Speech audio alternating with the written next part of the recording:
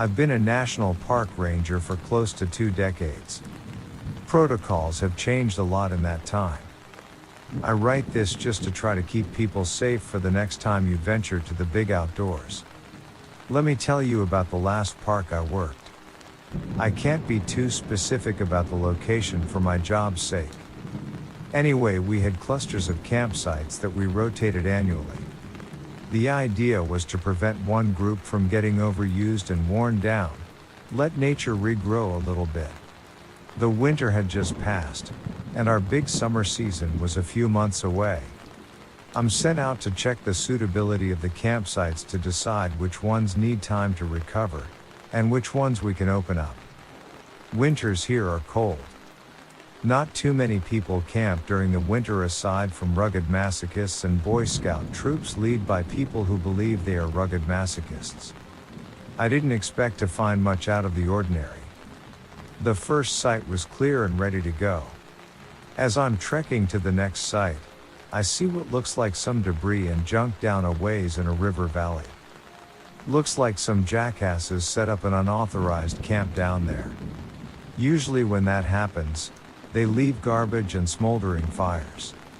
This is going to be a pain to clear up. I approach, seeing the telltale wreckage of what must have been one hell of a party. Poo scattered everywhere, the skeletons of tents still raised up.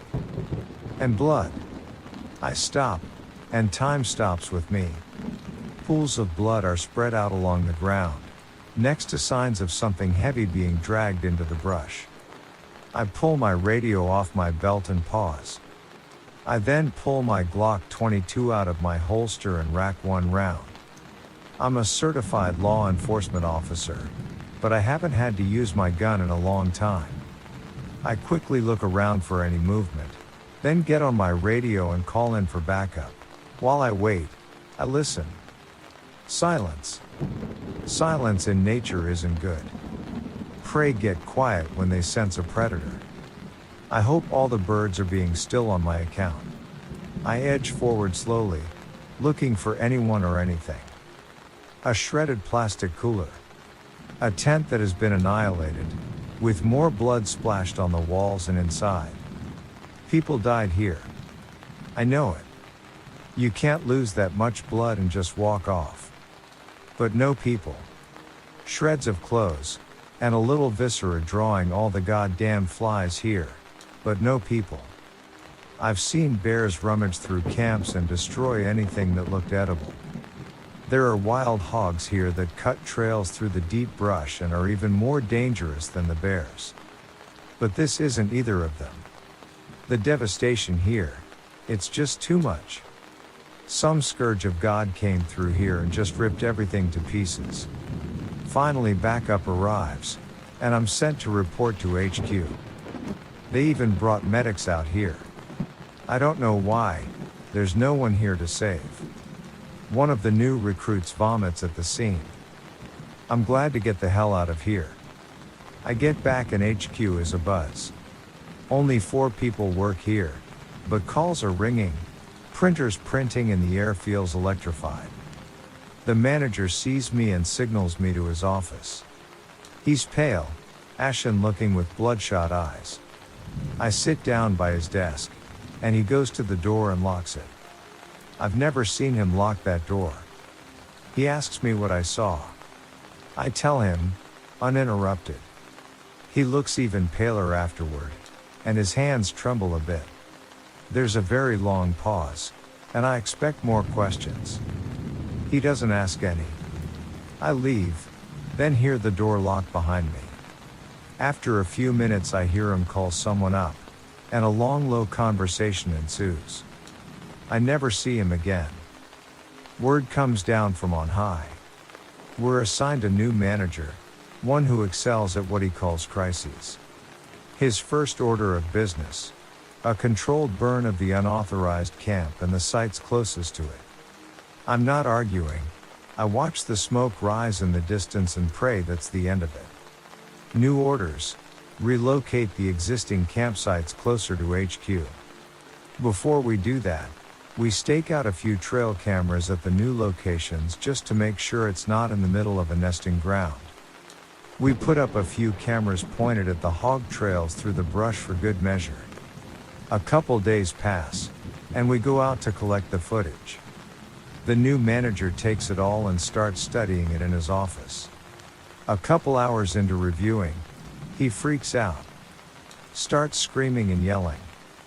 Gets on the phone calling up the line spitting more obscenities. He spends the rest of the day and that night in the office, calling up specialists and planners. Next morning I show up for a meeting. Manager doesn't look like he slept. Massive changes afoot. He lays out our new plans, including massively bright lampposts circling the park border as well as floodlights around the ranger station. Campsites need to be moved even closer in. Clear lines of sight from the light, if possible. I butt in, telling him that defeats the point of going camping. If you're just going on a short walk through the grass, then setting up so close you can see the parking lot. He tells me to shut up, that it's just the start. The park now closes at sundown, sharp.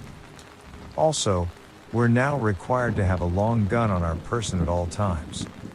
Now it isn't uncommon for rangers to carry an AR-15 or a Remington 870 shotgun going out in the deep woods. There are wild and rabid animals out there. The real concern are massive pot growers. These aren't your chill neighbor who hides a few plants behind the tomatoes. They run the spectrum from large-scale suppliers who like their privacy and dislike law enforcement to anti-government crazies who think we have no right over them, the true patriots. Both groups have a few common points. They tend to be well armed, they do not like lawmen, and they won't shy away from taking a pot shot at some dumb poor ranger who finds himself in their fields. Keep in mind Elliot Ness, Mr. I fought Al Capone and one got scared off busting up Appalachian moonshiners because they constantly sniped at him in the foothills. They shoot to kill. Those are the reasons we keep the big guns around. Not routine patrols. I drew the short straw and got the overnight shift. Manager tells me more changes to protocol will be listed when I return. Overnights used to be easy.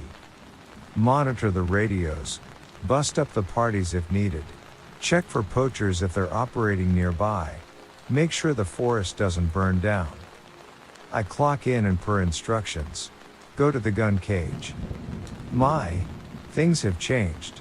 Our shotguns have new rifled barrels, so they can handle the solid slugs we've been issued. That's the kind of firepower you want to take down a charging bear, God forbid you ever need it.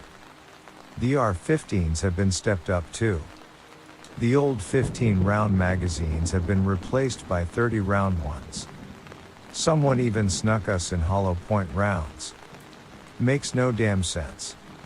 Shooting in the woods you need full metal jacket ammo so the rounds don't go wild when they touch a twig.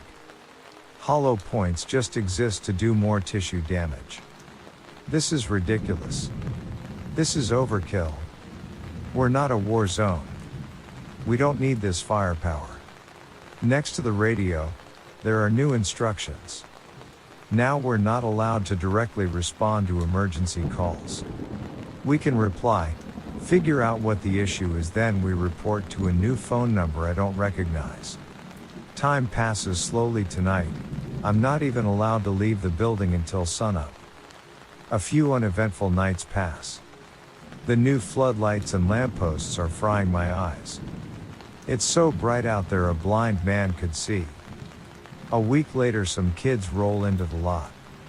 They grab their backpacks and start hiking up the ridge. I know what they're up to. No one has booked a campsite that night. Cheap young ones going on a campout that will be a raging party. I wait for the sun to go down, confirming they're not out for a day hike. I call my manager to report. He instructs me to call the new number. I report up to them now. A curt voice answers the phone.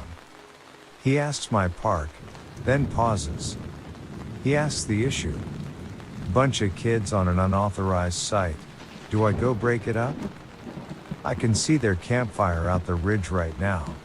No. Do not leave the building. Do not attempt communication. That is all. Report if there are any developments. Right after daybreak, the manager rides up. It's real early. Have you seen them? Did they leave? No. The car's still there. Let 'em rest. They're probably all hungover. He curses, non-stop. He then goes inside to make a call. I'm outside looking up the ridge when he exits the station. One AR-15 in his hand, another one strapped across his back. Glock on his hip.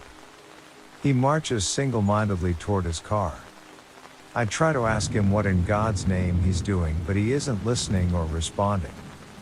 He takes a jerry can of gasoline from his car and marches up the ridge. I yell after him. To no reply. I consider following him, but that doesn't seem like a good idea. I go back inside and call the number. The same curt voice. The same direct questions. Yeah, the manager went up to that campsite. Armed to the teeth, and carrying gasoline. What the F do I do? Stay there. Do not interfere. Backup is inbound. Report if there are any developments. About the same time I start to see smoke wafting off the ridge. 2 vans ride into the lot at a screaming speed. A dozen men, heavily armed and armored, exit quickly. I go out to check. Who are you guys? What's going on? The men are all lined up with that impeccable military precision. One of them, a commander, I assume exits the vehicle last. He says, "Which direction did he go?" I mean, he's up there. I point at the increasing smoke. The men fan out and start jogging up the ridge. I hear rifles cocking as they leave. I try to shout after them, but no response. I look at the vans they came in. Large, nondescript. They just say DOI response team on the side. Half an hour later they return, dragging the manager with them. He is bound in zip ties. He screams, "I did what needed to be done." Trust me, it's worse than they thought. We can't stop this. Burn it all. They throw him in the back and sedate him. The commander approaches me, my neck hairs bristle in cold fear. I need to see the office. All computers and anything with a hard drive is coming with me. He mentioned videotapes. I need those too. I unlock the doors and they ransack the place. Everything gets taken. Printed reports from the last few years disappear into those vans. The videotapes get bagged up and held by the commander himself. He studies the gun cage. Cute. You're out of your league. He scoffs. Finally, they found everything they looked for. The commander tells me, "Call the number. Tell them it's contained. You need a new superior. Also, don't talk about this to anyone." They leave, and just on cue the fire brigade and a few news vans show up. The fire is contained, the news reports say. Rumors of missing campers are unsubstantiated at this time. Still, the rumors alone are enough to scare of this season's campers. The quick change-up of managers is chalked up to bureaucracy. The press dies down after a week or two. The new manager is very good at dealing with them. Thankfully, with no new campers and our now even shorter open hours, we can get more work done around here. Rebuilding the station took some time, and we just set up the new campsites. They're practically spitting distance from the station. Nothing dramatic happens for a few days. Then on a whim, the manager tells us to set up some cameras around the station and the campsites. There's usually so much human activity around here, all you see are some raccoons. Maybe the rare hungry bear, but we humor him and set them up all around. Couple of days pass. We collect the footage. I play poker with one of the rookies while the manager watches hours of footage of an empty but brilliantly illuminated parking lot. Then he gets to the footage around the station. Screams come from the office. We barge in and he's stamping on the camera hard drives, gibbering things I can't understand. Along the lines of, told me it was clean, safe. No recent activity. BS here, I'm not gonna do it. He barks at us to leave. Later he makes a call. Rookie goes up to the door and listens in. Rookie comes back reporting, yeah, he's demanding a transfer. Says they lied to him. Something about they didn't do their jobs properly. He's not prepared or equipped here. Then I just heard the phone click, and some sobbing. Hours later, my manager exits the office. His shoulders are slumped, defeated. We cut our hours even further, practically open on weekends only. We'll have a full staff ready those days, but a skeleton crew the rest of the time. Campers are required to check into one of the closest sites. No campsite and they're told to leave. We are not authorized to leave the station after dark under any circumstances. In an emergency, do not call 911, call the number and do exactly what they say. We draw straws for who gets overnight shifts. Why we need to stay overnight if we can't do anything is beyond me. I asked the manager about it and he just said that standard protocol is to have someone on hand to report any irregularities overnight. I have to work my overnight shift. I keep my phone close, the number dialed in, ready if I need to call. It is a bad night. I just wind up pacing around with my shotgun, glancing into the bright floodlights, trying to see what's past them. I hear crickets, and it relaxes me. Prey is quiet when predators are around. It is a long night. The next night, my manager draws the short straw. He seems resigned. In the end, we all have to take a turn. He brings the brightest damn tactical flashlight I've ever seen. Said he bought it just because he's afraid of the dark. He isn't really. He's afraid of the things in the dark. I get a phone call at 3 a.m. It's him. Get over here now. And bring guns. Wah? You have a damn arsenal. Now. Oh, I swear to God I messed up. Oh man. I think they're attracted to the light. I called that number and all they said was backup would be here in the morning. Oh goddamn. I hear the piercing staccato of gunshots. A pause. More gunshots. Screaming. Scuffling.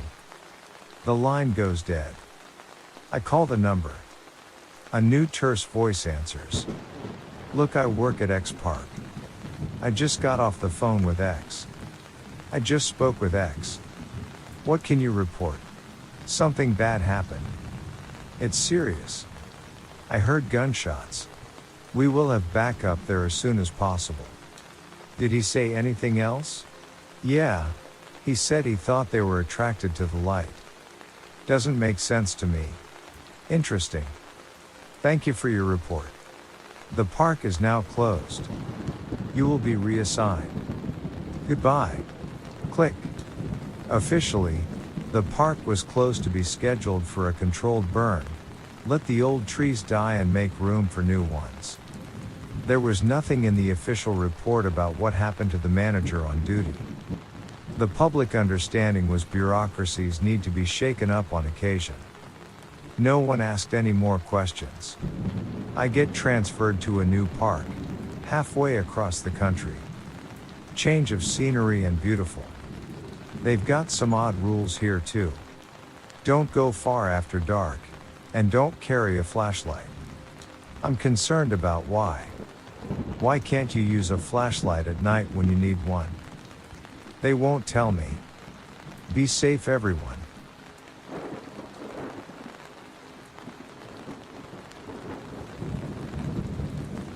When I was a park ranger, they were hiding something from the public behind a barbed wire fence.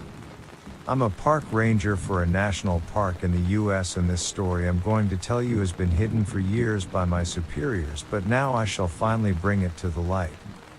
When I first got this job, they were very straightforward with answering all of my questions until we were driving along one of the dirt roads. Off in the distance, I spot a barbed wire fence surrounding an area of land on the side of a mountain. "What's that fence for?" I asked while observing it from afar. The park ranger that was showing me around looked to where I was pointing, and I could sense fear by the way his eyes slightly grew wider. He focused back on the road and said, "That's nothing. Just a place to protect the wildlife and plants that live there from getting trampled on by hikers." His response made sense to me because I've heard of other areas being blocked off to protect the plants and such, but his body language was holding something for me. However, I didn't want to be that annoying new guy, so I just replied with, "Okay, makes sense to me." The man tightened his grip on the steering wheel as he stated, "Yeah, just make sure to keep people and yourself far away from that area entirely. You know, to protect the plants." Feeling a sort of awkward silence between us, I replied saying, "Will do, but if I may ask, what plant species are they trying to protect in the fence?" The man's face scrunched up as he thought about how to respond. He then just said to me, "You'll find out later what's back there, but you haven't been here long enough for us to trust that you won't tell anyone about it, so just hold your horses." After hearing this, I slumped in my seat and listened to the rest of the tour of the area. When we got back to the ranger station, everyone was welcoming me and introducing themselves, and one man, in particular, stood out to me. He had sort of a Santa Claus physique with an especially white beard that had only small remnants of a gray color to it. When I shook his firm hand, he told me his name was Paul Geyer, but he goes by Ranger Paul. He was the main one in charge of foreseeing this particular national park, so he took me into his office to give me all of the gear that I would need along with the schedule. "What made you want to be a park ranger, kiddo?" he asked as he signed some documents that laid on top of his desk. Taking a second to think about how to respond, I then said, "You know, I enjoy the outdoors and thought it would be both fun and interesting to be a park ranger." He looked up from signing papers and said, "Are you easily scared?" This question caught me off guard and wondered why he was asking me that. Anyway, I knew I had to respond, so I said, "I'm not really scared of that much. Maybe bears." Ranger Paul scoffed after hearing this, saying, "Bears? Bears are the least bit of your worries here. We lose far more people who've gotten lost in the woods than people who've been mauled by bears." He pauses and looks out the window as he continues, "It's the woods you have to worry about. How many people go missing here a year?" I asked, trying to avoid an awkward silence. "Too many is all I can say. If it wasn't for that darn..." Paul stopped mid-sentence and turned to me. "You'll see," he muttered as the park ranger who was showing me around previously walked into the room and pulled me out, taking me to sign all of the required paperwork. As I was signing, I could barely hear him talking to Ranger Paul, saying something along the lines of, "You nearly told him what's out there before he even signed the non-disclosure agreement." The rest of their conversation got muffled after the door closed completely. I was honestly intrigued to figure out what they were hiding beyond that fence. After that, I took every chance I could get to find out as much as I could about it, but no one budged on what they originally told me until I had worked there for about 3 months. That's when Ranger Paul decided I should know what was behind the fence. He pulled me into his office on a stormy day when we weren't checking if people had paid for their camping tickets and said, "I know you've been interested to figure out what was behind that fence, and you will but promise me that you will never tell another soul about it." I promised, and he continued, "You're not going to like what I'm going to tell you because it's quite anticlimactic. The reason we have that fence to keep people out is that there is a stream of water up there that just pops out of the ground from some source within the mountain itself and flows for about 20 feet before it again disappears back into the mountain." I interrupted saying, "That's really not that unusual. I mean, it could just be a spring popping out from the ground." Paul raised his hand up to quite me as he continued saying, "You're right, but that's not what's unusual about this. The water. It flows. Upstream. It goes against gravity and all other forces of nature as it flows upward on the mountain for 20 feet. Perplexed and intrigued at the same time, I said, "Really? If it does, why put a fence around such a scientific marvel? People would come across the world to see it." Ranger Paul smiled as he said, "That's what they first insisted on doing, but that place ain't right. It's cursed or something." I asked him what he meant, and he responded by saying, "Most of the people who discovered went missing and were never found. Those were the lucky ones. For the ones that didn't go missing, they somehow were morphed into deformed humanoids without the capability to speak. One, however, could slightly speak, and all he said was, 'Hell's Entry.' After he said this, I knew he had to have been playing a prank on me to haze me or something, but his expression never changed as he said, that water going against gravity is some sort of an enigma. The place is like the Bermuda Triangle. A sort of place trapped between dimensions. Crap like that.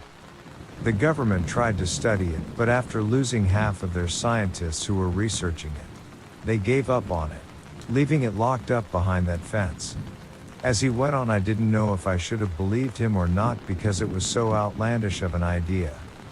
When the storm clouds moved out of the area, Ranger Paul sent me back out to check if people had paid for their campgrounds, leaving me with this last sentence: "Don't ever go over that fence." A few days soon passed by after this, and I couldn't deal with the explanation that Paul gave to me.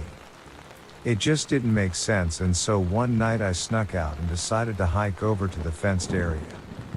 I took a pair of wire cutters to cut through the fence because I didn't want to try and climb over the barbed wire that was wrapped around the top of it. When I finished cutting out a small hole I would be able to fit in, I brightened my flashlight as I heard the trickling of water. Following the sound, I soon stumbled upon the stream and its magnificent beauty.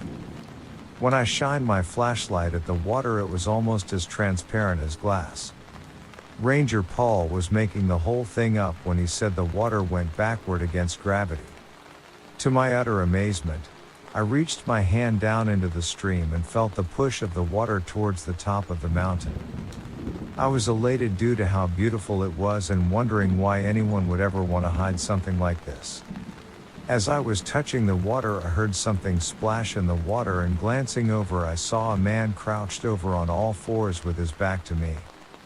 Startled by the man's presence and wondered if he was lost, I got back on my feet and walked toward to him. "Are you lost, sir?" I asked as I placed my hand on his shoulder. His head turned around to meet my gaze, and my heart stopped. All he had on his pale blank face was a mouth full of sharp-edged teeth.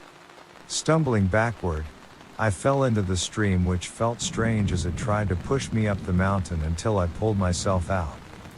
The thing didn't move at all, but just sat there mumbling fragmented sentences.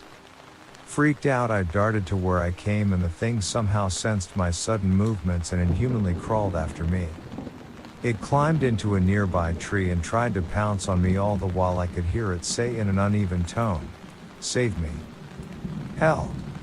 Gates." Freaking out, I noticed that the ground underneath me was shifting and gravity was coming in and out. The world around me seemed to change back and forth, but I kept in the same direction and saw the fence ahead of me where I cut the hole out of. It kept changing from a fiery cave wall back to the fence until I quickly made it there, but it was a cave wall by then. There was no way for me to escape now until it swiftly changed back for a fragment of a second. Taking the opportunity, I jumped through the hole in the fence, and the thing tried to follow after me but didn't make it through. Its screams still keep me awake at night. After this, Ranger Paul later found out about it but didn't fire me on the spot. Instead, he said, "After being in there, you're the last person on earth who would ever want to go back in, so I'm not going to fire you." He did instead gave me all of the crappy jobs for 2 months afterward. That happened around 4 years ago, but still, I'm not supposed to be posting this story here due to the non-disclosure agreement I signed. I guess I just broke that agreement because I need to warn everyone that if you find a random area in the woods fenced off, whatever you do, don't try to break into it. You just might not make it back.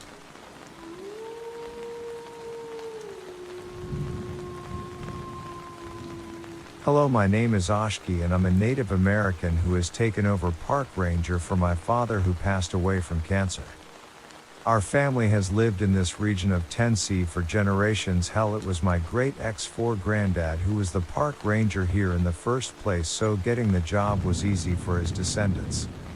When I was little, my great-granddad used to tell me bedtime stories of how him and his father used to go out into the forest and hunt down creatures not of this earth.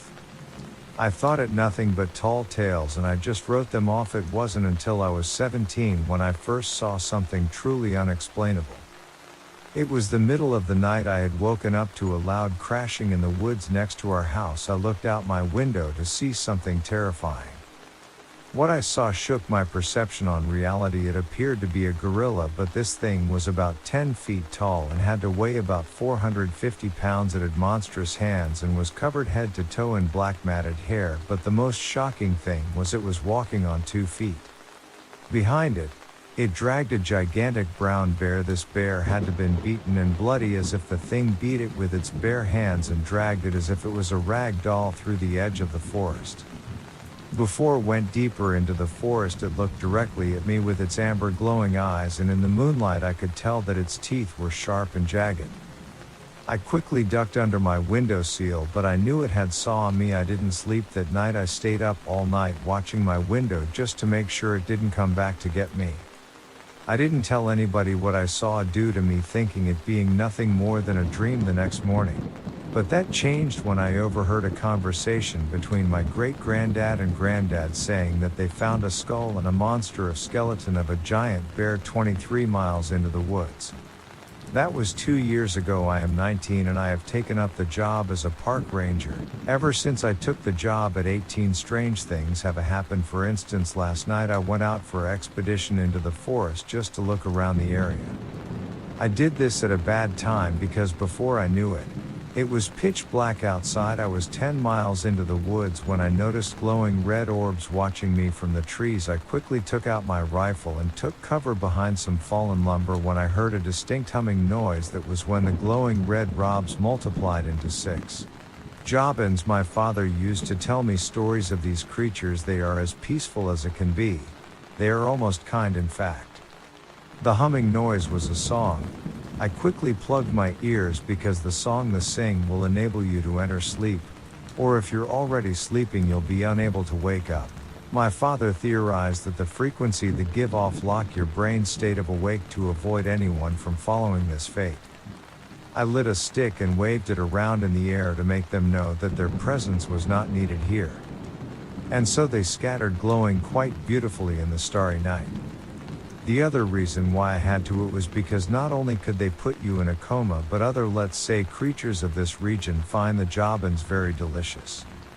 And wouldn't you know it, as soon as I was about to leave cover there was a rumbling coming from 4 miles into the woods. I put on my night vision goggles and spotted a bulldog bear, aka the thought to be extinct short-faced bear. The short-faced bear was the largest and most powerful land carnivore in North America during the Ice Age. This thing must have weighed about 1,540 pounds, and stood about 10 feet on 2 feet. It sported a deep red claw mark on its face and had teeth the size of steak knives and fur as dark as the night sky. I was in deep poo here. This thing could run circles around any horse. I had no chance of escaping, or so I thought. Slowly lumbering toward the bear was a monster of a Bigfoot. This thing was about 8 feet tall. Could have weighed about 800 pounds, and if you wanna know about Bigfoots, know this and remember it well. They are very territorial. What happened next was a scene right out of a King Kong movie. The Bigfoot, while beating its chest, let out a howl of intimidation, and the bear stood on 2 feet and roared a roar that shook the forest and silenced any crickets or insects singing a nightly song. They charged at each other, but before I could see anything else I booked it. I took one look back and saw the Bigfoot toss the monster of the bear through 4 trees. That only made me run faster. I made it back to my cabin at 0500. I stayed up that whole morning sitting on my couch with my shotgun and pistol loaded in my hand and pointing at the door in case the victor of that match was looking for a new opponent. The next day was when I got the radio call about the missing campers and hikers that have gone missing in my area of the woods. I packed my bags for a long trip into the wilderness expecting to find what was behind occurrence of hikers and campers not coming back. I planned to hike 30 miles into the forest. On the first 10 miles I started to find backpacks ripped to shreds and tents reduced to nothing but cloth. I took out my pistol and started to walk further into the forest keeping my head on a swivel. 15 miles and I started to find body parts. Arms and legs littered the trails, but one blood trail stood out to me. I followed it about 3 miles into the woods and found a horrible sight. It was a man. He had been skinned alive and his eye were missing. From what I could tell, his legs had been broken and he had been crucified on a makeshift cross. He had been cut in the corners of his mouth to display a sadistic smile, and his head had been held up by some sting to make it look as if he were looking at me. I slowly walked away from the man, not wanting to get any closer. The thing that bothers me the most was that every time I turned my back to him I would hear a twisted child's giggle coming from the corpse. I walked further into the woods and decided to make a makeshift camp in a cave close by a water source so I could bath and possibly fish for more food. After 2 hours of fishing I had caught some meaty catches and prepared them and cooked them on the roaring flame of my campfire. But even though I was concentrating on not burning the fish, I could tell that I was being watched. I looked up from the flame and saw a man, but it wasn't an ordinary man. He would be a man at first glance, but as I studied him more I noticed his twisted features. He was tall and had long hair past his shoulders. His eyes glowed a bright yellow and his hands were massive with untrimmed nails. He smiled at me and his teeth were sharp and yellow as a stick of butter. He called to me, "A little lost, aren't ya? Why don't you put out that campfire so I can help you find your way out?" in a raspy cigarette smoker voice. His voice was deep and I felt it in my bowels. I liked him in the eyes and threw down a log on the fire, which made it roar and grow bigger, and the creature let out a cry and stumbled back. Thank God I took the fish off or it would have been burned. I thought, "Why don't you just come and sit at the campfire with me?" I said as I patted on the empty place on the log. Next time, while sporting a grin. "You're a cool for coming out here this deep into the forest alone, and I'll make you realize that sooner or later," the creature said in voice full of hate, and then he left walking with an unnatural gait into the forest. I stayed awake all night keeping the fire alive and my shotgun loaded in my lap. I knew that if it had gone out I wouldn't be making it the next morning. When sunset came I went into my tent and fell asleep, keeping an ear out for any noises. There have been stories of wild men roaming deep in the forest, but to meet one is a whole different feeling of fear. I woke up at 1200 p.m. and continued hiking at mile 20. I had found an abandoned cabin. Nothing seemed to be wrong with it, and when I went inside of it, it appeared to be normal and untouched. Besides being covered in cobwebs, so I made base here. It was a small cabby. Just one bed and one bathroom and a half kitchen. I sat at the table and took out a field guide to the area and started to read up on the other creatures that could be lurking around here. It was night when I finished and heard a weird noise outside of the window. Thank God I had turned the lights off before it got to dark. Because right outside my window I saw an old man wandering the forest. I thought it to be strange that anyone besides me to be this deep out here. I wanted to open the door and offer to help, but then noticed this was a very tall old man and was wearing the skin of a mountain lion on his back, and was dragging a human body behind him. He was walking towards the cabin. Man, I thought I hid under the couch with my pistol in hand and threw my stuff in the bathroom and closed the door.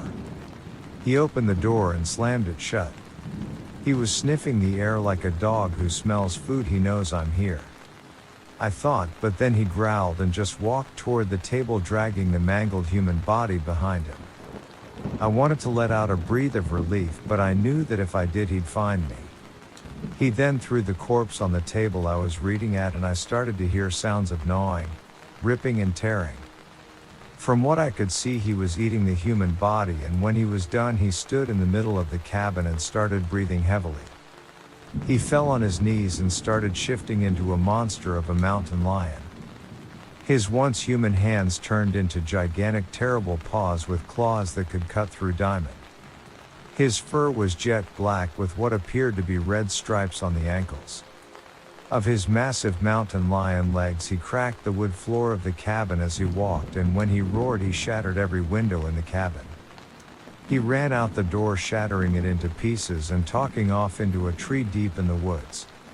That was 4 hours ago, and ever since then I've been sitting on this couch in shock.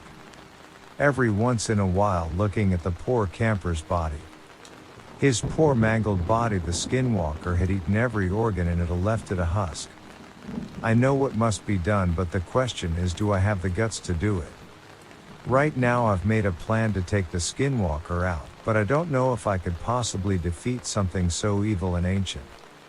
The stories that my family have told me of skinwalkers have made them seem like an unstoppable force of the evils of this world, but there is a way to kill it. When the sun was in the middle of the sky, I went to go find some wolfsbane. I then liquefied it to saturate my bullets in and sharpened and then coated my machete in it. I thank God my father for only using silver rounds and a silver machete for when he was in charge. But the cost must have been very expensive. I got my pistol and shotgun at the ready, and I am hiding under the bed of the cabin. Everything's in place. I don't know if I'll make it, but just in case I don't, I'm gonna post this now. And it's good thing I'm posting this now too. I just heard the silver bear trap coated in wolfsbane. I placed in the living room go off, and a roar of a creature that's not too happy that someone has found its lair. Part 2. Hello, it's me again, Ashki. Now I bet you wondering how the hell did I make it out alive? Well, I'll tell you. After the skinwalker had fallen for the silver bear trap, I busted out from my hiding place and loaded it with the special bullets I made. But it still had fight in it. It grabbed me and threw me through a window. I wrapped around a tree. I got my arm impaled on a sharp rock, but I could tell that took all of its strength. Silver and wolfsbane are excellent for fighting monsters such as these. It drains their stamina, and if they have a healing factor, it's not longer able to use it. He then rushed me, and with the branch I took out of my arm, I swung it and it connected with its chin, dazing it. After I got up, I saw the skinwalker sluggishly crawling into the forest. I limped over and out a bullet right into its brain, but I knew that wouldn't be a definite way to kill it. I had to take out the heart and burn it on a fire, or else it would come back for round. After I did that, it turned to dust and blew away into the night. After that, I exhaled deeply and limped back to the cabin, closed and locked the door, and passed out on the couch. I woke up 9 hours later, tended to my wounds, and headed back to my main base, noting that this cabin could be of use in the future. About 10 miles into my walk, I was approached by a hiker. We exchanged greetings, had a conversation, and I even decided to let him walk with me. His name was Bach. After 10 minutes of walking, he offered me some food. It looked delicious, almost too delicious. I looked at it and looked at him, and he was grinning. I then took out some silver powder and blew it in his face. It relived his true form of Bakwa. Bakwas offers ghost food out of cockle shells to humans stranded in the woods. If they accept and eat the offered food, then they too become a ghostly being like Bakwas. I pointed my pistol at the monster, who took the form of a tall old man, and threatened that if I ever saw him again he would die, and he wouldn't have to be worried about offering food anymore. He took off deep into the woods to never be seen by me again, and I kept walking. Finally reaching my cabin and retiring to my bed to rest. The next morning, I got a call from an unknown radio signal about a strange sighting about a man wearing a moose skull as a mask. I took it to be a tweaker who found a dead moose and head out to take care of it. The location the man was sighted was in an unmapped region of the woods, so I thought it odd that he had gotten that far. As soon as I got there, I found a hiding place behind a log and waited for him to come. About 10:00 p.m. the man showed up in the moonlight. I could see this was no man, it was a Wendigo. This thing was extremely gaunt and emaciated, with grayish skin, sunken red eyes, tattered lips, and possessed a deathly odor. A Wendigo greedily feeds on human flesh. However, for each person it consumes, the monster grows ever larger, and this thing had to be at least 9 feet tall with long hair reaching to the middle of its back, and sharp blood-drenched claws. It sniffed the air. It knew I was here. I thanked God that I had my shotgun.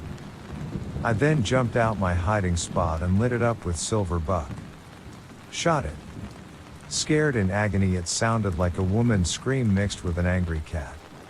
It then took a small tree and hit me like a batter hitting a baseball. I flew 15 feet and landed on a pile of human bones. This thing needed to be killed. If left alive, it would go on to eat and grow stronger. So as it came charging me, I ducked and it hit the side of a large rock, cracking its skull and stunning it. I took the chance to pick up and slam it on its head. Load its heart full of silver shotgun shells and then poured liquid wolfsbane into its opening chest cavity. I thought this thing smelled bad when it was alive, but when it died, phew, this thing smelled terrible.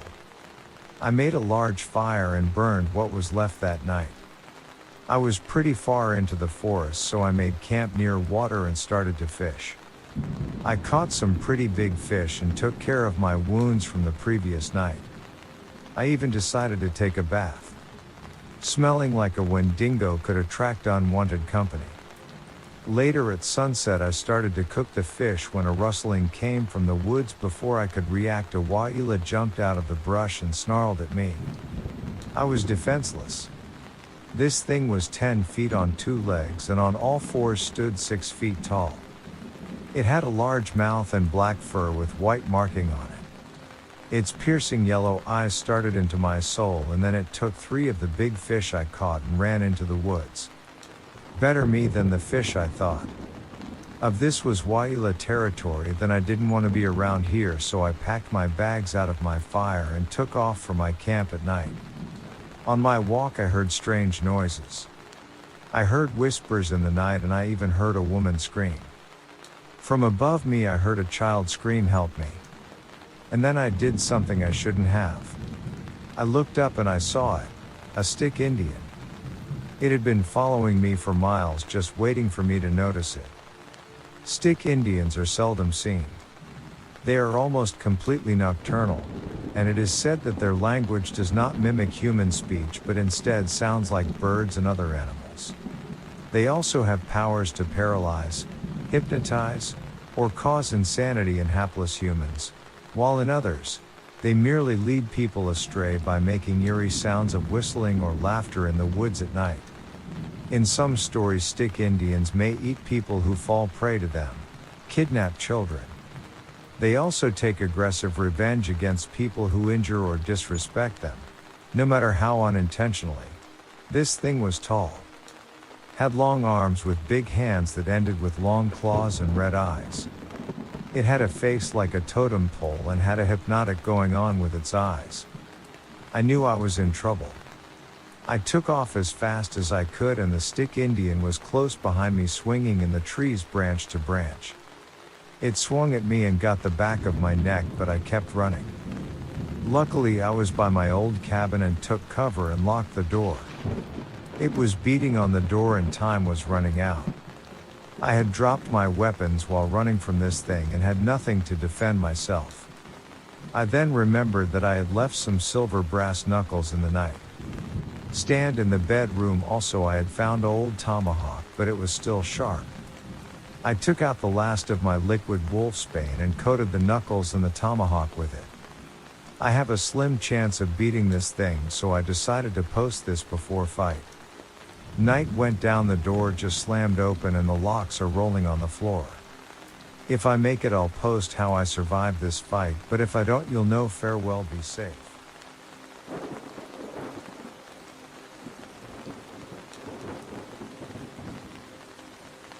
My son disappeared under odd circumstances and he left this journal behind. My son was a regular here, and I'm hoping you'll be able to help me. I really don't know what else to do at this point. Allow me to explain. My son Zach was a regular here for several years, judging from his post history. He spent a lot of time reading stories and submitting his own on occasion. He disappeared almost a month ago, and no one really knows what to make of it. He departed for a solo hunting trip on September 12, 2021, in an isolated area inside Grand Teton National Park, Wyoming. That was the last time he's been seen.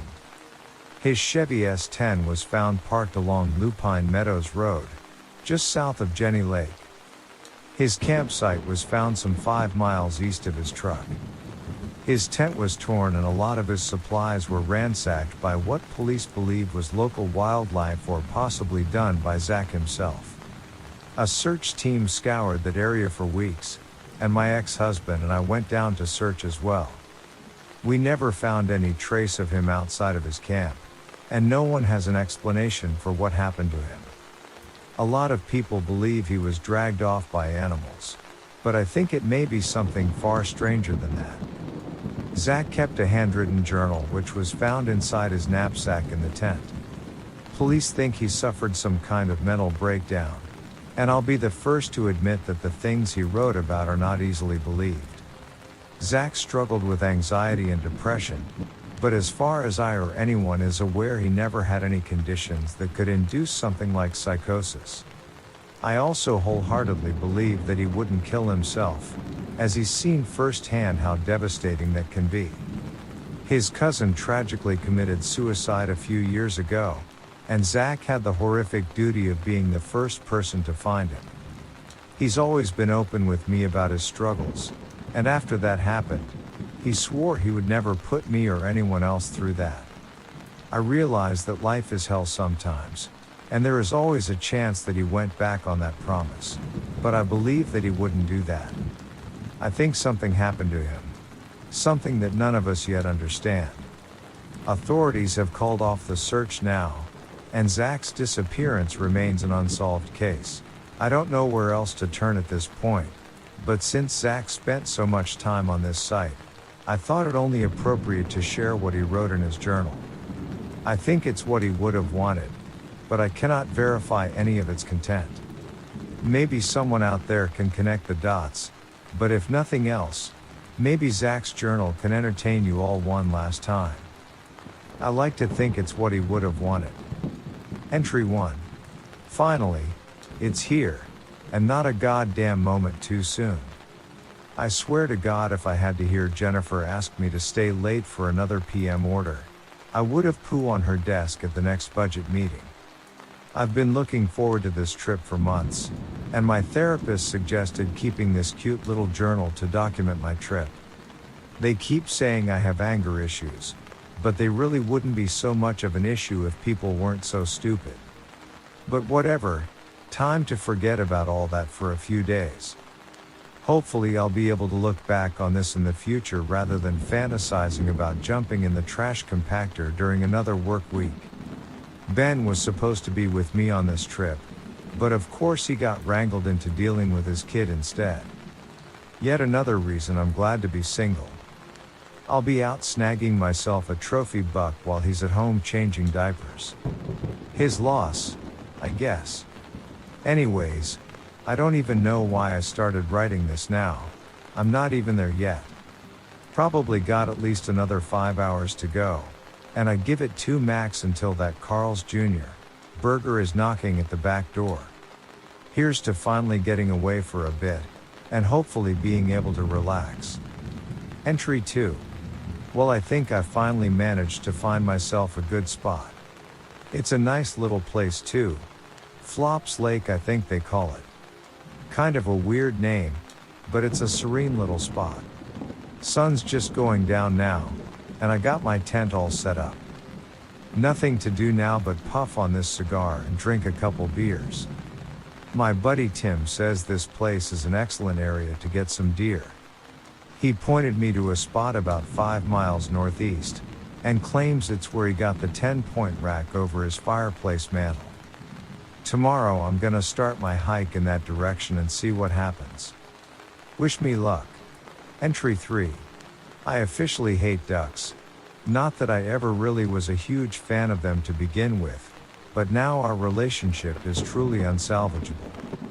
2 a.m. and I'm trying to get some sleep when all I hear is a ruckus of quacks coming from the lake. Don't those feathery bastards ever sleep? I tried ignoring it, but the noise was like nails on the chalkboard of my brain. Something about it just really irked me, and I couldn't blot it out. After like 5 minutes of the onslaught, I finally stepped outside the tent.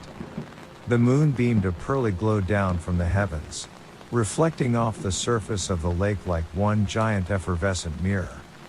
In the misty early morning haze, I just managed to see the little silhouettes of the flock of flagrant fowl happily putting across the lake. I looked to my side, planning to grab a rock and lob it in their general direction in hopes of scaring them off. I paused when something caught my eye. On top of my stovetop something sat. Its long neck shimmered in the dew, and its beady little black eyes stared back contemptuously, as if challenging me to a duel. Quack! The nerve of this guy. Comes right up into my camp while his belligerent flock are out cavorting around the lake and sits right on my damn stovetop? Damn bird's got balls of steel, I'll give him that. Quack! Duck soup started sounding like an excellent breakfast then. I slowly crept back to my tent, retrieving the 9mm from my bag. I drew it out, but before I could take aim the bird suddenly took flight. I heard it flap and quack defiantly as it soared back to join the rest of the water chickens. Guess his balls ain't so big after all. By that point I knew sleep was no longer an option, and I would be up for dawn in an hour or two anyways, so I decided to just brew some coffee and start the day. Sun's about to rise now, so I should probably get moving. Entry 4. Well, I made pretty good time today. I got blisters on my feet, sores on my shoulders, and my coveralls are filthy. Took a gnarly faceplant in the mud as I was crossing the creek, but no worse for the wear. My 308 got a little drenched, but it'll dry out. I hope. The important thing is that I think I found the spot that Tim told me about. The trail crests right on top of this hill, leaving a wide open grove down in front of me. The field stretches for at least a couple hundred yards, and the hill gives me the perfect vantage point. It's a beautiful spot. Now if I can just get some bucks to show up, I'll be in business. I thought this spot was absolutely perfect, but not long after I arrived some old friends came and found me. I heard the commotion of quacks long before I saw them, and sure enough the flock landed right in the field down beyond the hill. Little feathery bastards just out there quacking up a storm now like they own the damn place. This may sound crazy, but I swear one of them is staring at me. It looks like the others, brown and white with a green head, but this one has a black strip running down its left side. Its beady little black eyes don't even seem to blink. I swear it's the same exact one that landed on my stovetop earlier this morning. Hopefully they just leave before morning, otherwise this deer hunt is gonna quickly turn into a duck hunt. Can't risk them spooking the real prize. Entry 5. Damn it, I feel like such an idiot, but at the same time it's kind of hilarious. I won't lie. So last night I ate some dinner and then crawled into my tent to get some shut-eye. Fell asleep for a while, but partway through the night I randomly woke up.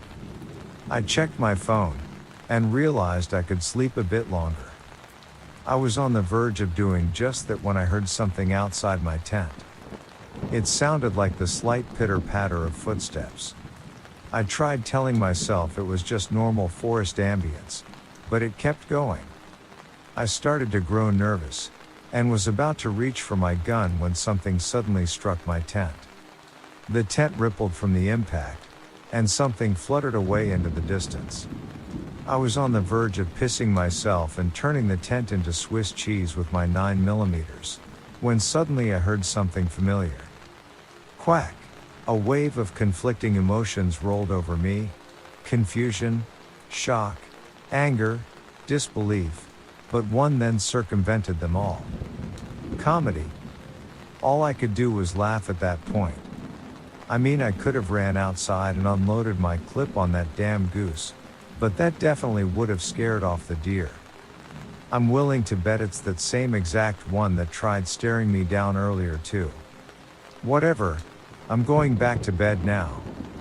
Entry 6. Today started out great.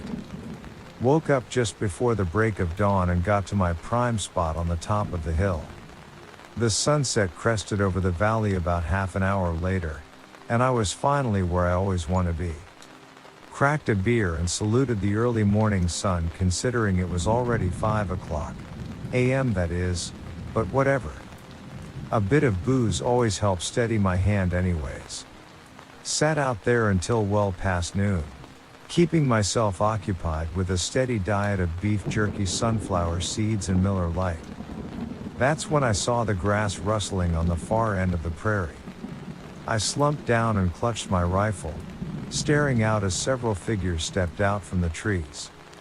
I counted 35 fawns that slowly sauntered out from the thicket. They began grazing on the far side of the pasture about 200 yards from my position. I prayed for a buck to be leading their herd, and hunkered down as I watched. They grazed for a solid 3 hours, but the buck never showed. One of the mothers then suddenly drooped her ears, and the entire herd suddenly dashed back into the woods. I guess something spooked M, and that pretty much marked the end of my day. I got back down to my camp, and prepared to cook myself a nice hearty chili and drown my frustrations in Jack Daniels. Only problem was I couldn't find my stovetop anywhere. I spent at least an hour looking for it, but it's just not here. I don't get it. I used it earlier this morning to cook breakfast. I'm too tired to worry about it at this point. It's getting dark, and I'm exhausted. At least if I can't go to bed on a full belly, I can knock myself out with some liquor. Entry 7. Okay, so I'm trying not to freak out here. I know I'm probably just being ridiculous, but I really just can't seem to calm myself down. That bird won't leave me alone. I didn't sleep at all last night. Every time I felt I was getting close, I'd hear that familiar loathsome quack. It was like that damn bird knew when I was about to finally fall asleep and interrupted it just to piss me off. I finally grabbed my pistol and stomped out of my tent, but I didn't see it anywhere. Things haven't gotten much better since then. When dawn finally broke, I decided to abandon any notion of sleep altogether. I hobbled out of the tent, and kindled a fire to brew myself some coffee. That's when I first noticed it. Now, I'm not 100% sure about this, but I'm damn close. I'd swear my tent had moved about 10 feet away from where I had set it up. It was staked down and on flat ground, so it didn't slide downhill or something. Not to mention the fact that I had literally been awake the entire night and hadn't felt it move. Part of me thinks I'm just crazy, but another, even louder part says I'm not. I don't understand, but as of right now I'm gonna just chalk it up to exhaustion and me not remembering properly, which has been known to happen.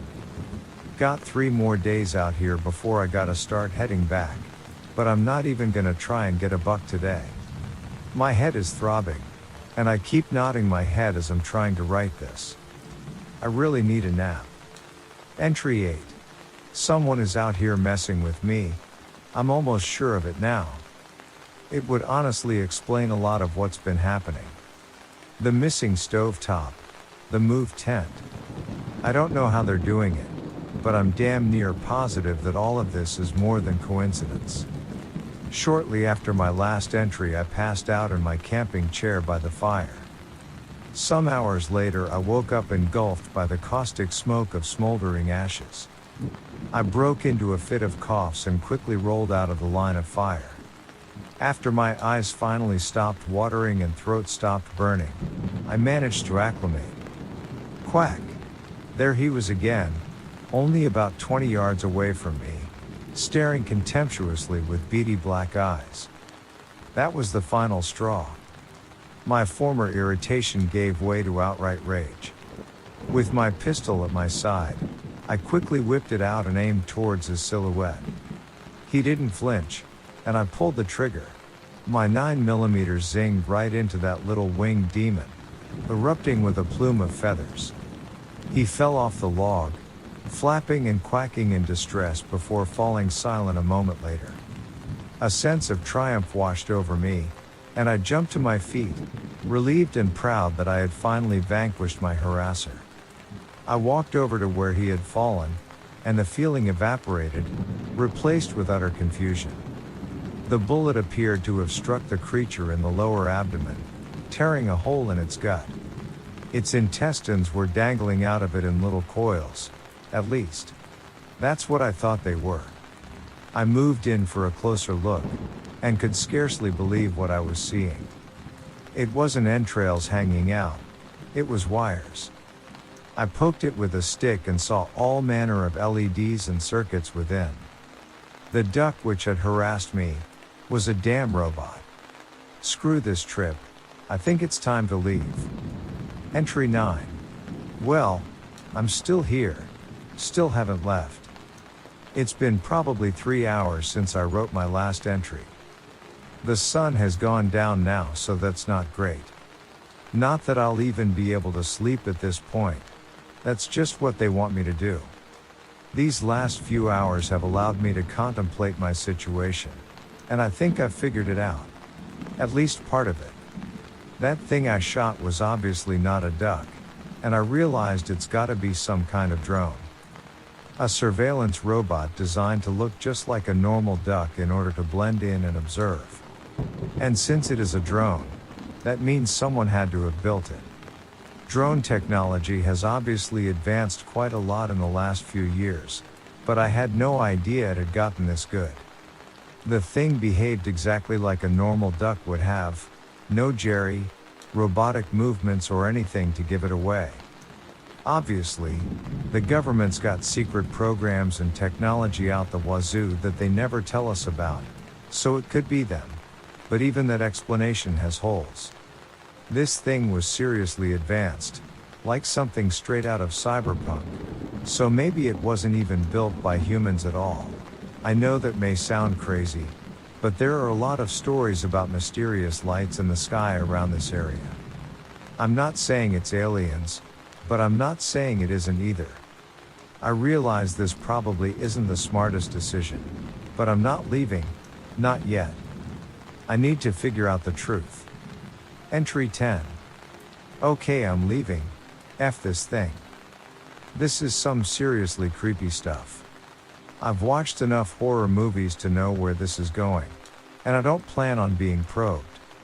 Unfortunately, it's night now, and there ain't no way in hell I'm walking all the way back to my truck in pitch black, especially with that thing out there. I got no choice but to wait till morning, so I might as well write out what I saw. I really hope this isn't going to be a found footage situation. So after writing my previous entry, I realized I should try and take a closer examination of that duck/drone. I went back out to the spot where I'd shot it, but it wasn't there. It was only like 20 feet from my tent earlier, but it was just gone. Never heard any noise from that spot, and obviously, it never got up on its own as it was way too damaged. I still don't know how to explain that. I figured I might as well go out and try and scout around a bit, and keep an eye out for any YouTube pranksters or other shenanigans. I got to my same spot as the previous day, and proceeded to see a whole lot of nothing. I sat there for hours, and must have still been exhausted from the previous night because at some point, I dozed off. You know that feeling you get when you take a nap, wake up and for no apparent reason are kind of panicked when you wake up? Like it takes you a moment to remember what happened and where you are? Yeah, so picture the times like 1,000, and maybe you'll get the feeling I had when I woke up. When I woke up on that twilight hill, nothing made sense anymore. The sun hung low in the sky, painting the landscape with a scarlet tinge eclipsed in the distance by purple clouds. That familiar and unwelcome sense of a panic attack looming then struck me.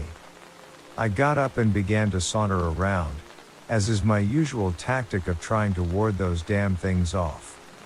It was then I realized, I had no idea where I was. It got far scarier than that though, because I for the life of me, suddenly couldn't even remember my own name. If it wasn't for my rifle beside me and wallet in my back pocket, I swear on everything I could not have told you who I was or what I was doing out there. On the brink of panic, I grabbed my supplies and trudged back down the hill, spotting my foreign campsite further down the grove. I assumed it must have been mine, although I had no conscious memory of setting it up. It was there I found this journal though, and things started coming back.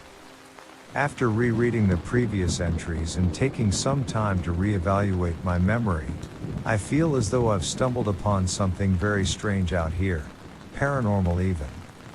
That stupid duck, my disappearing supplies, the random apparent amnesia. Something is doing this to me. I don't know what, but I am a guinea pig in someone or something's little psychological experiment. It's dark again, but as soon as dawn breaks, I'm leaving. Entry 11. I can't leave. It's no longer an option, but don't take that to mean that I don't want to leave. I'd give just about anything at this point to escape this godforsaken grove, but whoever or whatever is doing this won't allow it. I woke up at the crack of dawn, and thankfully things seemed pretty much normal. I packed my stuff up and began walking down the trail back to my truck. Everything was going fine, until I hit a wall, and I mean that literally. I was walking along, when all of a sudden my nose smacked right into something. I paused and took a step back as blood began to trickle from my nostril. I stared in disbelief because there was nothing in front of me. I put my hand out, and felt something there. Something completely invisible but unbreachable. Like some kind of force field. I struck it with my fists, kicked it, but to no avail. I then dropped all of my supply, pulled the rifle off my back and fired a shot. The bullet struck the invisible wall, shattering on impact and sending fragments flying all over. I ducked back feeling that familiar sense of panic strike again. I can't leave. I'm not allowed to leave. The only choice I had was to return to my previous campsite. I've just been sitting in my camp chair for hours now, watching the sun travel across the sky. It'll be going down soon once more, and I don't know what that means. I'm trying to think rationally, but that's easier said than done. Clearly, something wants me here, something that is much more powerful than me. Whether it's God or aliens or government, I don't know. For all I know, that robot duck could have been the avatar of some eldritch monstrosity that enjoys watching me suffer. Whatever the reasoning behind all this, I'm here for a reason. It could be punishment, but I figure if something was trying to punish me, it would have just killed me already. I mean, if me shooting that duck thing was such an egregious sin, then surely, they would have smited me. Or is it smote? What's the plural for smite anyways? Whatever, since I can't leave, I guess the only option I have is to wait. Entry 12. I think I know what this place is now. Something one of my former coworkers once said has been echoing endlessly in my mind for hours. He was an older, Native American guy, very in tune with folklore and urban legends and whatnot. Things I once regarded as superstitious hoo-ha that I've now been forced to reconsider. He knew I was a hunter, and he once told me to beware the lonely places. He said places devoid of humans are dangerous in ways we cannot yet comprehend. Not because of predators or weather or anything like that, but because of someone forgetting they exist. I never knew what he meant by that, but after my previous bout of amnesia, I think that's what happened to me. It's got me thinking about the particle slit test, and how the results of that essentially reinforce the notion that reality is altered by observing it. Maybe the same is true on a larger scale as well. I won't sit here and claim to have the answers, but there's a lot we don't know about perception. It reminds me of the old question: if a tree falls in the woods and no one is around to hear it, does it make a sound? I think the better question is, if a tree falls in the woods and no one is around to perceive it, does the tree even exist? I heard things last night, things I don't know how to explain. It started with a loud whirring sound, which to me, sounded like a helicopter. I burst out of my tent, thinking for a moment someone had come to rescue me, or at least I could flag them down. Once outside, I looked around to see if there were lights in the sky, but I saw nothing. I spent a couple minutes looking around, but there was nothing there. It sounded like it was literally right above me, but after a few minutes it just faded away entirely. I was about to return to my tent, when a sudden, immense boom thundered through the landscape. A bright orange flash illuminated the sky from somewhere in the distance. The noise was so loud I fell flat on my ass. A chorus of shouts, gunfire and roaring then emerged, going on for another few minutes. It stopped as suddenly as it began, as if someone just flipped a giant switch. The lights faded, and I was left alone in silence and darkness once more. It didn't last long, until a familiar and unwelcome noise shot chills down my spine. Quack! There he was, on top of the hill looking down at me, as if I were some peasant in his diabolic regime. The look of arrogance on his face was unmistakable. Those beady little obsidian eyes and the stoic beaked expression spewed the unmistakable contempt of kings and gods from eons past. It's him, it always has been. He's the one doing this to me, toying with me, trying to drive me mad, but I wasn't about to submit. The two of us just stared at each other for several moments, and I tried to figure out what I should do. Since murdering him earlier didn't seem to end it, I figured I only had one option. I took a step towards him, and he didn't budge. Seconds later and I had reached him atop the grassy hill. It was like he was waiting for me to join him.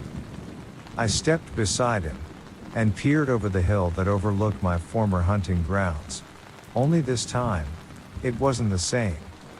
Down below us, was an alien landscape. A bleak, scorched desert with scarlet sands illuminated by the effervescence of an enormous gleaming moon above us. The field was littered with debris, mostly broken down machinery in various states of decay.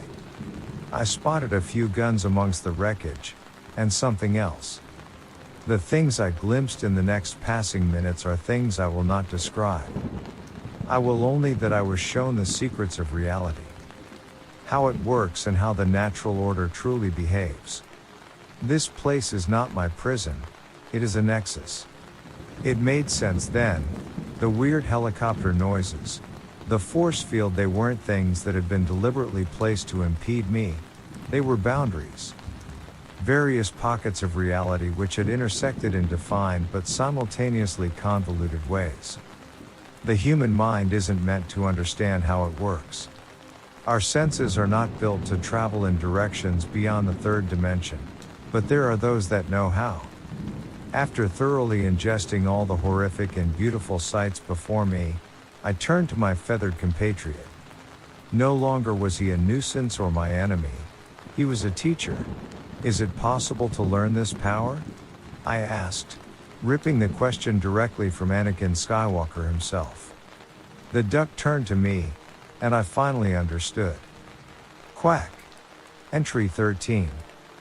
This entry didn't actually contain any words. The only thing on it was the webbed footprint of what everyone assumes was a duck.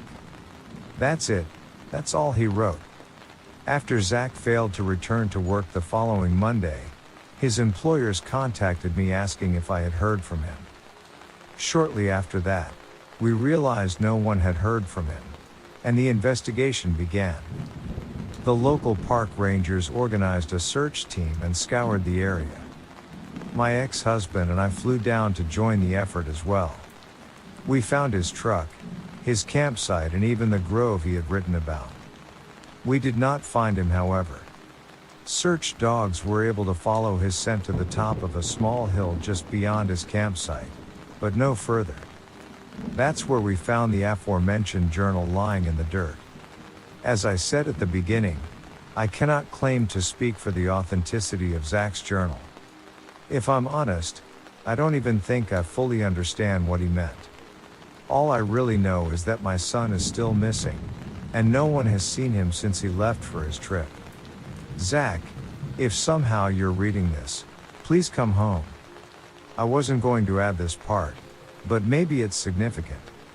Like I said, I cannot confirm the validity of Zach's journal, but last night as I was trying to force myself to sleep, I was awoken by a noise. I tried looking around, but I couldn't find the source of it. I'm not even 100% sure I heard it, but every once in a while, I swear I hear that sound again. Quack.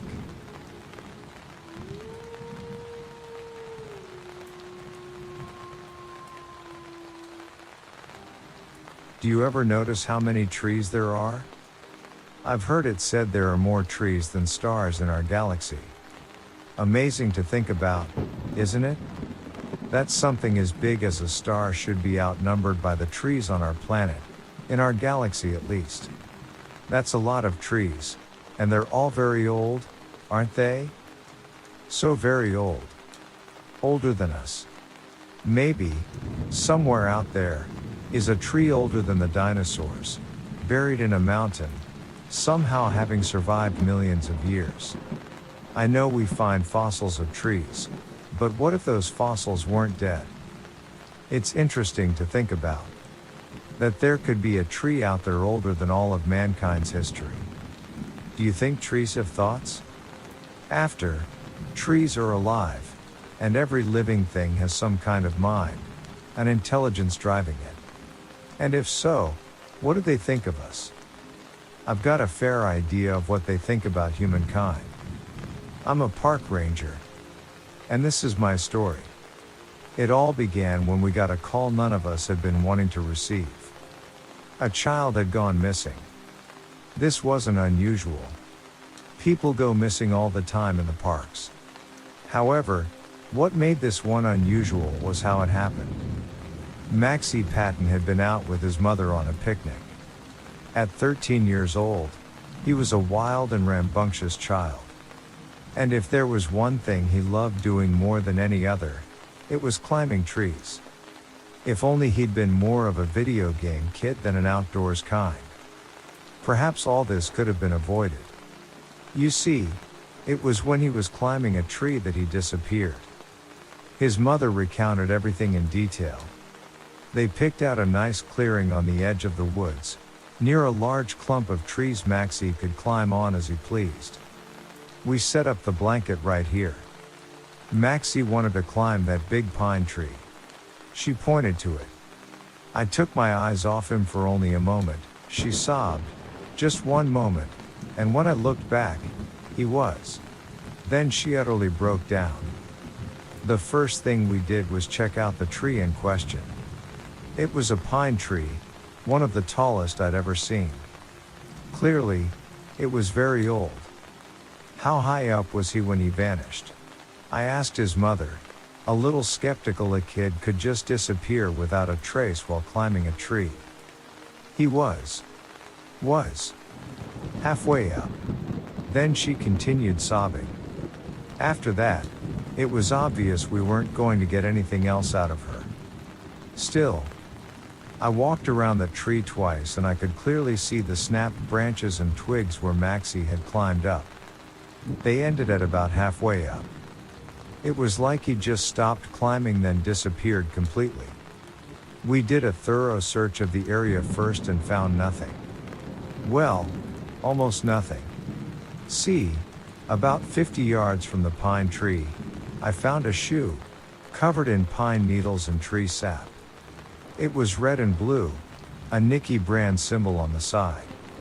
It seemed to have been there for a long while, but when I bent down and picked it up, what I found inside planted the first seed of doubt that this wasn't just a case of a woman losing track of her child.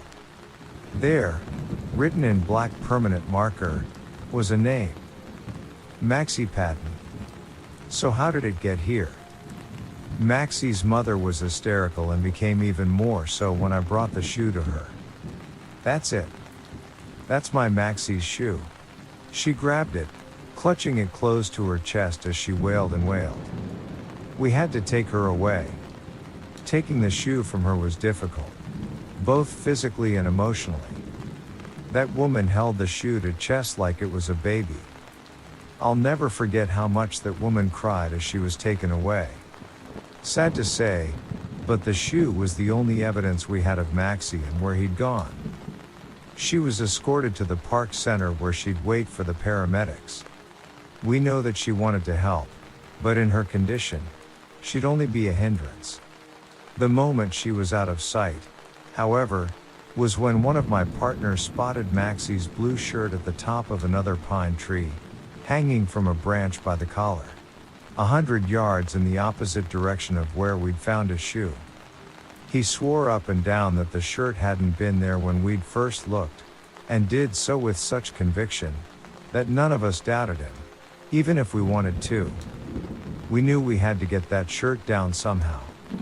It was evidence. But then again, how had the shirt gotten up there?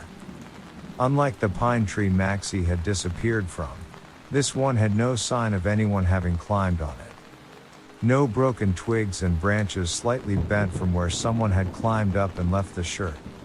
There were 5 of us when we went to first look for Maxie, excluding myself. We didn't think we'd need that many, because frankly, people go missing in the parks all the time. Often, they'd turn up in about a few hours. But we'd never dealt with something like this. Staring up at that shirt, covered in pine needles, I think it began to dawn on all of us that we were dealing with something we weren't trained for. We radioed for backup while trying to figure out how to get the shirt down. I volunteered to climb up. The very first branch I grabbed, however, broke in half instantly. In the process, scratching me across the hand. I cried out, looking at the gash across my palm. It wasn't deep, but the skin had been broken. Blood was already pooling in it. Groaning at the sharp pain, I clenched my hand into a fist, trying to stifle the bleeding. I glared, stunned, at the large branch which had just snapped when I touched it. My blood was already seeping down it and towards the ground, where it dripped onto the exposed roots of the pine tree below. Crap, I cried, turning back around to the others while clutching my wounded hand in my still healthy one. Park rangers always carry a first aid kit on hand, and they quickly helped me apply bandages to it, wrapping my hand in cotton. What happened? One of the other park rangers asked me, looking at the broken branch ludicrous. It just broke, I snapped back despite myself. My agitation at having been cut by the tree branch when it broke was severe, but then something else dawned on me. How had that tree branch cut me? It broke in the grip of my hand, and shouldn't have been able to move in such a way as to leave a mark this painful.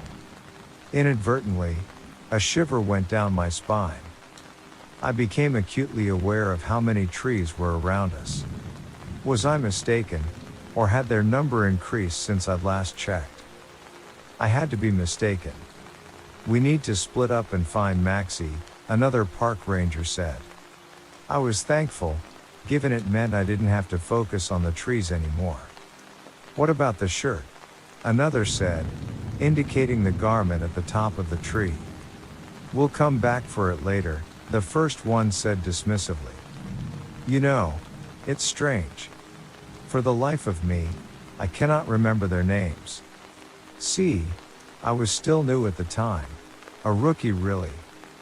I barely knew what I was doing at the time. I never saw any of the other park rangers involved in the search for Maxie Patton again. Most of them retired or transferred to a different park. But sometimes, I do wonder if we all came back from that search. We split up into 3 pairs, moving in a perimeter from Maxie's last known location, the pine tree. I was paired up with a man whose name escapes me. I just know he was Hispanic, and that's all I can ever remember about him. We were sent north, in case Maxie, or whatever was left of him, had somehow gotten there. The others went east and west. If we found anything, we had to radio it in and then come back. If we found a body, we had to leave it undisturbed. That was obvious, of course, but I really hoped we wouldn't find anything. Because what we'd found so far just didn't sit right with me. How did his shoe get 50 yards from his last known location? As I thought back to the moment when I had found that shoe, I began playing it over and over in my head. Something was nagging me about it. "Hey, pal," said my partner. "What?" I replied. "You ever climbed trees as a kid?" I nodded.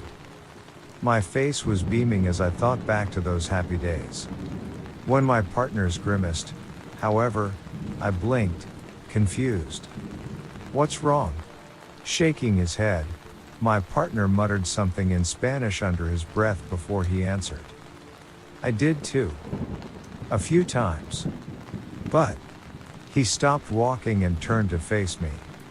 One time, when I was climbing a tree, something happened. "What?"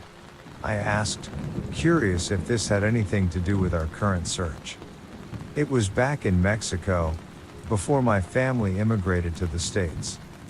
There was a tree in my abuelo's backyard. I climbed it every time I went over. One day, when I climbed to the very top, I was looking out over the entire land around my abuelo's house. I felt like I was king of the world. Then I saw it. Saw what? My partner didn't answer. He opened his mouth, paused, then slowly closed it, shaking his head. "You wouldn't believe me." "Try me," I replied. He sighed then, opened his mouth to say something. When his eyes widened so large he looked like a fish. He was looking at something behind me. Furrowing my brow, I began to turn around when he grabbed my arm in a vice-like grip. "Don't," he hissed through clenched teeth. "Don't look."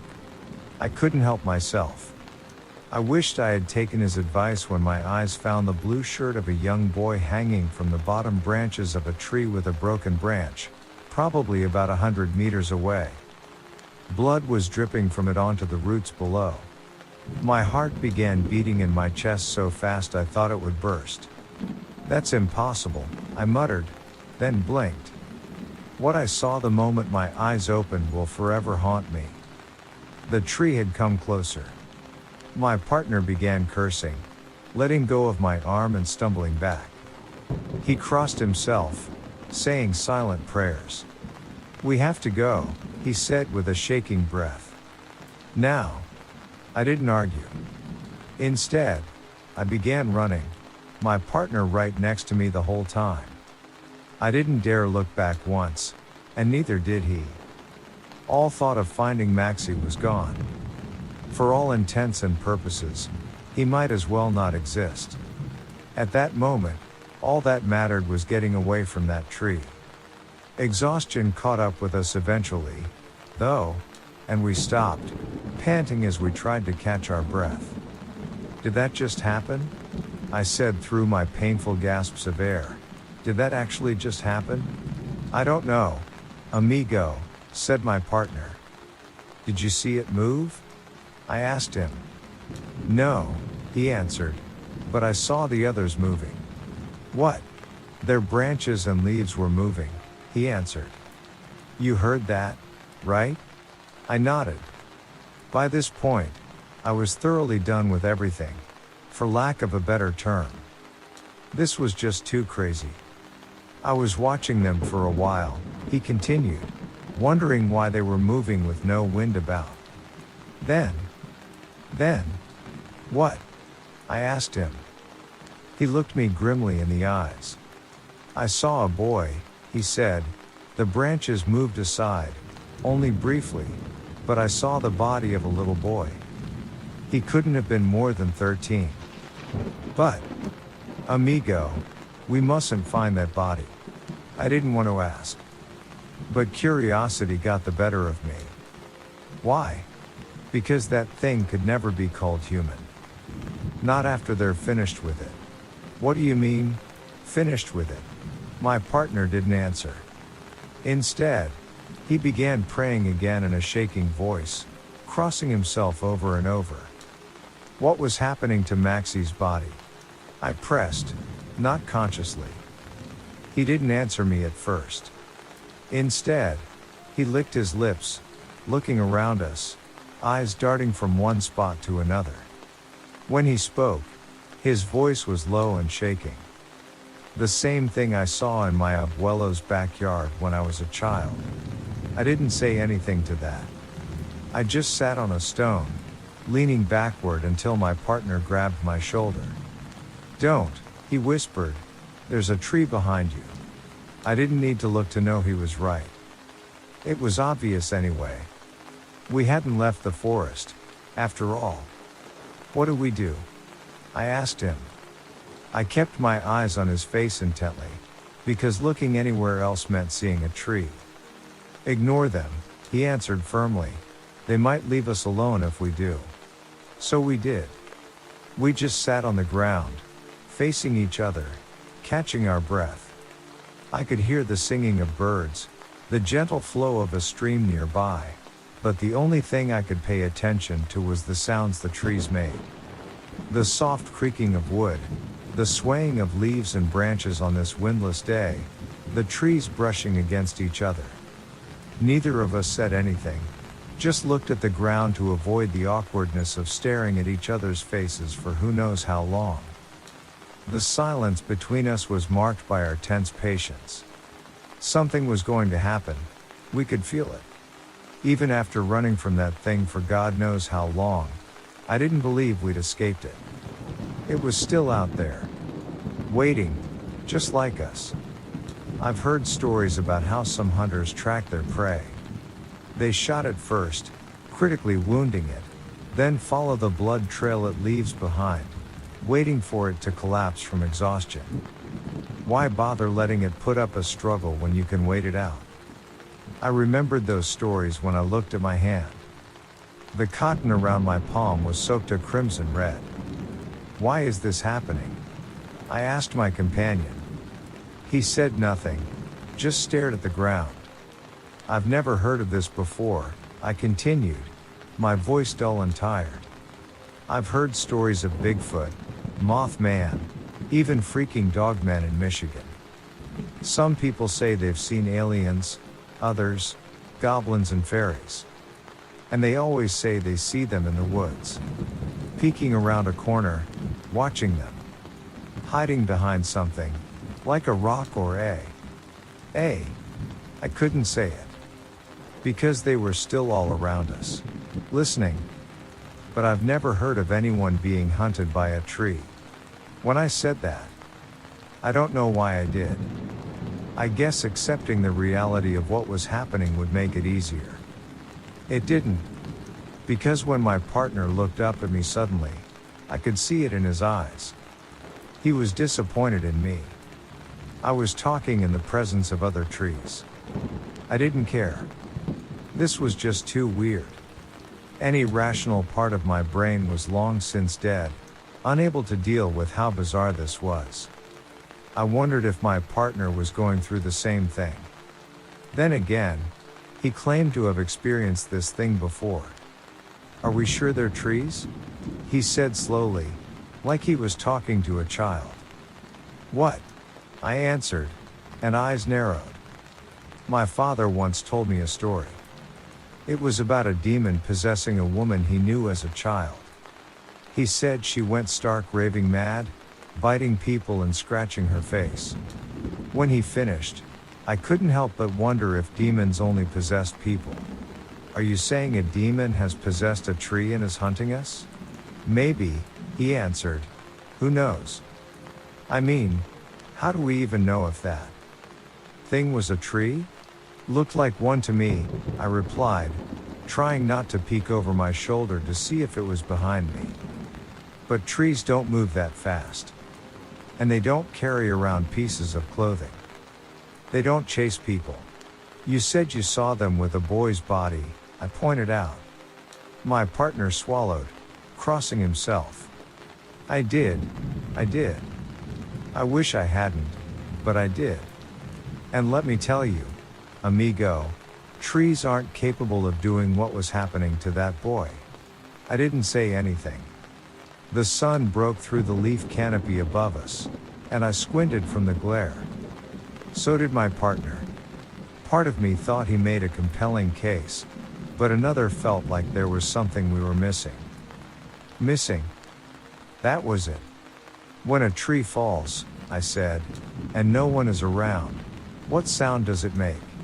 My partner furrowed his brow, confused. How do we know trees don't chase people down? How do we know they can't move in the blink of an eye? Or take a young boy without anyone noticing and carry away his body? What are you saying? That trees are capable of doing that? Maybe they are, I replied. Maybe we aren't the first to have seen them either. You think there might be others? When you were a kid, you saw something in your grandfather's backyard, right? Something involving trees? Through the sun's glare, I could see his face going pale. Maybe you were one of the lucky few to live and tell the tale? What? He said, mouthing hanging open. When a person goes missing in the savannah, some people believe they were killed by the local wildlife. And nobody doubts that. Africa is full of dangerous beasts. I let that sink in, let my partner begin to understand what I was going to say before I finished. When a person goes missing in the forest, sometimes, people assume they were killed by the local wildlife. Mountain lions, bears, wolves. But nobody ever stops and thinks about the trees all around us. Because nobody ever notices them. I pressed my lips together when I finished. My partner looked at me in disbelief and horror, dumbfounded. Do you have any proof? He said slowly. Same amount of proof as you do for demons possessing trees. Only a theory. Then my partner's face brightened with a dark realization. What if? What if we're both wrong? I blinked. My mind began racing with possibilities. What if we were both wrong? What if this wasn't trees or demons, but something else entirely? If it was, then, what was after us? I was about to say something when I noticed it. The shadow which had fallen between us, perfectly still on the ground. Like a border keeping us apart. A long, thick black line. One with several appendages sticking outward from it. My heart skipped a beat as my eyes widened. I knew my partner saw it when he cursed, screaming and backing away. However, there was one part of the shadow which made my blood run cold. One of the appendages was broken, and from it hung the silhouette of a shirt. And, slowly, very slowly, it was getting bigger. Unable to help myself, I began following the shadow's trail to its source, knowing full well what had made it.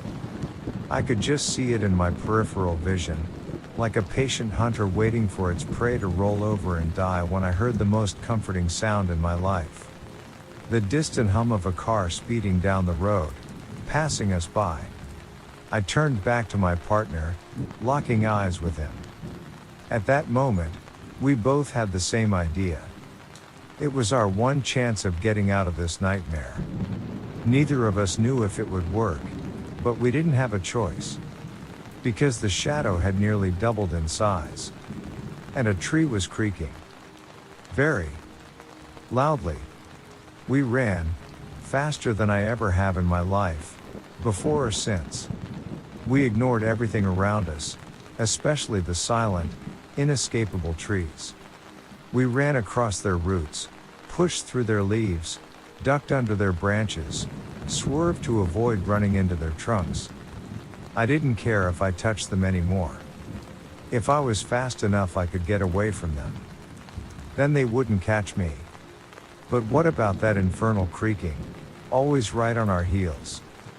What would happen when it stopped? We couldn't be near it when that happened. Our very lives depended on it. So caught up in sprinting out of those godforsaken trees, I didn't think to look at my path.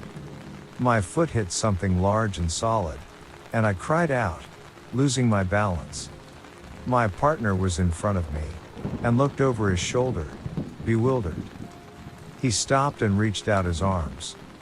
I grabbed onto them and planted my foot back on the ground, pushing myself forward. Both of us kept running.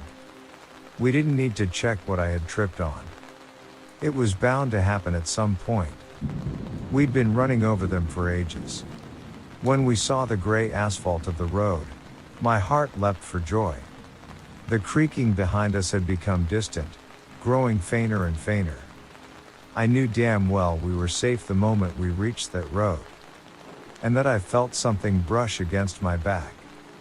Something I knew all too well. The hard, rigid texture of tree bark. The next thing I knew, I was laying on my back against the burning asphalt, panting as I caught my breath. My partner was bent over me, his face obscuring the sun. There were tears running down his face. "I saw it touch you," he said to me, weeping. "It was so close, amigo, so close. I've never seen anyone run as fast you did." "We're safe now," he began murmuring. "We're safe. Praise the Lord, we're safe." I didn't say anything, just grunted as I pushed myself off the asphalt. I didn't remember even setting foot on it. My body ached and my lungs demanded oxygen, which I was only too eager to provide. I looked back at the woods we'd come out of. Marked by broken twigs and foliage pressed into the ground was the spot we'd both burst from onto the asphalt. Beyond it, I saw only trees, and not a single blue speck anywhere. I smiled, relieved, and stood up, glancing to the other side of the road. And my smile vanished when I saw the blue shirt laying on the edge of it. The inside of the collar was facing me, and on the white tag was a name written in black marker. Maxi Patton.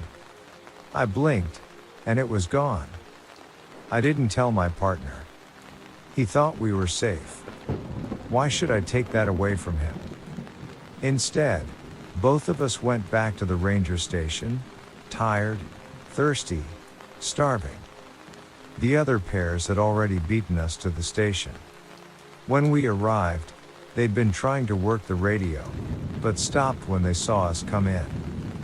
Nothing happened to them. They didn't find anything either.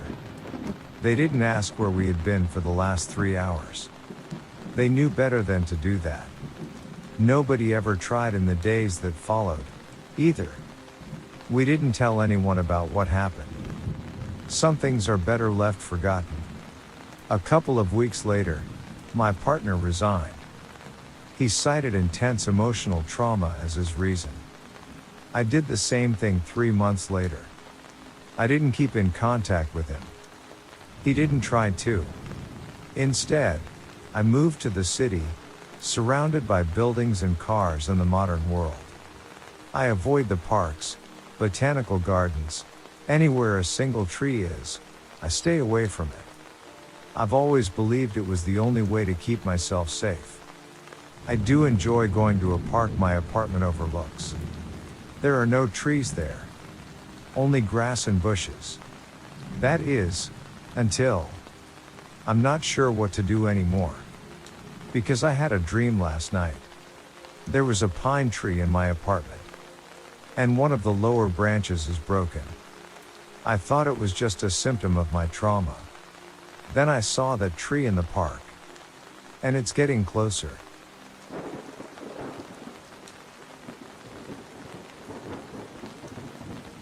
I'm a wildlife ranger at America's largest blackwater swamp. Now I'm trapped here. I've been working as a wildlife officer at the Okefenokee State Park since 2010. It's a pretty great job, if I'm being honest. I've always loved nature, and being from the area, the heat and humidity never bothered me.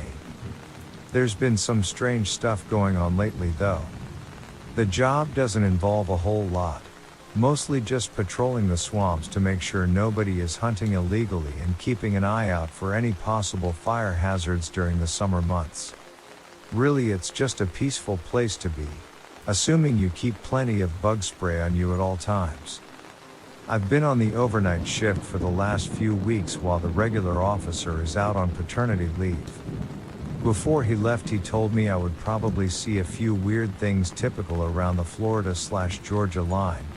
Method out rednecks, kids sneaking off into the swamp to bang, and the swamp lights.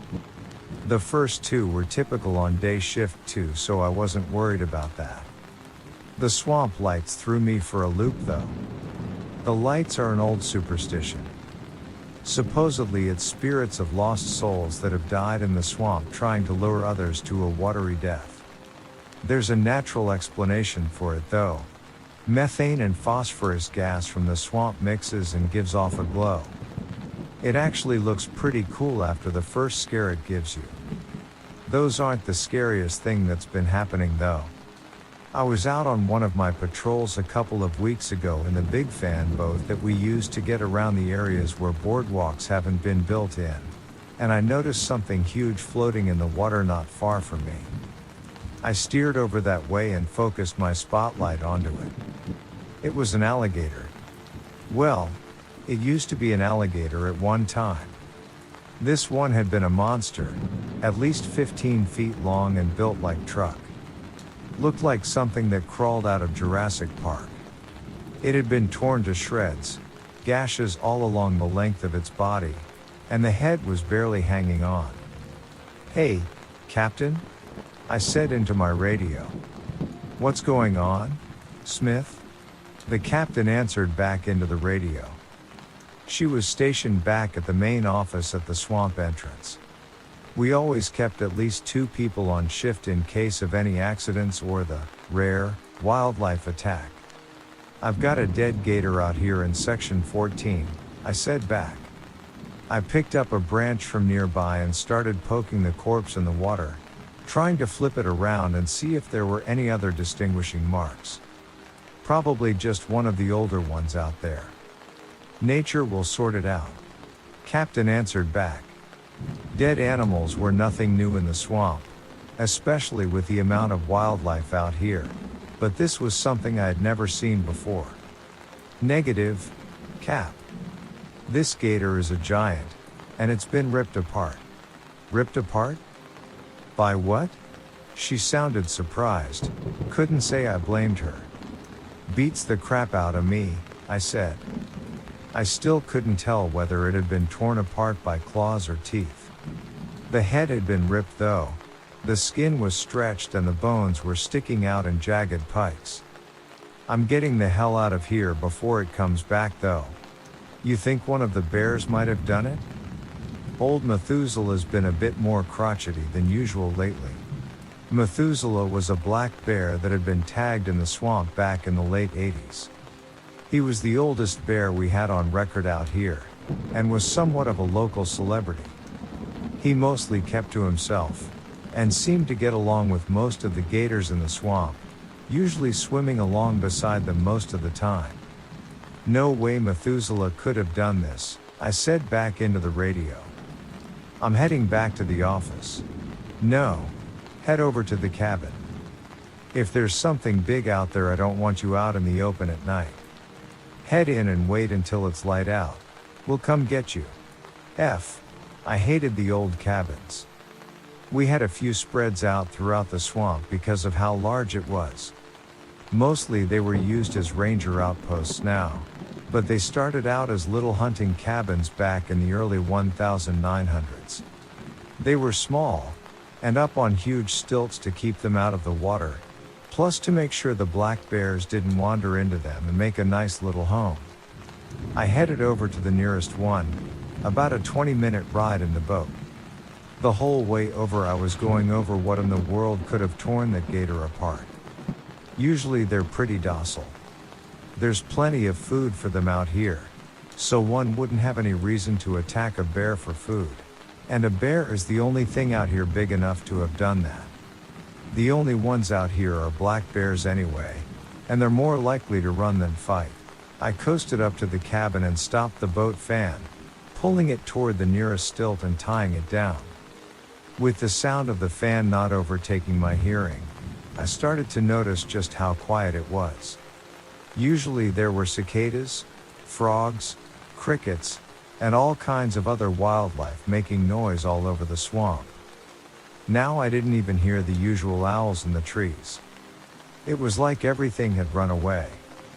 Once everything was tied down, I grabbed onto the ladder and started the climb up into the cabin. I pushed open the small trapdoor and pulled myself into the cabin. It smelled like mildew and dirt, but at least it was a safe place to sleep, out of reach of any dangerous animals. I looked around the cabin until I finally found the generator in the corner. Luckily we have someone come out to these once a month and replace all the gas and make sure nothing has chewed through the wiring. I would actually have light and some air conditioning, so tonight wouldn't be too bad. That's when I realized the gas canister was mostly empty. They must have forgotten to hit this one last month. I still have a supply of batteries down in the boat and we keep some small lanterns around, but it wouldn't be nearly as good as having all the lights on the cabin. I looked out the window into the swamp. There was a bright light coming from about 50 feet away. It looked too bright to be one of the swamp lights. "Hey Captain," I said into my radio, "you got somebody coming out to me right now? You and I are the only ones out here tonight," she said back. "Ain't nobody coming out there until sun comes up." More lights started to pop up near the first one. They were spaced out, but all just as bright. "There's lights out there, Captain. I think they're moving toward me." I tried to hide the shakiness in my voice. The lights were getting closer. "Just hang tight. Try to get some," so the radio cut out with a high-pitched burst of static. "Cap? Cap, can you hear me?" It was useless. The only thing coming through was a low buzz of static. "I'm gone." I looked at my watch. It was only 11:19 p.m. I had at least 8 hours before someone would be out here. The scream started a few minutes later. It sounded like a child. The screams when a kid falls and scrapes their knee and don't know what to do about it. They were anguished. They were coming from the direction of the lights. "F this," I said to myself. "I'm not sticking around for this crap." I grabbed a lantern and a flare gun off the wall, and pulled up the trapdoor to get onto the ladder. I practically jumped down to the boat, and started to unit it from the stilts. I reached down to the engine to pull the cord. It was gone. The pull cord had been cut off. There was no way to get the fan going. "I'm stuck here." The screams grew louder, and I turned to see the lights only a few feet away. I hightailed my ass up the ladder. I could hear something ripping at the boat behind me as I closed the trap door. I heard the splinter of one of the stilts and felt the cabin sway. I've got my cell phone and my signal comes and goes. I'm going to try and keep updates going as I can. I've got every lamp in the cabin on and I'm sitting in a corner as far away from any of the windows as I can get. The screaming has stopped, but I can see the glow of the lights coming in through one of the windows. If you're reading this, send help. Part 2. According to the clock and calendar we keep in the cabin, I've been here for 2 days. Not that I would be able to tell, seeing as the sun hasn't come out this entire time. It's been dark since I got here that night. The only light I've seen is from those goddamn swamp lights out there, and they've been coming and going as they please. I still don't know what they are, but I know there's something else out there with them. I've been trying to sleep since I've been here, not like I have the ability to do much else. The boat is trashed, one of the stilts of the cabin is splintered, and I sure as hell can't swim out of here. I was looking out the window last night, between naps, and saw something moving between the lights that were out there. It was big, at least the size of a SUV. It around the perimeter around the cabin, walking on 4 legs. It wasn't a bear, I knew that. We didn't have any bears that size in the swamp. I hope to whatever gods are listening that it isn't a gator. I can't get too good of a look at it with how it's weaving in between the swamp lights, but I saw it knock over a tree on its way through. So, here we are, 2 days stuck in this hole of a cabin, surrounded by floating lights that scream, and whatever biological nightmare shambling around out there. I know some people asked why I didn't call the captain using my cell. You really think I didn't try that? I just get a busy signal. I've tried sending out texts and messages too, but they all just show read. I haven't gotten anything back. I really hope someone can tell the captain that I'm out here. If they ask, I'm in the section 14 to 18 cabin, out near the Gator Bog. Holy yes. It hit me. If I'm near the Gator Bog, then there's a boardwalk not too far from here, maybe a mile or 2. That will lead me directly out to the swamp entrance and the head office. I looked around the cabin and found the map that we keep of the entire swamp with all of our trails and stations marked. Okay, I'm in sector 14, and the boardwalk is a mile and a half southwest of me, right over the Florida border. I'm going to have to try to sneak out of here though. Maybe I can make a paddle for the boat, that way I don't have to swim. I looked around the cabin, taking inventory of what I have available. There are some battery packs, a set of radios, a flare gun, and the emergency rifle with 20 rounds of ammo, plus the lantern and a couple of flashlights, with glow sticks as backup. I think there's a backup or in the fan boat, but I'll need to check to be sure. The other thing I'll have to do is distract the lights and whatever that thing is in there. I may need to use either a flare or a few of the rounds of ammo. I don't think bullets will hurt the lights though. I thought it over for a few minutes. This was going to take some trial and error before I go anywhere, and I've seen what those things out there can do to the cabin, so they could break me in half no problem. I'll load up a flare and see what that does. I have 6 flares total, so one shouldn't be an issue.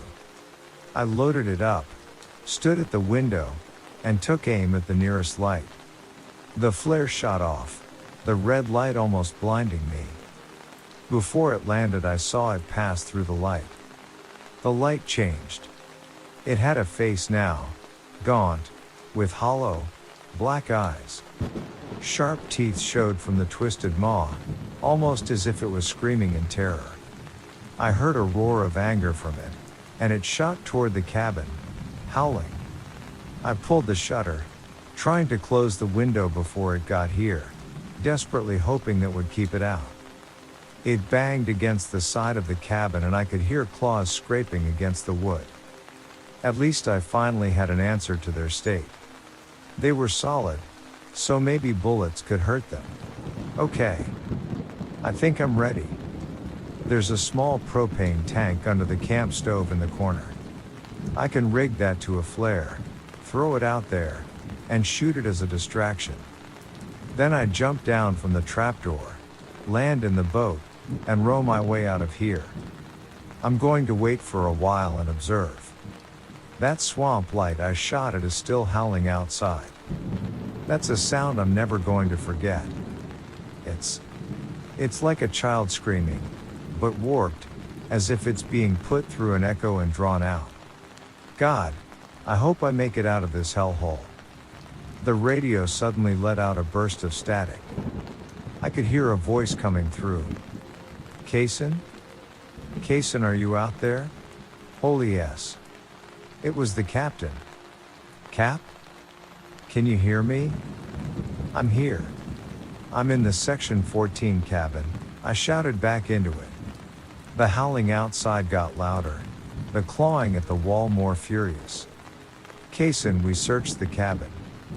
You weren't there. Where the hell are you? What does she mean?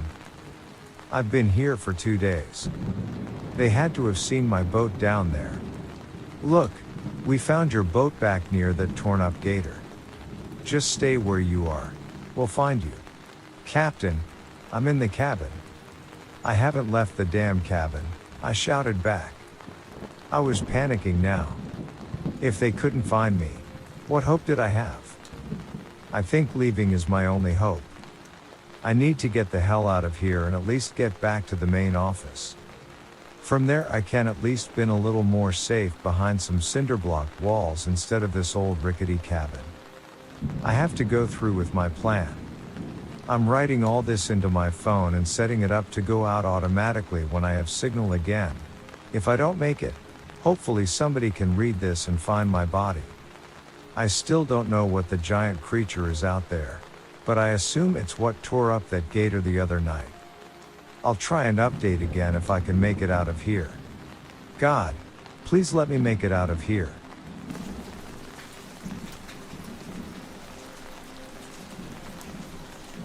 I climbed the stairs in the forest and still regret it. 13 years ago, I went mute and I am finally able to talk about what happened. From a young age, I was an extroverted and a stubborn girl. Although I always listened to my parents, but that time, at 12 years I felt rebellious. My neighborhood held a Girl Scout camp. Every year, my parents didn't allow me to go, but this time I felt old enough, which was my first mistake. Me and Kelly, my best friend, begged our parents, but they refused because they are responsible adults who cared about us. But to us, 12-year-olds, they seemed like monsters. So, I made a plan. We told our parents that we were going to Katie's house for a sleepover. They talked to Katie's parents and we did stay at Katie's for approximately 12 minutes and then we left for our epic camping trip. Kelly decided on the place, Ludenberg Woods, and that was our second mistake. Kelly and I have been best friends ever since we were little. Recently it was her birthday and I gifted her a unicorn bracelet which she never took off. Our neighborhood is surrounded by woods. The Girl Scout camp took place in the eastern part of Wisteria Forest. So we were quite far away. We didn't really have any camping gear, just 2 pillows, a blanket, a small Barbie tent, a flashlight, and some snacks enough for a day.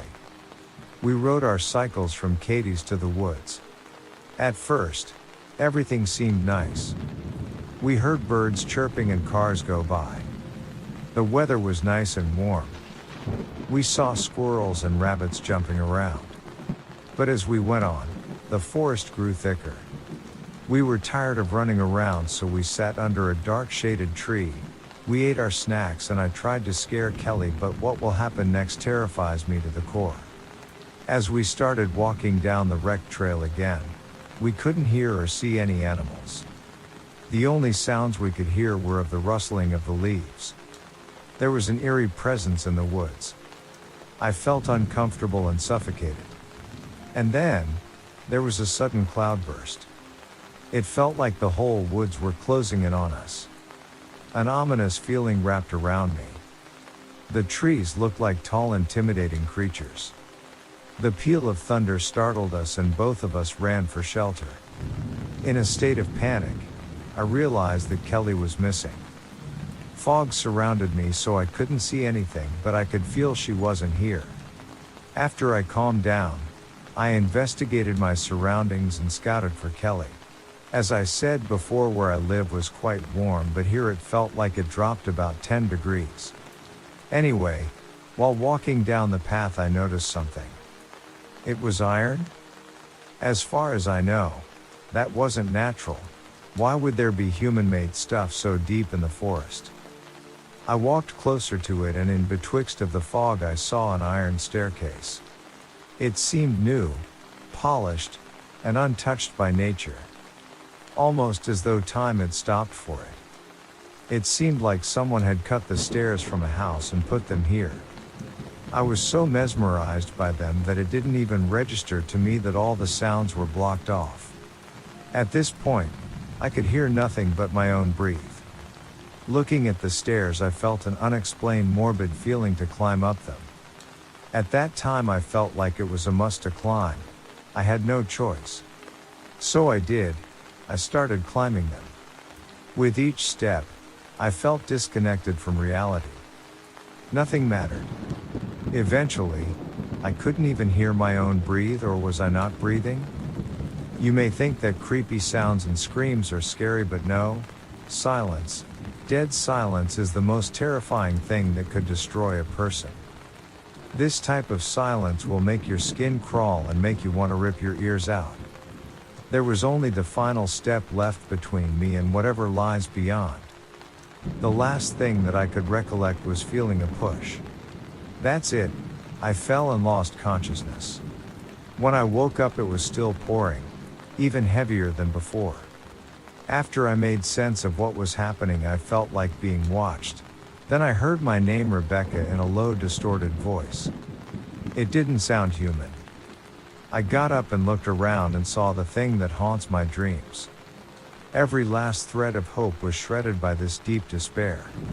What I saw was a thing so horrifying that I can't even begin to describe it. It was tall and had 2 dark holes for eyes, a huge distorted grin which stretched from one side to the other. It had huge limbs with sharp claws covered with disgusting blood. I was petrified looking at it. It continued to say my name in a now childlike voice. It began to walk towards me, repeating my name in the same disturbing voice. In a state of panic, I searched for a weapon and my eyes landed on a piece of wood. Without thinking, I swung the piece of wood, hitting it until it was a bloody mess. After I realized what I had done, I ran away. I kept running and running. In my attempt at escaping that demon, I barely noticed the sounds of the woods. Panting and gasping for air, I finally made it out and dashed to my home away from the deathly forest. I broke in and started crying hysterically. Kelly's parents, the Adams, were also there talking with my parents. All of them shared the look of despair on their faces. There were cookies on the coffee table which were untouched. My once sugar-loving parents were now anxiously making phone calls. My angsty teenage brother was actually out of his room and nervously listening to the conversation. Kelly's mom, Mrs. Adams, who once was a fashion diva and always wore makeup, was rough and sobbing, and even Mr. Adams, the most cheerful person I knew, was on the verge of tears. When their eyes met mine, they were completely taken aback. Mom threw everything, including the expensive new cell phone, and ran towards me. They hugged me so tightly that it was hard to breathe. All my anxiety faded away when my mom brushed the dirt off my face. For a second everything was roses and butterflies until I saw the look on Mr. and Mrs. Adams' faces. I could feel hope blossoming in their hearts. Their hope was like a beautiful stained glass window which was shattered by the despairing news of the absence of their daughter. When they questioned me about Kelly, my silence gave them the answer. I could see the color drain out of their faces. The forest rangers searched the entire forest until they came across a battered mess which DNA confirmed to be Kelly. It seemed she was beaten repeatedly with a blunt object. She seemed like an unrecognized pile of flesh. Kelly, who once was a high-spirited girl, obsessed with unicorns and nature, was now a part of the soil. We identified her because of the bracelet I gifted her, which was also covered with blood. Nearby they found a piece of wood covered with the blood of Kelly, which was likely the murder weapon.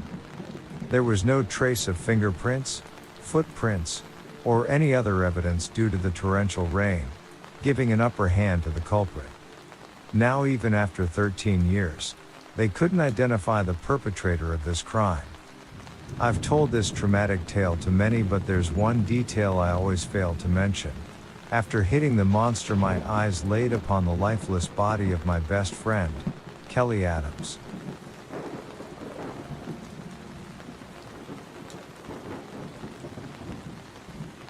I'm the son of an Army Ranger. I'm also the Army's greatest mistake. I always had a good relationship with my father. He was an Army veteran, and I would love it when he recounted war stories about his time in the jungles of Vietnam or the deserts of Kuwait. He would always tell me one before bed, about his time as an Army Ranger, when he led his team to liberate villages, negotiate hostages, and crush rival troops. He was my hero. When I grew older, I already knew that I wanted to go into the Army. I ached to fight terror and be as much of a hero as my dad was. I had trained for years to be in pristine shape when I turned 18. I put in all the effort my dad did to achieve his level of prominence. Night blindness. The inability to see in dim light or at night. So I couldn't see as well in the dark. I was ready. But the Army decided that I wasn't. And with that, my lifelong dream, along with the work I put into it, was crushed. I was just about to walk out the door when I felt a tap on my shoulder. I spun around to find an Army Ranger standing in front of me. The Ranger looked down on me, an impressive feat for a 6 feet 7 inches guy like myself. He had a solid, but weathered face, and a graying 5 o'clock shadow showing to be the only visible hair on his head. He had to be in his late 50s to early 60s, but his eyes showed otherwise. A hawk's eyes burned holes into my own as I stared up at the man. "Could you come back with me, mister?" The Ranger stopped for a second to check the forms I had filled out at the start of the examination, before barking out, "Ferguson." I followed him to one of the back rooms of the facility, where I sat facing him and a young Asian man in a white lab coat labeled Dr. Andrew Lee. The doctor stared at me and spoke. "So, Mr. Ferguson." "Walter is fine," I interjected. He looked at me almost non-amused and repeated, "So, Walter, we see that you are in pristine shape to serve our military. However, it appears that you suffer from extreme nyctalopia, which forced us to not be able to accept you into the nation's military. There is, however, another option." I looked at him, now intrigued. "What is it?" Dr. Lee answered, "The Army is looking for ways to healthily increase the performance of soldiers. You would make for the perfect test subject. Would you be willing to join it?" For a second, I hesitated. I thought that maybe I shouldn't do this. That I should just walk out of this building, become an engineer, get married, and forget about being in the Army. But my father's face flashed into my mind, and I knew that there was only one answer. "Of course, sir." It would be another 3 months before I was flown out to an undisclosed military base in the middle of the wilderness. I know that said base in the US, but I could not begin to tell you which state it was in. As soon as we arrived, I was strapped to a gurney and wheeled to a room that looked exactly like any other hospital room, minus a window. Understand that by hospital room, I mean horror movie hospital room. The ones where the light is always on, yet it always seems too dark. Where the white walls always seem gray and the room's door doubled as a heavy-duty locking system. It was safe to say that I was immediately regretting my decision. As the door was locked behind us, Dr. Lee reached into his medical cart and revealed a syringe filled with, from what I can guess, 1,000 milliliters of a clear liquid. As I strained my eyes to look at it, I noticed the word Prodigy 3 written on the side of it. The doctor inserted the needle into the crook of my left arm before unstrapping me and leaving. Everything felt fine at first, but my body started aching about half an hour after I was administered the drug. It honestly felt like my body was fighting a war on itself. It felt foreign, yet it felt natural at the same time. My arms felt too long but too short.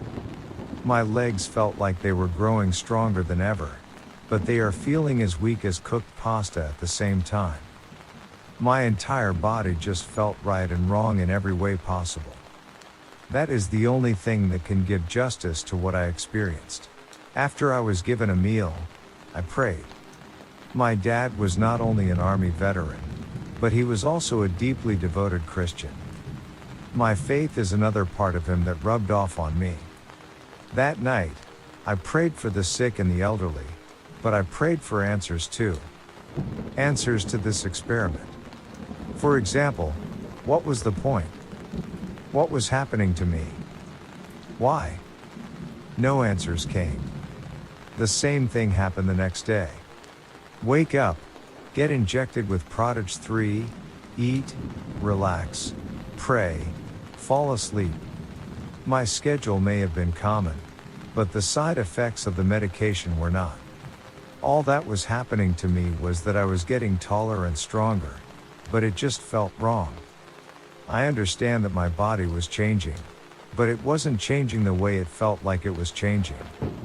The way it felt, it was horrendous, like my molecules were individually splitting apart. I have no idea how long passed before the cut.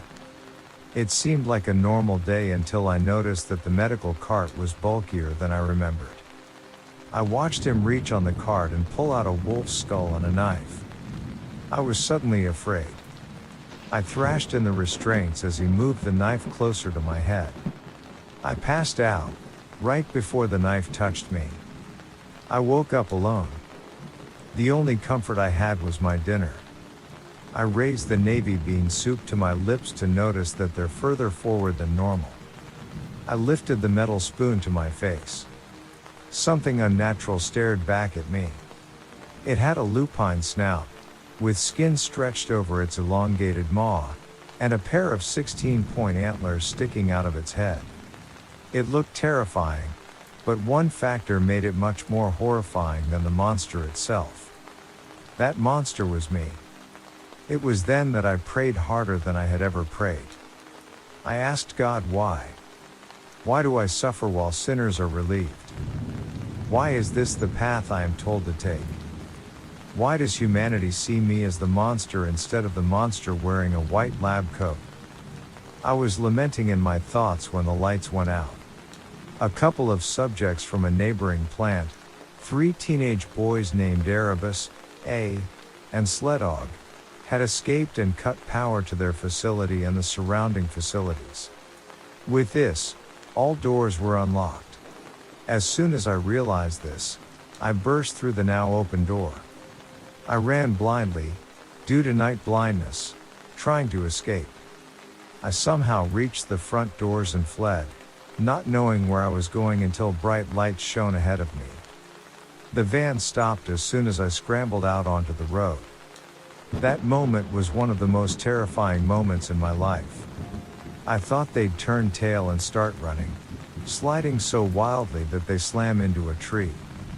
Instead, a young boy with wavy, dirty blonde hair and an almost square face walked out of the back. Despite the urgency that could be noticed on his face, he seemed confident. Which was surprising, acknowledging my freakish face and the fact that he was barely scraping 6 feet tall. "Come on," he says in a deep voice. I can only stand in shock that he'd talk to me. "We can help you. Just get in the back," he yelled back at me.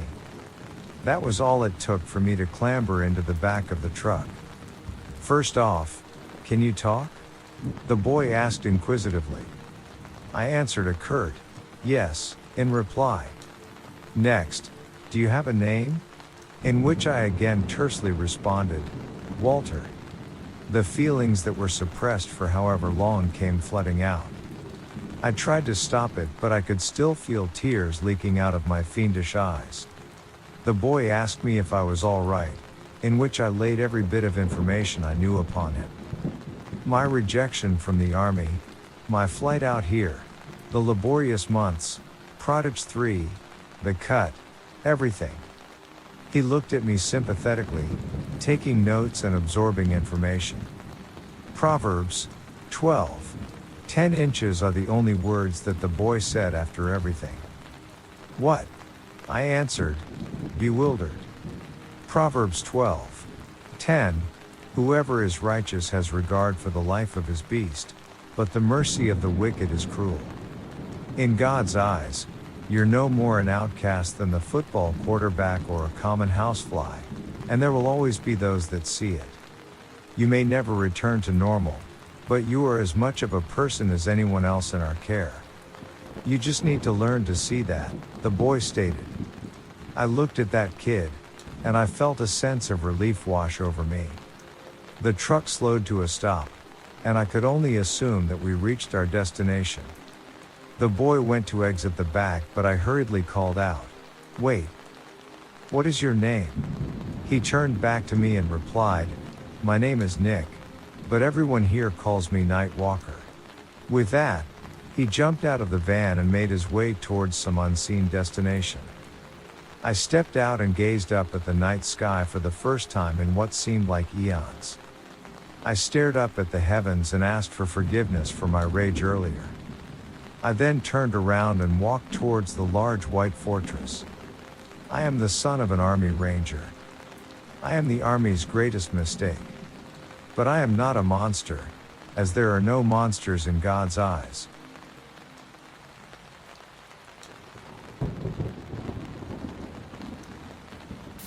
Hunters of Reddit, what did you see out there that made you not want to go back into the woods? Please like and subscribe to support us. As a law enforcement ranger for 30 seasons, I've seen some dumb shit in the woods and some scary shit. My worst was chasing down a guy who had escaped from a mental treatment facility. If he was just camping in the deep woods, I wouldn't have had an issue with him, but he was routinely stealing the gusset out of women's and girls' swimsuits left to dry on lines in the campground and Girl Scout areas. The gusset, I'm told, is the cotton part of a suit that touches the outer labia and skin. It's like a soft cotton cloth sewn in for hygienic reasons, I was told. One of the Girl Scouts' moms came running up to me as I was on patrol and told me she had seen the man run off on foot from the clotheslines, so I gave foot chase. This was in the days before our handheld radios could transmit further than back to the truck, so I had one of the older girls go make notification to my office, and like a dummy, I took off running on the horse trail where I could see fresh prints. I ran about 2 miles or so and found a makeshift tent and campground set up. I also found the cord and a linoleum knife and tape along with Ziploc gallon-sized bags of these gussets. Clearly, our thief was headed in a new direction. I'm convinced my intervention prevented an abduction. My guy came out of the woods, and I drew my service sidearm for our walk back. I had him handcuffed and in leg irons with a leash drag so I could trip him by stepping on it. I also made him sing the Star-Spangled Banner as we ran to keep him out of breath if he decided to fight. When you're that far in the woods and unsure if you have help coming, you need every advantage. My backup met us on the trail, and we were able to handcuff our prisoner in the bed of the pickup for the ride to the office. I had to sit in the bed with him for the trip. He wasn't much of a chatter. The guys went back and cleaned out the site. He had been out there for a while and was definitely a bit of a time bomb. We didn't pursue anything criminal, but he was committed someplace in Ulster County, NY, IIRC, at a max security psych facility till his death. I used to put money on his commissary every now and again, but I doubt he remembered me. In September this year, I was hunting antelope out near the Red Desert in Wyoming. I had just shot my antelope and was walking about 150 yards out to where he dropped so I could tag and begin field dressing the animal. I should mention I'm about 40 miles from the main road, and I had not seen another human or vehicle since I got off the main road. This area is so extremely remote it's hard to even describe. So as I'm walking out to the antelope, I look up, and about 1 to 2 miles off in the distance, I see this extremely bright light zooming over the landscape and headed my way. I thought it was probably a game warden on a side-by-side coming to check my paperwork and all. No big deal. I keep walking out and find the animal and look up, and this light dives down into the sagebrush, and I can no longer see it. It was about half a mile from me when it disappeared. I also notice I don't hear any engine if it is, in fact, someone on a motorized vehicle. I'm mostly confused at this point, not sure what the hell this light is or where it went, but I continue on and tag the antelope. It takes me all of 10 to 15 seconds to put the tag on. Then I look up, and I see the light traveling away from me now, and it's about 3 to 5 miles away from me and going at least 100 miles per hour. It was really zooming way faster than any vehicle could travel over that type of terrain. Also, there are no roads or anything where the light is traveling, so I don't know how it was going so fast. I'm pretty spooked at this point. I field dressed the animal as fast as I could and dragged it back to my truck. I just had a very uneasy feeling at this point. I have no idea what that light was, although some others have speculated it was a drone, but if it was a drone operated by the game warden, why didn't he come to check me out once I got back to my truck? 3 years ago, I was hunting in Namaji State Forest in MN. If you know anything about this area, there are wetlands everywhere, swamps and sinkholes litter the land. It's like nothing I've ever seen. This land is tough and mean, and if you go in unplanned and do not mark your way out, there's a good chance no one will ever see you again. It was a foggy morning and the second week of deer opener, and I was trailing along. I had my rifle across my chest with both hands on the scope and just trying to find an area where I could see more than 10 feet in front of me. The further in, I realized I was lost, and then the oh shit set in. I walked a little further ahead, trying to get my bearing, and before I knew it, I stepped forward and sunk. I'm up to my forehead in mud and sinking, with my only anchor being my rifle butt and barrel that just so happened to be wider than the sinkhole I managed to get myself in. My only hope was to pull myself out, and I tried for 4.5 hours, screaming my lungs off for help and trying in vain to pull myself out, but every time I would pull up, my rifle would sink lower and lower, jumping up to yell and get a breath of air, then submerged in mud and sludge. After 5 hours, I came to terms that I was not getting out. I was going to die in a sinkhole, and no one would ever find me. I just thought about my wife and mom and how much it would hurt them to never find my body and go the rest of their lives without knowing what happened to me. I thought of my 2 girls and how I had wasted my life on a hunting trip and that I was never going to be there for them anymore, and at that point, I think I probably looked like Leonardo DiCaprio from The Revenant crawling through the snow. I was cursing and praying and cursing more, using my last bit of energy to get out. I thought if I'm going to die, I'm going to make damn sure I exacerbate every fiber of my being before I entomb myself in this literal hellhole. Again, no luck, and out of nowhere, this feeling of euphoria just rushed through my body. I was sad but happy at the same time and understood it was my time to go. My body was broken. I was beginning to feel hypothermia set in, and out of nowhere, I felt these 2 pairs of hands grab mine that was still clenched to my rifle and slowly started getting pulled out of the sinkhole.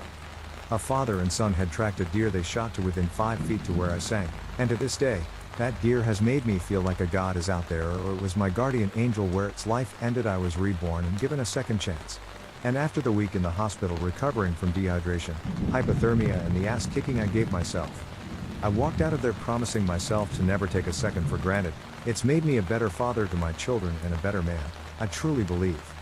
I still wake up at night screaming with the rage I had, trying to pull myself up, sinking deeper and deeper, covered in sweat with my heart pounding, and when I do, I go check on my now 3 girls, and I just think to myself how lucky I am to be alive.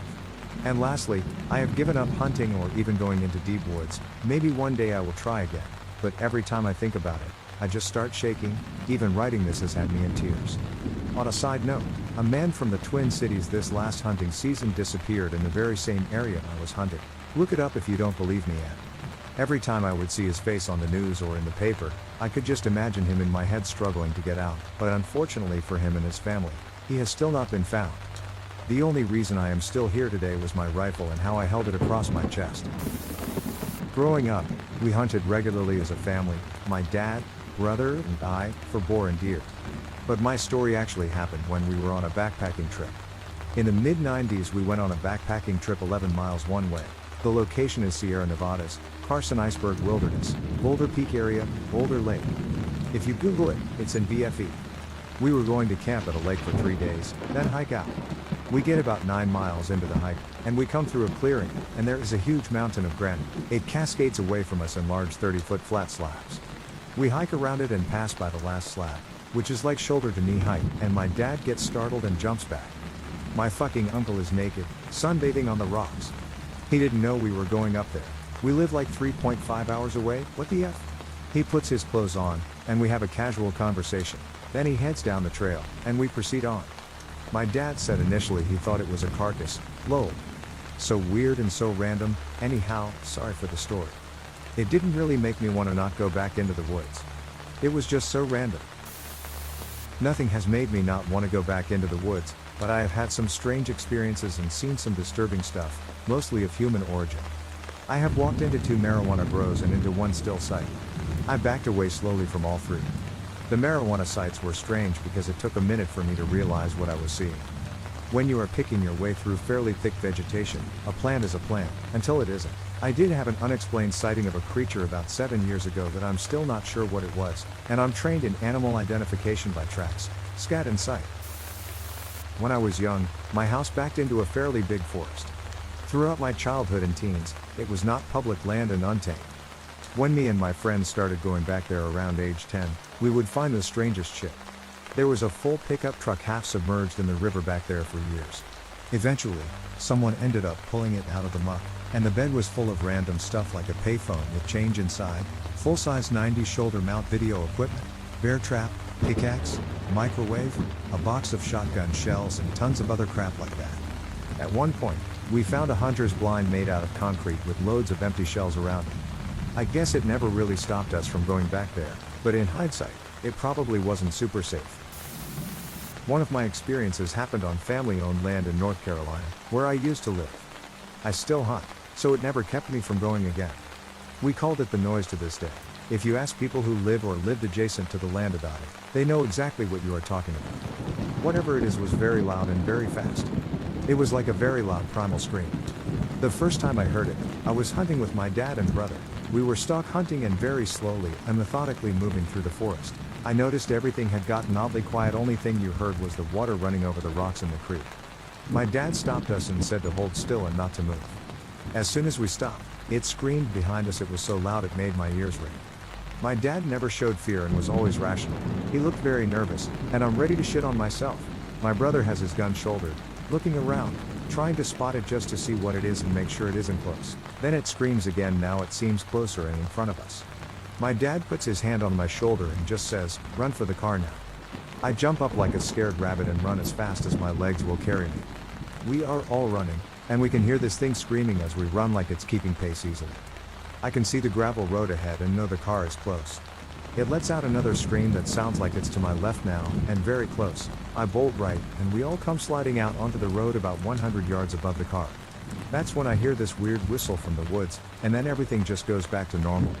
Birds chirping away, squirrels calling, crows cawing. We stop to catch our breath and uneasily walk to the car ready for anything. 100 yards never seemed so far away. That wasn't the last time I heard it. In fact, I have more stories that involve the noise. If anyone wants to hear about them, I will gladly share. My family tried to find it for years to figure it out. When we thought we were close, it would be somewhere else. Even trained hunting dogs ran away from this thing. Weird stuff, but I still love to hunt. The way I figure if something gets me while I'm hunting, at least I'm doing something I love and being close to nature. I harvest her bounty and thank her for it. One day, my body will feed her and the animals I hunted. Climbed up a tree before daylight in a remote holler in southern Ohio. Just as it was light enough to see, shooting light we call it, I hear a rustling coming down the hill, maybe 150 yards away. Cruising toward me is what I can only describe as a Tasmanian devil-like whirl of brown and gray moving in a straight line along the ground at high speed down a sloped hill and then off a steep 15 drop off and then under my tree and then through the thickest brush imaginable behind me where the creek was, and then eventually out of sight and audible range. So I observed maybe 300 yards of travel, although lost visual in the thicket, which all occurred in a very straight line at supernatural high speed. I'm in a perch with nothing else to do but put my entire focus on it, and still, I can't figure out what it is, and as it passed under me, all I see, again, is a ghostly blur of gray and brown and leaves. The total time elapsed was less than 10 seconds. I've seen dozens of coyotes and several bobcats, and yes, that is probably what this was. But its movement was so out of the ordinary at that moment my senses computed that it couldn't have been either of those. I got tingles, and the hair stood up on the back of my neck. It's a mundane story, but the actual experience definitely felt supernatural. My buddy and I decided to do a Halloween ride up a supposedly haunted trail at night. As we were making our way back to the main road, I saw a car parked to the right side of the trail with the lights on. I thought it was kind of weird that I would see a sedan parked in a dirt road so far out in the middle of nowhere. We pull ahead of the car and stop our bikes. When we looked back, there was nothing. No car. Just darkness. I could see how wide my friend's eyes were from inside his helmet. I asked him if he saw a car parked to the side. He said yes. Then I got the most uncomfortable chilly feeling, and my eyes began to water. I felt like I was going to cry, and I felt every goosebump on my skin. I remember the sound or the lack of it. No animals, no insects. I just heard the ringing in my ear. My friend told me that we had to leave, but I couldn't move. I think I was in shock or something. He told me again, and this time I heard the fear in his voice. He sounded like a little kid. We both hopped on our bikes and rode as quickly as we could back onto the main road. I do a fair amount of archery hunting when the weather permits and trap rabbits about 3 times a year. I release them if they're pregnant. I used to be a vet technician and just, nah, can't do it. Baby bunnies are cute. Sue me. But I think the craziest thing that ever happened was I was following some deer tracks. I'd been tracking the herd for a couple of days, not planning on bagging one. I just like to observe. So I'm hauling around a tree stand and my tent and bear essentials. Before my pup got cancer, I would bring her, but she's in chemo, so it was a solo trip. I generally let her tell me when I wasn't noticing something, but without her, it got fairly creepy pretty quick. I notice I'm losing the light and rub my face in frustration. And am suddenly waking up. I was just laying down, with my tent and everything all set up. Firewood under me, ouch, and a rip in my jacket, nothing else to show for it except that it was way darker than before. I check my watch. I've got roughly 3 hours to sunrise. Who set up my tent? They did it differently than I normally do. Okay, it's kinda just oilcloth and rope. I travel light, but it wasn't in my usual formation. The zippers on my pack were all open. I was grasping my sheath field blade in my left hand. I'm right-handed. To this day, it unsettles me. One winter, when I was homeless in college, I had a mouse crawl into my tarp hideout. It was pouring down buckets. It practically swam to get under the tarp and it just sat there gasping and shivering. I gave it a cracker and it sat with me. I eventually fell asleep for a few hours. When I woke, it was gone, but a little pile of grass and a twig with a berry on it, poisonous, unfortunately, was where the mouse had been. Kinda always thought of it as a thank you. When I was younger, my dad told me this story from a hunting trip he went on in the Appalachian Mountains. He spent the majority of the day without seeing a thing and was ready to pack it up and leave when a white-tailed deer showed up. He shot it, but it ran away, and he had to track it down. About half an hour later, he came across the downed animal after following a very distinct blood trail. Shortly after he began field dressing the deer, a group of 4 armed men in regular clothing walking through the forest approached him. He always describes them as mountain men when he tells the story. Anyways, one of the men told my dad that the deer was their kill and that he should leave. My dad, never one for confrontation, argued that he had just shot it and that he followed the blood trail all the way to the deer. At this point, the men unslung their rifles and pointed them at my dad, telling him that these are their mountains and that they'll be taking the deer. They made claims that people have hunting accidents all the time and how unfortunate it would be for him to have one. He left and called the police, which resulted in the responding officer telling my dad that there was nothing they could do about it because they don't want to have a fight on their hands with the locals. East Tennessee, ladies and gentlemen. At my property, we built an outhouse that I regularly shit in when camping, hunting, etc., and have no qualms shitting it under normal circumstances. Now, on Memorial Day, my friends, family, and I all camp out at the property for the weekend, and on the second to last day, have a huge bonfire, talking like 40+ foot flames, in the main field, drink some beers, sing some songs, and pretty much just have a good time. One such bonfire I scurried off down the half-mile trail back to camp where the outhouse is to do my business. Mid-dump, I hear frantic scurrying and a hissing noise underneath me. I stand right the fuck up, spin around and come face to face with a raccoon in the bottom of the shitter that I had presumably just shat on. I noped out of there, pulled up my pants, and then all out booked it back to the fire to recount the turn of events I had just endured. I haven't told this to anyone but my brother because he knows where this place is. There are remote cypress swamps along the Pearl River in central Mississippi, and some of them become inaccessible due to flooding during hunting season. The remoteness of some of these places create ideal situations for a hunter willing to put in the extra effort, and I have hunted these woods and swamps for years and know them well. Even though it's a bad idea, when I was younger, I was confident enough to hunt back in there alone. One afternoon during duck season, a front was coming in, and I knew if I could get to Deal Island, that it would be a good day. I put on my chest waders and rode my four-wheeler down an overgrown logging trail in the swamp to the edge of the flood. I waited a couple of sloughs and got to a particular honey hole where I could slay them. I did, and it was good. But when it came time to wade back out, I got a sense of unease that I could not explain. The weather was odd because even though the temp was dropping and a front was expected, everything was absolutely still and quiet. If you have ever been alone in a swamp at night, you will know what I mean, but everything is different when you can only see what's in the cone of light from your flashlight. I wasn't worried because my light was good and, hell, I was carrying a 12-gauge shotgun. But still, something kept making the hair stand up on the back of my neck. I was being watched, and I could feel it. Sound carries funny in the swamp, but the sloshing noises I was making was the only thing I could hear. It was echoing back to me in funny ways, and when I stopped to adjust the strap on the bag of decoys, the sloshing echo did not stop when it should have. Okay. There is something else in the swamp. No big deal. Some deer or hog will realize I am human in a minute and move away. Except it didn't. I would move for a bit and then stop and listen. The sound of something else out there would also stop, but it was getting closer, not normal. The cone of my flashlight made the trees and tangled brush cast long, scraggly shadows that moved with me as I tried to hurry out of the swamp. My knuckles were turning white on that Remington 870, and I was wishing it was loaded with something heftier than No. 2 steel shot. I noticed a very bad smell, like skunk except much worse, and stopped again to listen and shine my light around.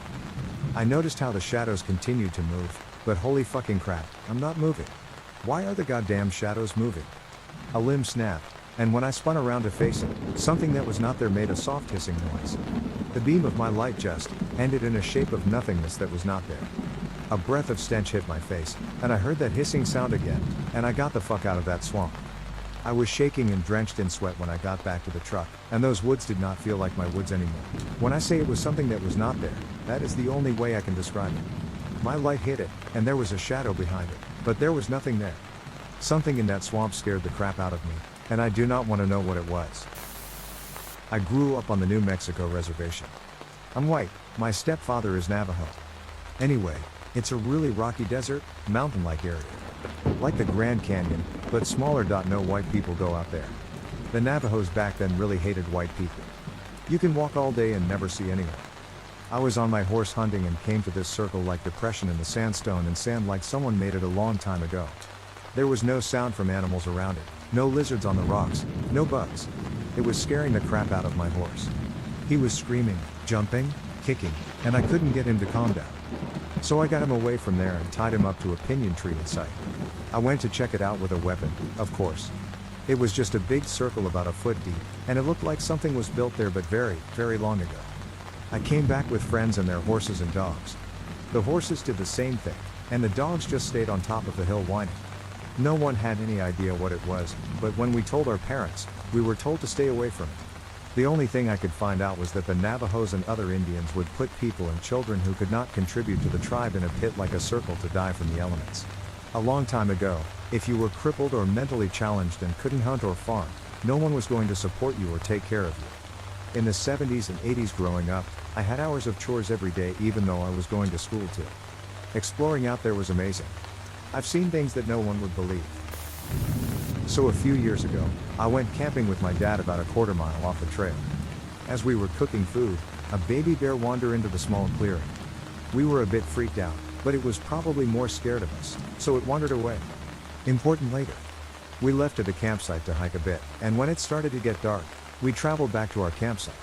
We realized we hadn't marked it in any way and spent a while looking for it. We heard some growling, like really loud, and we freaked. We started to walk on the trail back to the car with my dad holding our only flashlight. We hear a growl closer this time.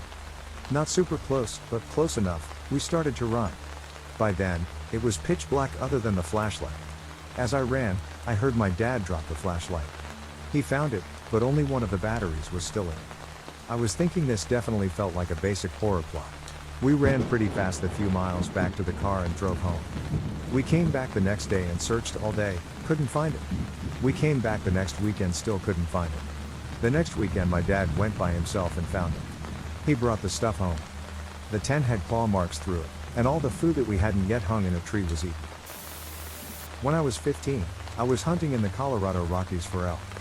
We were about 12 to 15 miles up a mountain, no cell service, nothing.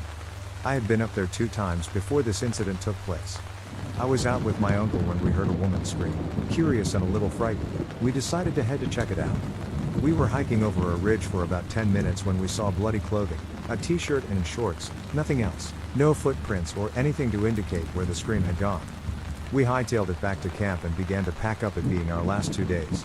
We packed out the next day and went to the ranger service, gave them the location of the scene, and that was it. They asked a few questions and said they would follow up with us. We never heard anything. I was camping on a reservation and walked up to the lake from the campground. It was a 20-minute walk to the lake. To the left, There was a destroyed and decaying elevated wooden path through a dead swamp and to the right, the pipe from the water station at the lake. When we got to the lake, all the animal noises had stopped. The lake was tan and stained and pitch black. The trees were all burned or dead, and the dock was floating, not attached to anything. We went on the dock, and while I stayed on the dock, the other two went and took the shitty one or rowboat out into the water. Whole time absolute silence and my gut screaming danger. It took them a while to paddle back to the dock, but they were freaking out too. So we hightailed it out of there, and once we were halfway back, we left the silence and immediately heard birds. I took a few steps back, and it was basically silence. Few steps forward and birds, not exactly an encounter, but creepy nonetheless. There are Bigfoot sightings and reports around the time I was there, though, so who knows? I went quail hunter about 10 years ago with my stepdad and his friend. It was kind of in the middle of nowhere next to the Colorado River on the California side. We thought we were alone and one night we hear this girl screaming in the distance. It startled us, so we grabbed our shotguns and walked toward this screaming. We rolled up on this camp about a quarter of a mile away, and it is this guy, and we presumed his girlfriend. She is visibly distraught. He about shit his pants when three guys roll up with shotguns. He asked if everyone was okay and she just was looking at the ground and said she was fine and they were just having an argument. The next morning we wake up at like 4 a.m. to start the day's hunt, and we walk past their camp to check on them again, and they were gone. We never heard them leave. I hope that girl is okay. I grew up in Alaska. Just on the bubble of civilization. Sort of. Up there, even in the big cities, you'll get bears and moose and such. I was walking home from the bus stop. Our driveway was about a half-mile long through woods. I heard noise to my right and stopped, hoping it was anything other than the one animal that scares me. And then it stepped out of the trees. I froze. My blood felt cold and stopped in my veins. A moose, the full-grown female, was standing maybe 20 feet from me in the middle of the road. It stopped, and turned to look at me. I was scared with no backup plan. What can a 12 or so year old do against a full-grown moose? Then, it happened. I heard another noise behind me. I truly thought I was dead. I thought my life was now over. I'm about to be between a mama and a baby moose, and I'm going to die. I remember feeling frozen, and not at all tranquil and at peace. I couldn't even scream. From the edge of my eyesight, I saw the second moose emerge from the thick stand of alder trees and disappear behind me.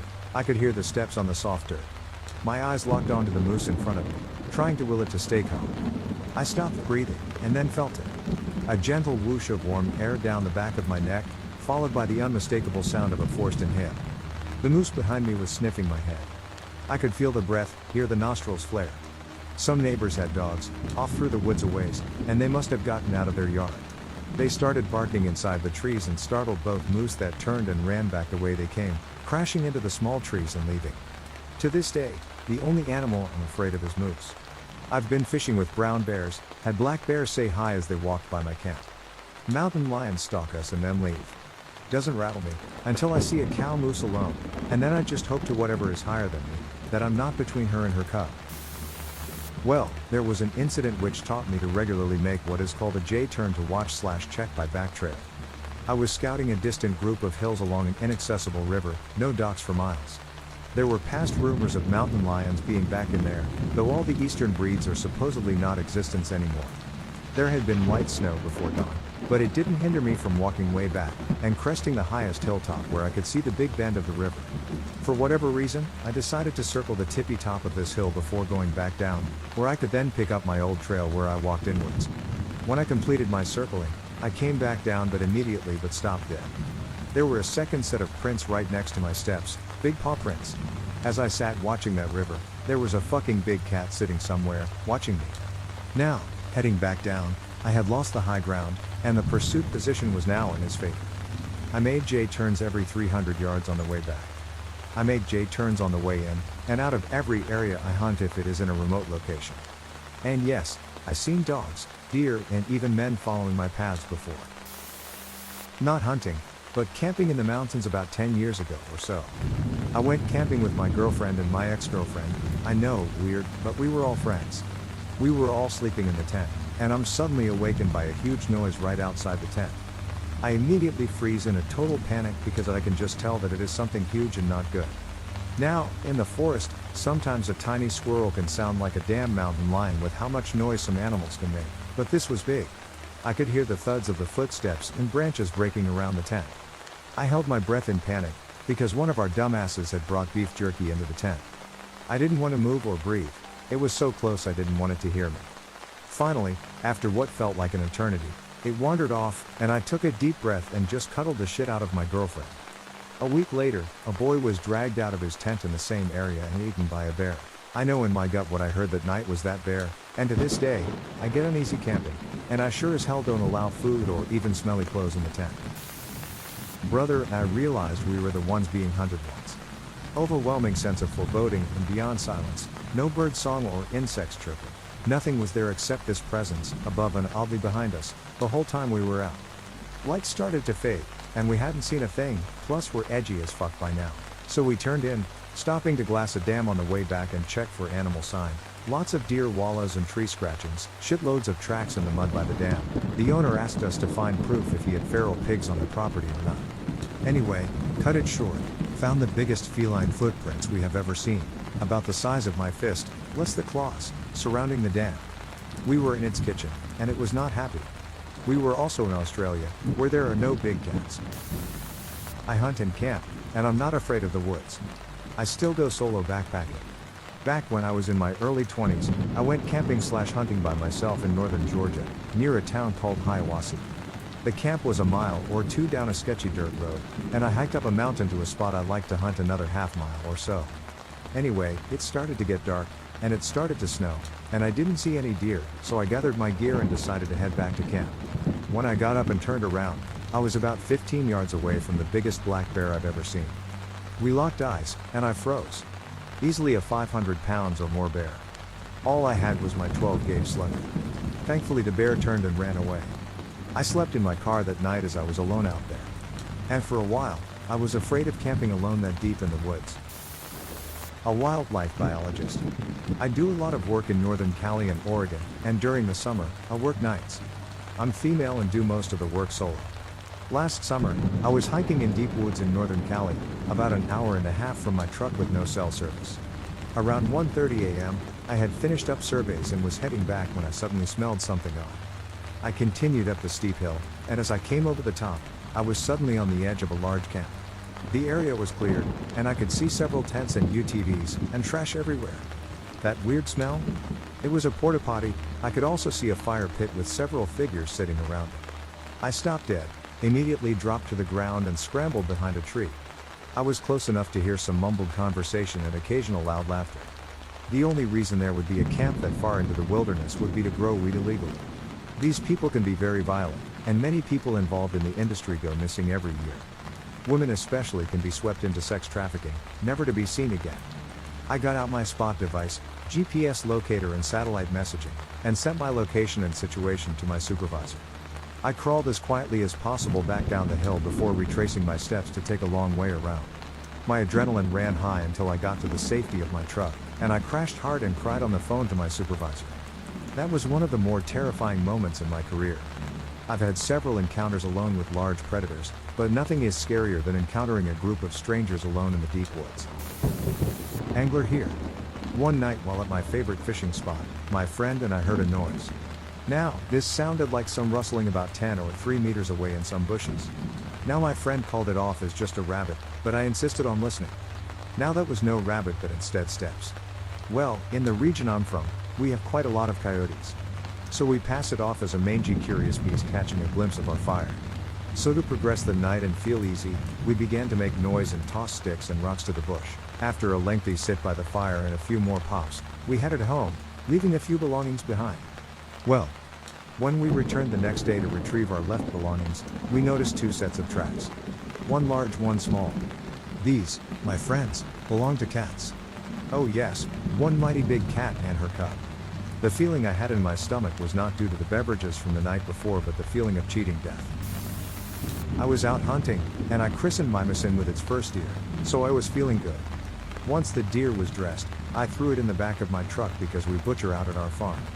I sat down in my house and had a beer when I started hearing all these shrill voices outside, and I figured it was right near my truck, so I tactically shit my pants, grabbed my nugget and went outside expecting a battle, only to find a bunch of 10-year-old girls outside my truck looking in the bed. What? I found out that the neighbor's kids were having a slumber party, and my mom, for some reason, called my neighbor and told them I had a deer in my truck, so they all came to behold the spectacle, I guess. Spent a week with a Shuar family in the Amazon about 15 miles from Chone, Ecuador. A little background, 3 of us gringo medical/pre-medical students were staying with them on a medical education rotation, learning about traditional remedies. It was a blast. We stayed in a separate shelter from the family, and the walls of our shelter was decorated with giant snake skins and tigra skins, those beasts that had wandered too close to camp over the years.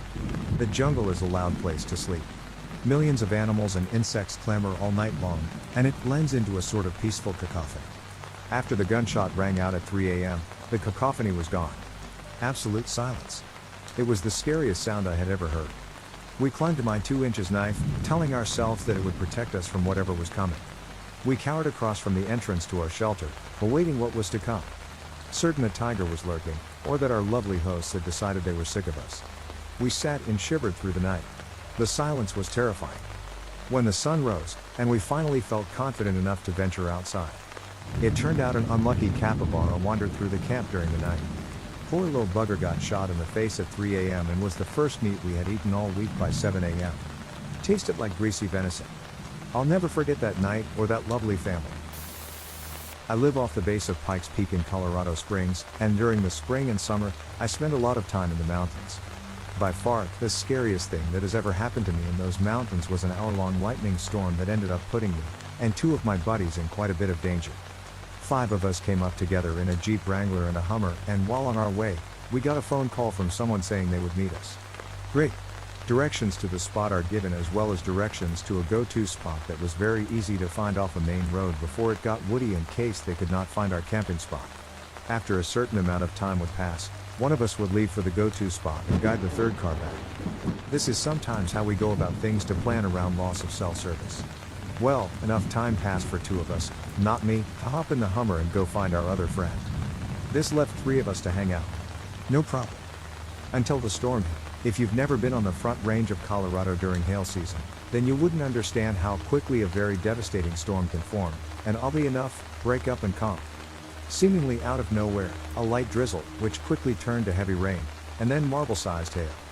Just as quickly as this storm hit us, we realized our biggest problem. The Jeep only has 2 seats and is filled with camping supplies, a very nice telescope and other odds and ends. There was no room for 3 people. Period. It was unspoken that we would not leave someone outside in the hail, nor would just one of us go into the Jeep. We were in this. Getting obliterated by rain and annoyed but some decent hail, the electricity started flying. We were in a canyon, so thunder was rolling and echoing and sounding as if Zeus had just found out. I just gave Calliope a poke and never returned her call. The noise was terrifying. We found a blue tarp in the back of the Jeep and was able to tie it to a few trees to at least shelter us from the rain, but it was one particular bolt of lightning that changed my respect for the power of the Rockies. About 50 feet from where we were huddled was a fence that outlined the property of a very large ranch. You couldn't see the ranch by any means, but the fence was clear as day, as well as a large pillar that stuck from the ground with a sign that said "Warning, trespassers may be shot" or something similar bolted to it. While we were waiting for the storm to pass, and all the while among dozens of very loud and bright flashes of thunder and lightning, a massive bolt bends around the mountain, of which base we were up against, and strikes onto this post, absolutely frightening. It was as if the bolt clung to the post for a solid 2 or 3 long seconds. Needless to say, we were horrified because this was considerably less than 100 feet away, and this bolt was huge. The most disturbing part of it was for about 10 seconds after the bolt had gone away, that trespassing sign was glowing molten red and vibrated so loud that we could hear it over the rest of the storm. Our friends in the Hummer returned perhaps 45 minutes after this, and by then, the sky was clear, and it was 75 degrees again. My property is pretty old. We bought it from an old couple who gave up on it after a tornado destroyed the silos, barns, and a couple of sheds. We've spent years fixing it back up, but only one of the barns got rebuilt, the other is still collapsed. The shed is worn down, and the door is blown out, which makes it always scary walking by a dark shed with an empty opening. The silo fell over and is next to the shed, which is across from the 2 barns. All of this was on my walk to a deer stand in the furthest field in the back of my property. I was a freshman in college at the time and hunted until it went dark. I left the stand and started quietly walking back. I always had an eerie feeling walking by the torn down barns, but at night, it's always way worse. I forgot to mention there's an old well with a concrete slab on top of it, but the concrete siding had a hole. Always gave me the chills. As I was walking by the well and barns with everything super quiet, I all of a sudden jolted my eyes to the fence along the field by the shed. I had heard a chain whipping sound and faint, giddy laughter. When I looked up, I saw two men in prison gang garments, white and black striped suits, quickly galloping away from me, thank God, alongside the fence. Both were laughing and had chains on their hands and feet. I quickly fell to the ground and loaded my rifle in terror. I looked through my scope, where I saw them running alongside last. It was the biggest field on our property, so they had another 100 yards to go alongside the fence before they hit the woods, but they were gone. I laid there searching for 10 long minutes before chalking it up to being sleep deprived from the morning hunt. I've never had experienced something so real, but I must have imagined it. So, this was the most terrifying moment of my life. Not hunting, but hiking. A few years ago, I was traveling in northern India with my girlfriend at the time. Being young and stupid, we decided to hike up a nearby mountain without really doing any research on the area or how long it would take. It was an amazing hike. We met locals along the way, who gave us chai tea, climbed up through thick misty cloud forest, and were even joined by a friendly stray dog who traveled with us until we reached the top, which was like a kind of grassy plateau. There were a few other tourists spaced out in tents, some other cute stray dogs, classic India, and a local guy who was serving food. Now, thank fuck for this local guy, because we didn't have a tent and it was dark, we foolishly thought we could hike back in the same day. Anyway, we borrowed this guy's spare tent. It was a one-person tent, so super tight for two, and make camp 30 meters away from everyone to have privacy. We were asleep for maybe an hour, then suddenly awoke to this really low, deep growl right at my face. It was a stray dog outside the tent. Then more growls. At our feet, we were surrounded by these strays that only hours before we were playing with happily. Every single noise or slight movement we made in this tiny fucking tent would be met with deafening barking, more growling, and you could see faint shadows through the fabric. Some of the dogs were even leaning against the tent, testing it. I punched a few through the fabric to scare them, but nothing worked. We ended up not saying a word. My GF was crying silently, holding our breath for fear of provoking them, and staying perfectly still the whole night. It was fucking terrifying. We knew we would be killed by them. When the sun came up, we couldn't hear anything. After listening for ages, I manned up and took a peek outside the tent. No dogs to be seen. I crawled out on my hands and knees and suddenly, a dog came running up to my face and started licking me. It was friendly as it was yesterday. I walked up to the local guy who gave us the tent to tell him what a fuck night we had, and these dogs are crazy. He goes, and I'll never forget his face, oh, they were protecting me. There are snow leopards and sloth bears up here that have been known to kill locals every now and then. I went back to the tent. Sure enough, there amongst the dog paw prints were what looked like something much bigger. By far the most scared I've ever been in my life. So not really a spooky story but a stupid hunting story. My father, when he was in his late teens, used to hunt deer in New Zealand. This would have been the late 60s, early 70s. He was out with some friends hunting in thick bush at night, using a spotlight connected to a battery that they would carry in a backpack. My father saw the shine of deer eyes in the dark, a very easy shot. A direct and clean shot. On approaching the kill, a few things stood out to him as slightly unusual. Firstly was the horse he had killed. Secondly were the two terrified Maori guys who leapt from their tent next to the dead horse, understandably scared for their lives. I think he had to pay them enough to buy a couple of horses to clear the matter up. Also, he only ever hunted during daylight after that. Hunted near Feline Rescue Center and bow hunting. One day I saw a jaguar walking through the woods. It had escaped from the makeshift zoo. This guy was running out of his house. I told him his cat was out in the woods. He denies it and said that it was still in the fence, although he had a quarter of beef hanging on the outside of his fence trying to get it to come back. It was out for several weeks and other people in the area saw it as well. It was even a story in the local paper. Finally he got it back into his fenced area. He has about 100 cats. Lions, leopards, jags. He takes them in from closed zoos, circus and anybody that had a cat as a pet and wants to get rid of it. You can Google it. Feline Rescue Center, Center Point, Indiana. I never tell this story because of how absolutely fake it sounds, but one time scared the heck out of me as a kid. I'm not a hunter, but when I was around 14 or 15, I went with my cousin and brother to go check out some land my cousin's friend's family bought to fish on. The land was a good few acres and located right next to their very large suburban neighborhood in Georgia. All you had to do was pull onto a curb in the neighborhood and take a small dirt path across a lake. And after a small turn, the path ran about a mile in a straight line down the middle of the property to a larger lake. When we went, we took a golf cart since nobody wanted to walk and pulled onto the property. After taking a small left turn onto the main path, we all just froze.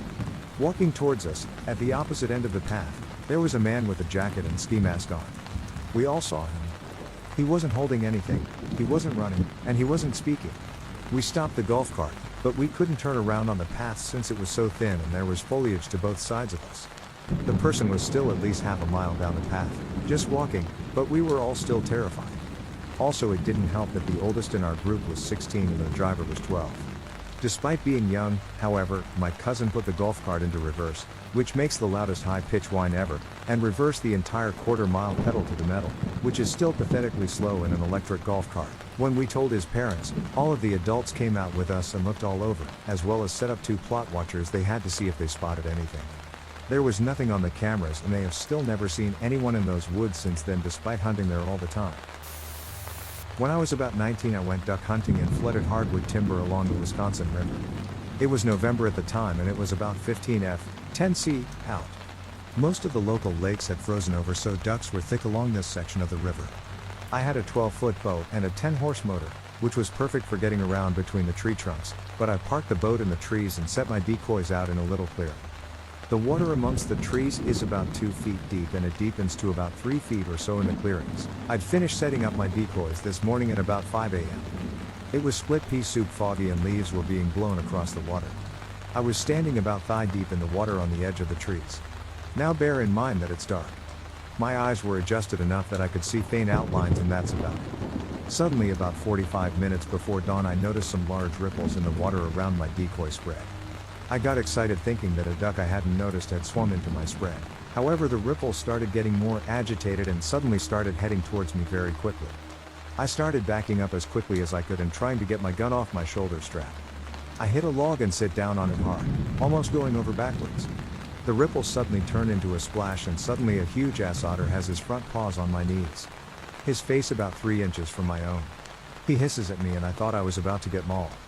After what felt like an eternity of him staring me down he slips off me and circles the log a few times before joining what I could now see were 4 other otters about 20 feet away looking at this ordeal. After this fantastic occurrence I sat on the log for about 20 minutes before pulling myself together and wading back to my hunting spot at the edge of the clearing. Went hunting with my cousins in Michigan once long time ago when I was 13. They lived there and went hunting quite often. My only vision of hunting was what I'd seen in PG-13 movies and the game duck hunt. We saw a deer and they told me to go ahead and take the shot. I did and hit him quite good. Or so I thought. When we got closer we saw that I hit him in the lower back. There was a lot of blood and he was in a lot of pain for the few seconds before my cousins put him down. Looked nothing like it did in the movies and that image stuck with me forever. It's not like I'm a vegetarian now or anything, but just seeing that was quite surreal and makes you take a hard long thought about animals and the pain they endure because of humans not through hunting but through farming and whatnot. We have around 200 acres of woodland. Me and my dad live on the front end of the property and on the back side of the property we have a rustic hunting cabin. No water or electricity. The back end of our property also sits on the edge of a state forest. You have to travel something like 12 miles before you reach any kind of road or trail. Several years back during deer hunting season my dad and I were sitting around the campfire back at our hunting cabin. It was near dusk and we were done hunting for the day just relaxing. We both saw something moving in the sky that caught our attention. A larger purple shape about the size of a small car was floating along just above the tree line. It was moving rather quickly. It came from the direction of the front end of our property, came towards us, went above our heads and continued back toward the state forest until it disappeared from sight. If I had to guess I would say it was moving about 15 miles per hour.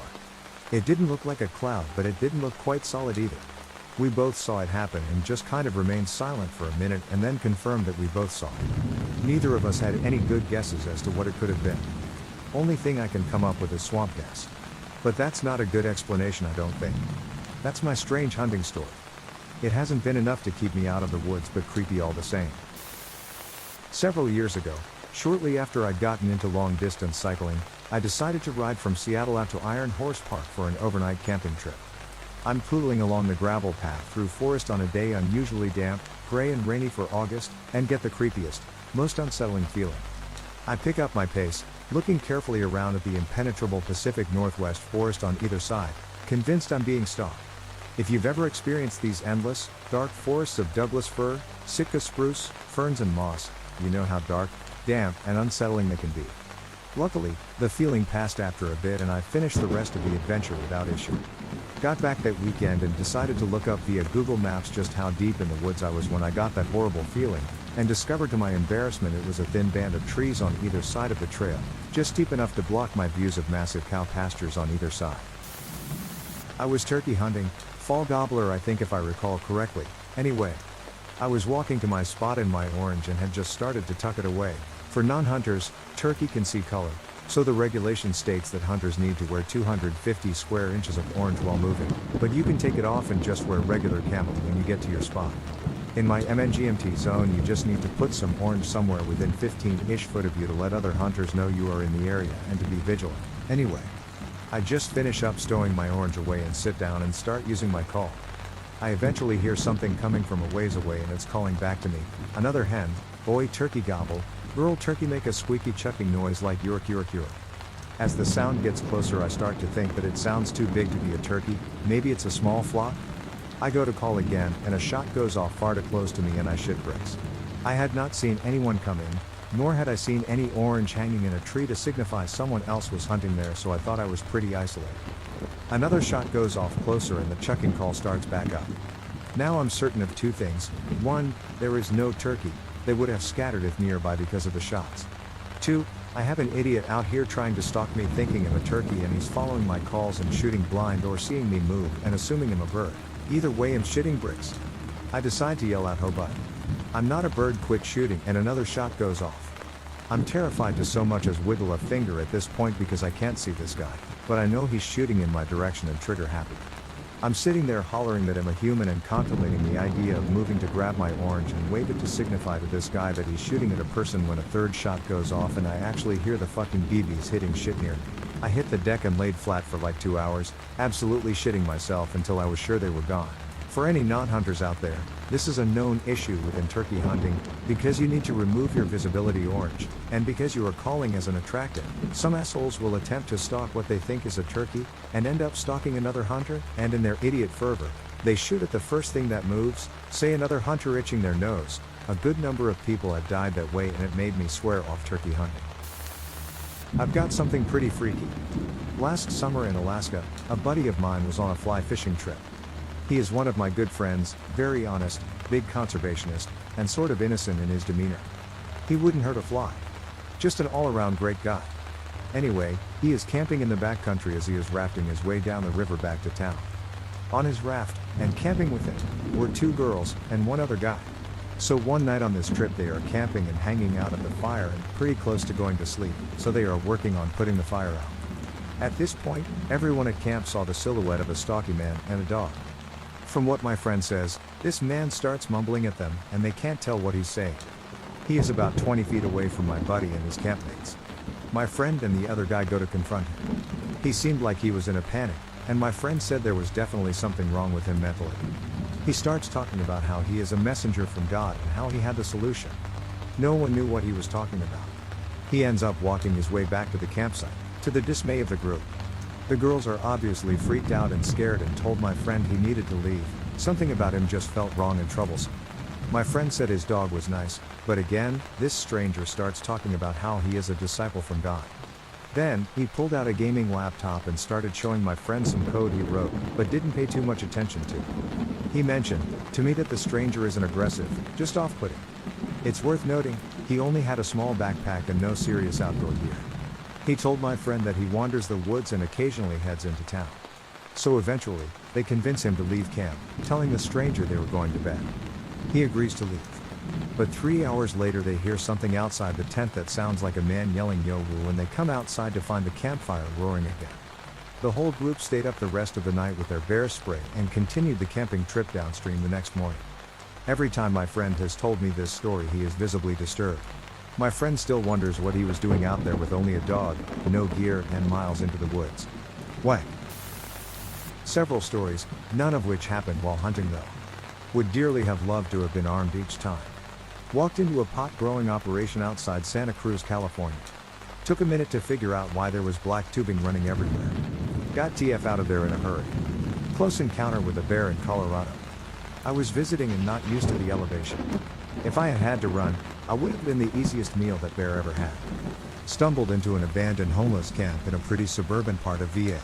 Except that it wasn't abandoned after all. Saw 7 or 8 guys standing back in the woods staring at me. Backed up the way I came in. None of them ever moved. No one said a word. Weird thing is that they were all dressed exactly alike. Brown jackets, green pants. There's one encounter that really stands out though. I was day hiking the ridges above Raton, New Mexico. I'd been out quite a while when I came across a well-picked over deer carcass. There weren't any fresh tracks around it, but that's a real clear indication that I'm on some large predator's home turf. Time to go. As I'm climbing down off the ridge, not the way I came up, I see a flat area with an odd round stone formation. Think Stonehenge, but the rocks aren't squared off. Each of rocks are all taller than I am, and formed a darn near perfect circle. I'm a little creeped out, but I step in for a closer look. The second I crossed through the rocks, it was like an electric shock. Immediate goosebumps, the hair on my neck is standing up, and every nerve in my body is screaming at me to be somewhere else right now. I scrambled down the rest of that ridge way out of control. I was lucky not to hurt myself, cause at some points I was just jumping without looking where I was going to put my feet. I did not look back once. 20 years on, I still cannot explain my reaction. I'm not given to extreme flights of fancy. I'm not afraid of things that go bump in the night. I'm not a religious person, and I don't believe in evil with a capital E, but I did that day. Something horrific happened there once. And it will happen again. Near where I go to school, there's a massive state park that is rumored to have an old Air Force research facility in the back corner of it. The front part is visited frequently by hikers, hunters and whatnot. But if you wander into the back of it far enough, you find some really creepy stuff, from meth heads to cults to estranged citizens. A couple of good ones come to mind. The ROTC program used to do field training out there once a semester, and part of it is a land navigation course. That pretty much consisted of the cadets out in the woods by themselves for around 5 to 6 hours navigating the land. I've heard from multiple people they'll be walking to their next point or take a break on a tree and find human skeletons or bones. Another one that happened to me when some friends and I were hunting/exploring one weekend. We were wandering through woods when we came up to a clearing. In the clearing is this old rundown and almost abandoned church. We didn't really think anything of it at first, but we noticed that there were things off with it. First, the cross on the steeple was upside down. Then we noticed there were no windows on the building itself at all. We were about to come out of the clearing to have a look around when the door opened to it and a man in black robes came out for a minute and then went back inside. That's when we booked it out of there. I have tons of stories of that national park. I hate going there every time we go, but the stories that come out of it are something else. Airsoft with my friends in the woods. Still scary enough though. I was in 7th or 8th grade when me and about 15 of my friends and acquaintances went into the woods by the highway. To ensure no one saw that there were kids with airsoft guns and camo shooting each other, we trekked deep into the woods. No highway car could be heard, so we knew it was far enough. We eventually came across this old single-roomed house. The windows were boarded up with wood, the door had about 5 padlocks, and the pool out back was green with algae. Grass overgrew any remnants of a driveway through the dense forest. Peeking through the wood boards, found broken furniture and the floor caked in dirt. The guy who organized the hangout lived nearby and assured us all that the owners hadn't been at the house for 10 years, they were old and presumed dead. With no concerns, we finally played airsoft for a couple hours. Needing a break, we all rendezvoused back at the house. As we approached, we could hear the faint sound of an engine. Nobody could even tell a car was approaching at first because of the thick brush. Sure enough, a black car was rolling around the corner. Pulling up to our group, the driver lowers the passenger window. An old man driving and an old man behind it.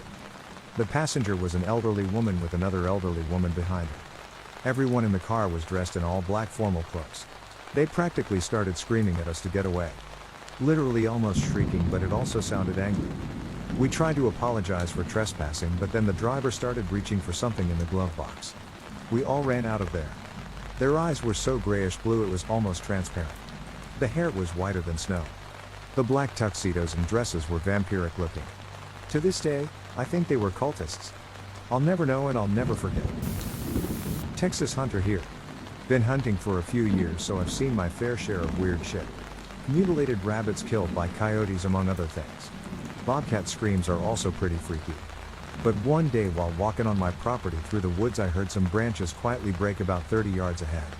Nothing too weird about that as rabbits and coyotes bump into them all the time. It happened again, but this time a little closed into my right side. I unholstered my .45 XDS, I like the compact version BC, it feels better, ready to shoot a hungry coyote. The day before my neighbor told me how a few women in Little Elm got mauled by some pissed off coyotes a few days earlier. So I was ready to shoot. Anyways, I shined my flashlight through the trees and didn't see anything. Kept walking but a little faster and I heard a high scream with low undertones.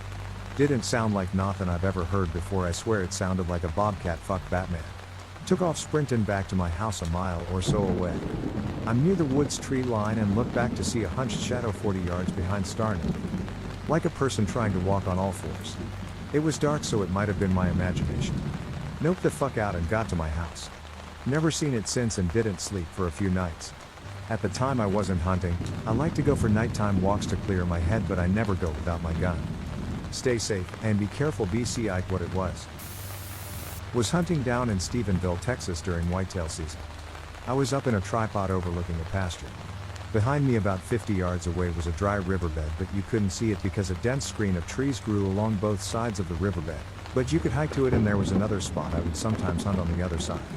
It was getting late, but there was still a decent amount of light. I had seen absolutely nothing that day, not even critters. So I'm sitting up in my tripod just watching when all of a sudden from behind me in or around the riverbed I hear the most ungodly shriek / howl / roar that made my hair stand on end, and I damn well near peed my pants. It continued for about 3 minutes until it suddenly stopped, and that's about when I decided to call it a night. Ran the whole way back to my vehicle. I didn't see it, and to this day I still wonder what it was. Didn't sound like a bobcat or coyote, and Stephenville isn't exactly known for its big cats or any cryptids. Maybe some of you hunters out there have experienced something similar?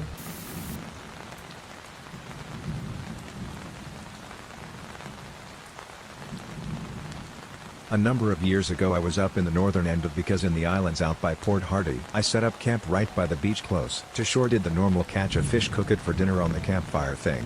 Perfect really. A few hours pass and it's getting dark. I climb into the tent and fall asleep quickly. I get woken up by extremely heavy breathing on the beach from something big in the area of my fire, but the tide was in now so the waves would have covered it. My first thought is bear, but on the islands where I was bear were not common at all, to the point that there hasn't been one documented ever. This is blasting though my mind, but then the urban talk of Bigfoot runs through my mind. At this point I am like, there is no such thing as Bigfoot, so what the hell is it? I gain my courage and open my tent. I shine my flashlight around but I don't see anything, so I get out of my tent. I am shining my light around when I hear it again. This huge breath, but followed by a small splash. I focus my light on the beach when I see a massive orca rolling around on the kelp right about where my fire was. This behemoth of a marine mammal scared the living shit out of it, but it turned into being one of the most amazing events I ever witnessed. As I sat watching this massive animal rolling and playing yards from me, I noticed more of them just offshore, just bobbing their prob, half asleep. Needless to say, I did not sleep after that until they left.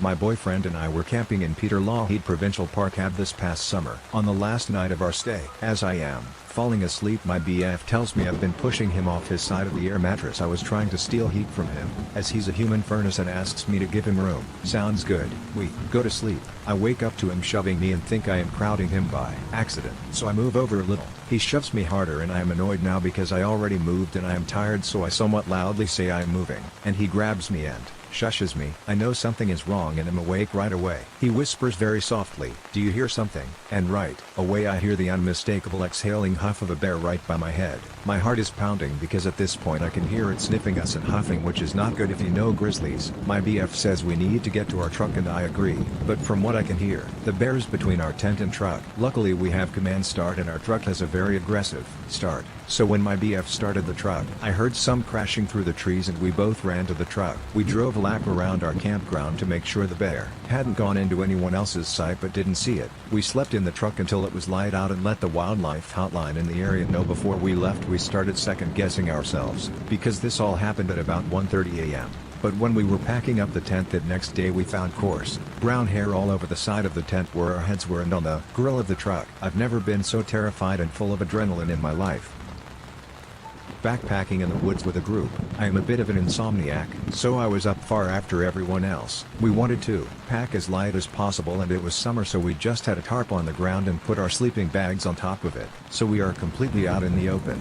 It was after midnight and I was still tossing and turning. Then I hear footsteps. I had heard a deer, coyote or something else with 4 legs running through the brush earlier, but this was definitely bipedal. Whoever it was came right to the edge of the clearing. About 15 female from us. I could just barely make out a shadow of the figure, but it was pitch black out and hard to tell what it looked like. It looked like it was swaying side to side, or looking around the clearing. Then it turned and rushed into the woods, and I heard the running footsteps. Once they faded into the distance, I finally felt like I could breathe. I was considering waking someone up. Then I heard the most blood-curdling scream from the direction the thing went. I shook my friend awake, who was more experienced and familiar with the area. All he said was, "Dude, it's just a fox, go back to sleep." I told him I heard the footsteps and saw it and it was not a fox, but he just dismissed it completely and insisted I go back to sleep. I sat there for what felt like forever, feeling paranoid and scared, until I just gave up and took an extra dose of my sleep meds because I figured the anticipation was worse than being killed in my sleep.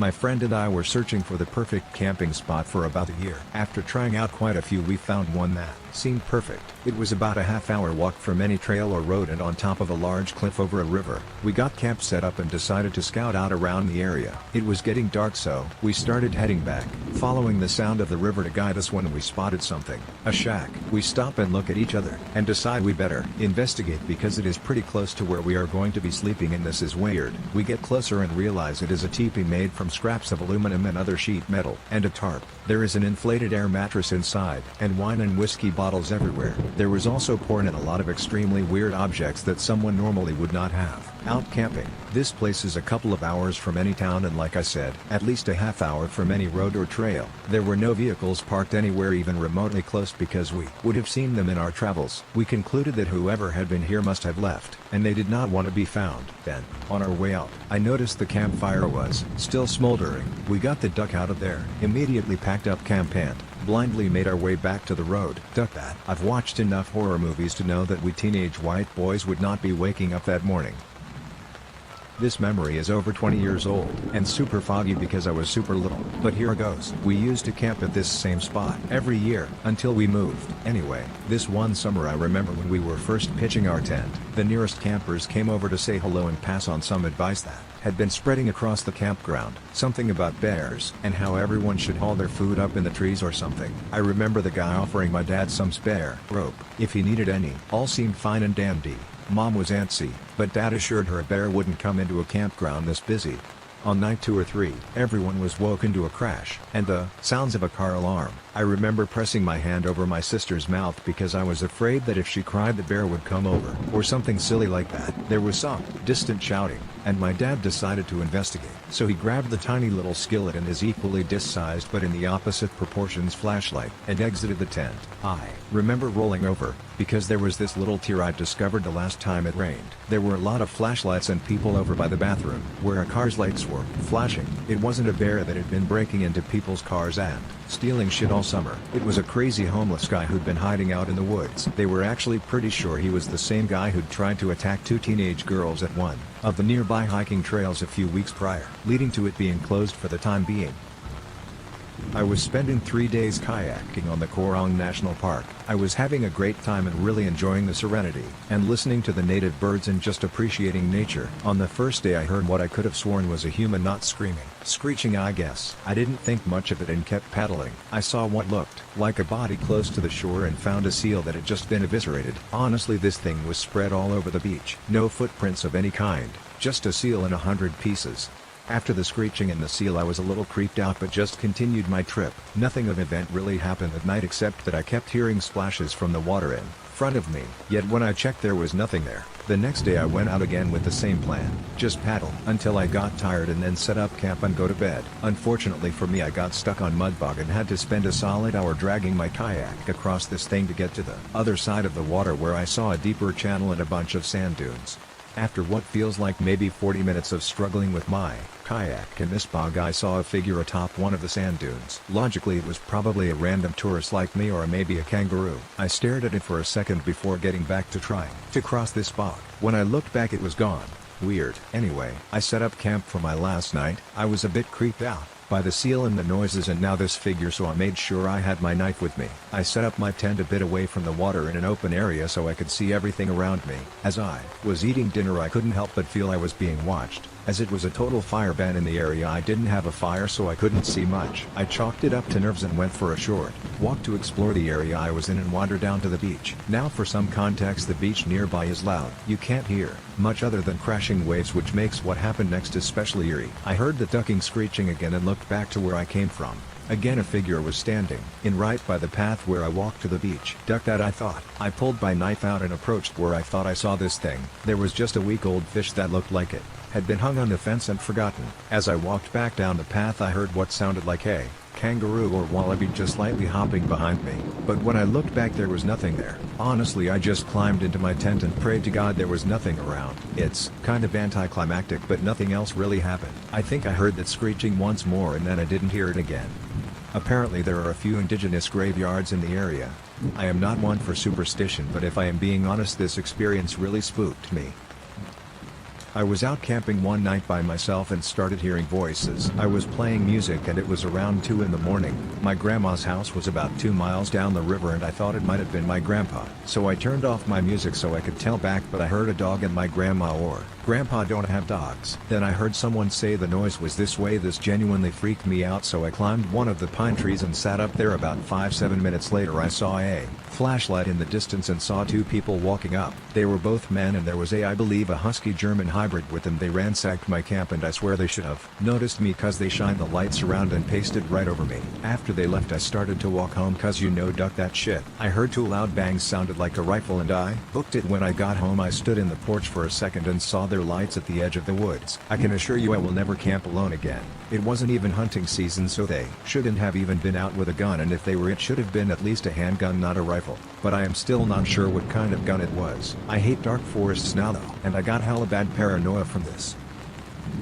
Back in mid or late October, I was camping on the San Juan Islands off the Washington coast, in a little inlet that separates the Olympic Peninsula from the rest of Washington. My last night before returning to the mainland, I stayed in a campground in a state park on one of the islands. That campgrounds happened to be just a miles or so away from the highest point in the rather hilly archipelago. Hiking to the top of Mountain Constitution was the main reason I went back to that island before finishing my time on the islands, but I was initially just planning to do it whenever I happened to wake up the next morning. But that evening as I lay in my tent, I realized it would be really cool to watch the sunrise from the top. So I set an alarm for 4 a.m. I figured that would give me plenty of time to be on the trail by 4:45. Figure it's roughly 2 hours to the top.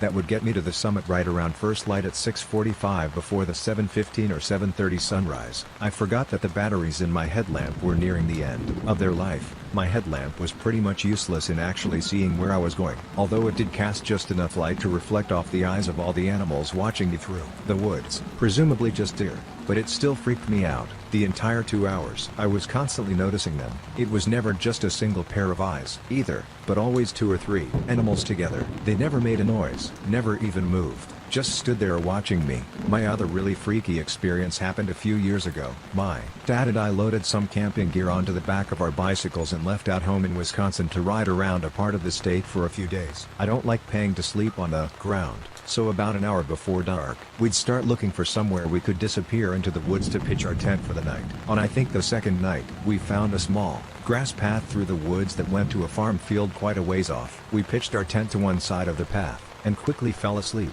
until around 2 that night, when we were wandering up by a sort of snorting sound outside the tent. Every, 30 seconds, a minute, we'd hear the noise come out of the woods behind us, figuring it was likely just a deer, whose path from the woods to the farm field we were blocking. Dad and I just started talking loudly to each other about it, hoping our voices would scare it away. When that didn't work, I tried shining my light through the wall of the tent. Eventually I ended up getting out of the tent, waving the light in the direction of the noise, and yelling at it to go away. And then we never heard it again. I never saw so much as a pair of eyes reflecting the light, nor did I hear any plants moving around as it ran away. But the snorting sound stopped, even though it most likely was just a deer. I had never heard a noise quite like that before. Once we fully woke up, we were regained our wits, but in that brief period where we were only half awake, it was a terrifying noise.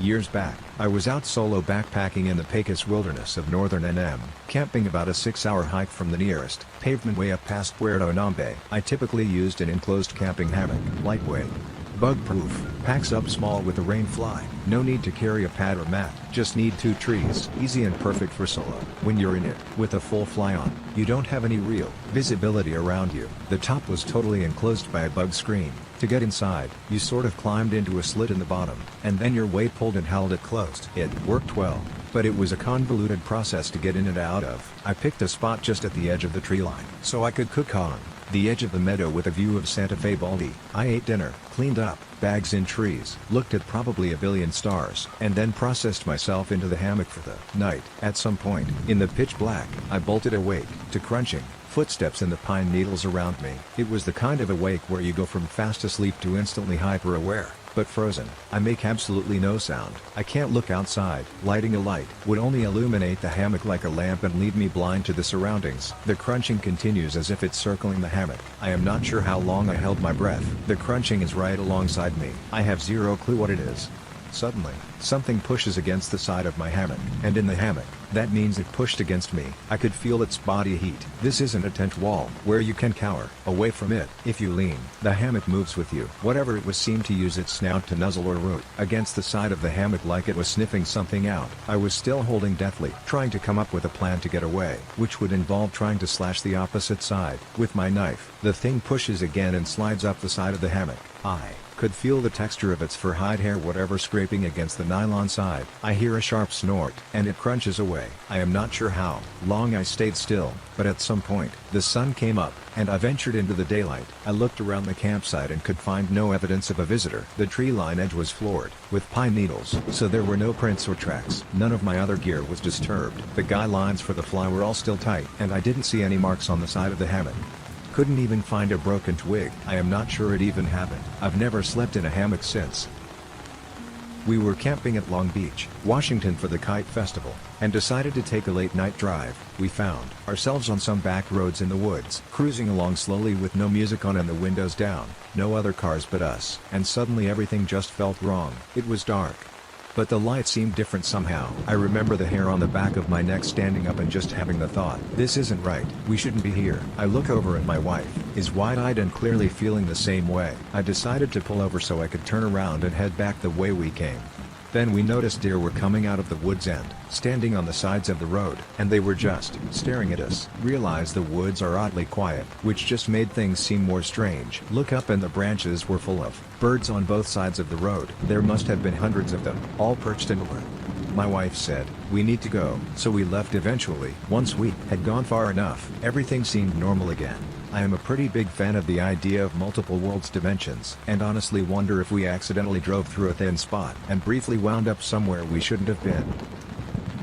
A few months ago my friend and I went to hike Pikes Peak near Colorado Springs. The hike up this mountain is a literal marathon, with about 7,000 feet of vertical gain, and the general rule of thumb is that if you're not up and back down below the tree line by noon then you are at risk of being struck by lightning. So we made the decision to hike the whole thing in one day by staring at 11 p.m. the night before. So we roll up on the trailhead at 10:30 only to find that the parking lot is completely empty, which I found very odd for a 14 emergency room trailhead on a Friday night in late summer. I had done nighttime hikes of other mountains, but the parking lot was usually at least half full at all times, especially in the late summer in Colorado. That made me feel a little uneasy, but I shrugged it off and we started the hike.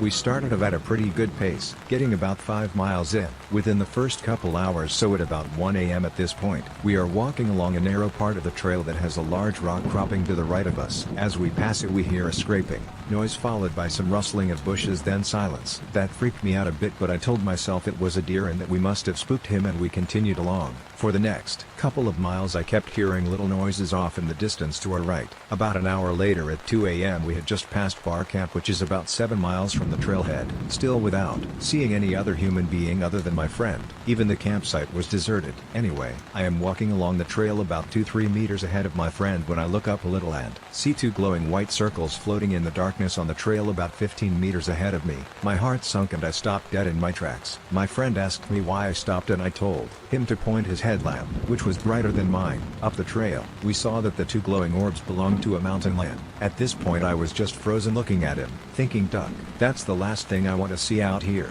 He was quite aware of our presence as well. He stared at us for about 15 seconds and then he retreated into the darkness, behind some trees. At this point, without saying a word, I take out a thing of bear mace and hand it to my friend and we turn around on the spot and begin hiking back down the mountain at a very brisk pace. I was looking down trail and my friend spent about 80% of that time walking back to back with me to make sure it couldn't jump us. We made it back down to the trailhead at about 3:30, counted our blessings and went home.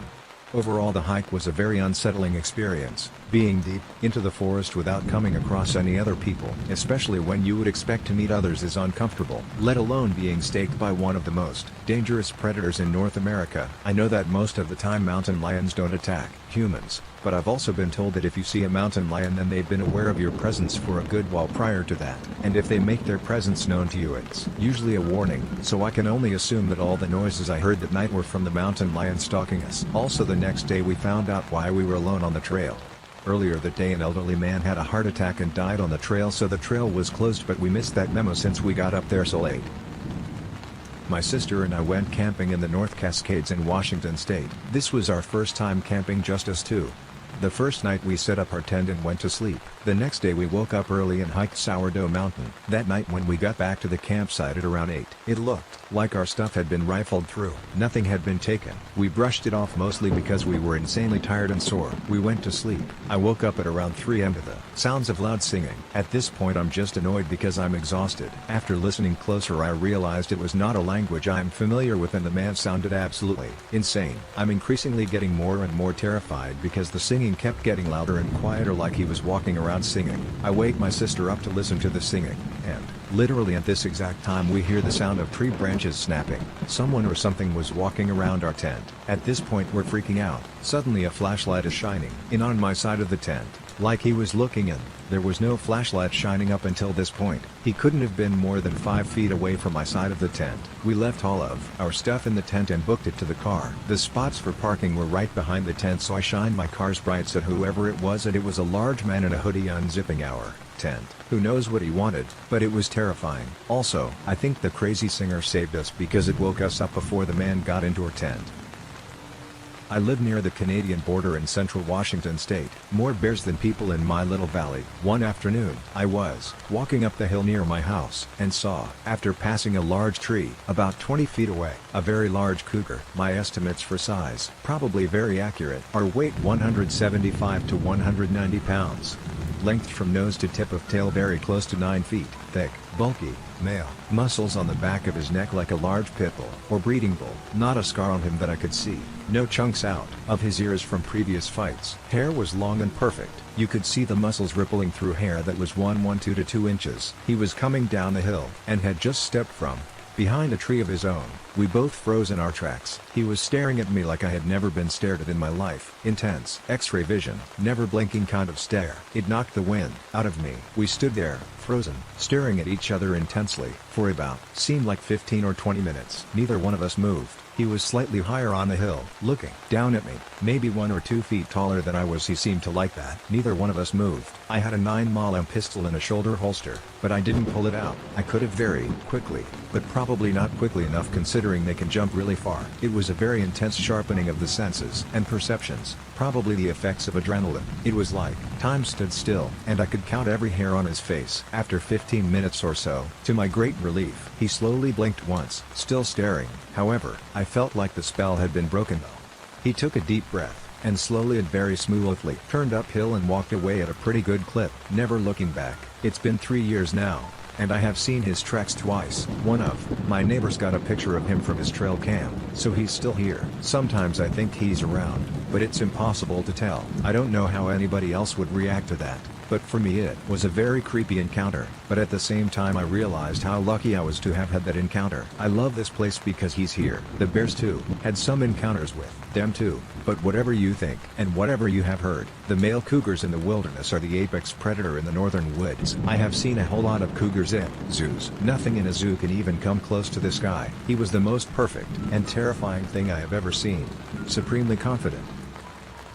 I was in Lincoln State Park in southwestern Indiana. My family and I were staying in cabins they have there, so it's not exactly the most remote area, though there is a lot of wooded lands. I took a hike all alone to the fire tower, which I've done dozens of times before, and made it to the very top. I enjoyed the view for a bit and then climbed down and started going back because it was getting dark. I was walking on the trail not far from the tower when all of a sudden I felt this great sense of warning and terror. It was a suddenly random huge wave of terror and dread I have never felt. It was like some sudden spidey sense kicked in and it telling me to get out of there now or I was going to die. I didn't fight it and started running back to the campgrounds, and then heard something moving through the woods like it was running alongside the path. I looked to my right and saw a very big brown blur and what looked like a giant brown arm flail about, and then whatever the thing was veered off and quickly moved away from. That didn't comfort me at all, and I went into a flat-out sprint at a speed that would probably rival Usain Bolt, and didn't stop until I got to the trailer camping area, where I finally had to catch my breath. To this day I think that it might have been a Bigfoot, as the only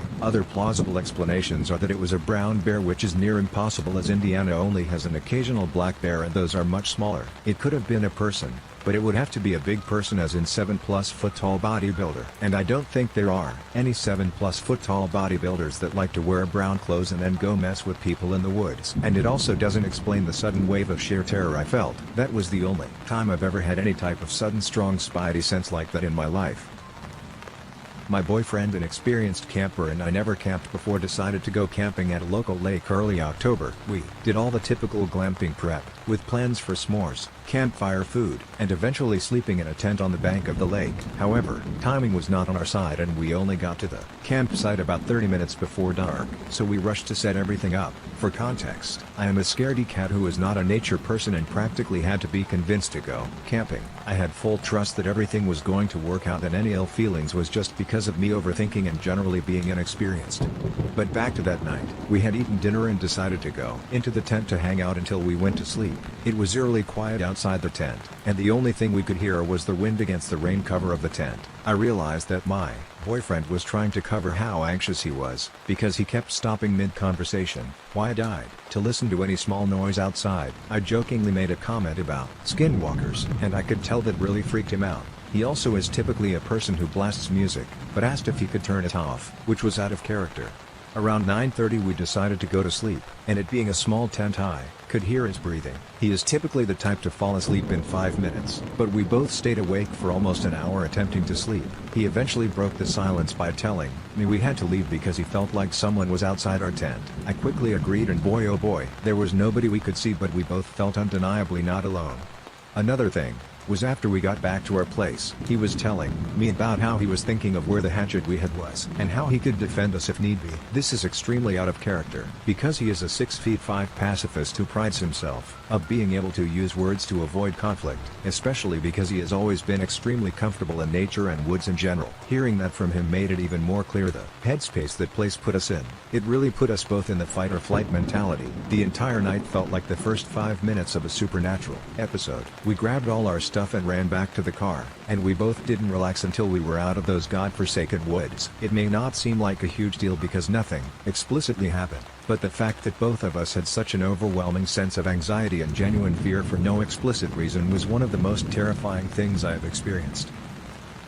I was staying in a cabin in the middle of the mountains of eastern Tennessee alone as part of a solo hiking camping getaway. Also, to preface the story, let me add that this cabin did not have window curtains on any windows, and the front door had a glass window as part of the door. My first night at the cabin went as usual. I ate dinner and then laid down on the couch to relax, and eventually fell asleep. In the middle of the night I jolted awake when I heard 3 incredibly loud thump sounds, which I immediately thought were footsteps inside the cabin on the hardwood floors. I looked around the interior of the cabin from the couch and didn't see anyone, and I also didn't hear any strange noises. I always have my handgun on me when I go alone to the way back country areas of the mountains, because let's be honest, you never really know what's going to happen, and since I was able to have driven to the cabin, the extra weight of my gun was no issue. I also had been sleeping with my handgun right next to me in its holster. I grabbed it and looked outside all the windows and didn't see anything, so I laid back down. I didn't hear anything else out of the ordinary the rest of the night.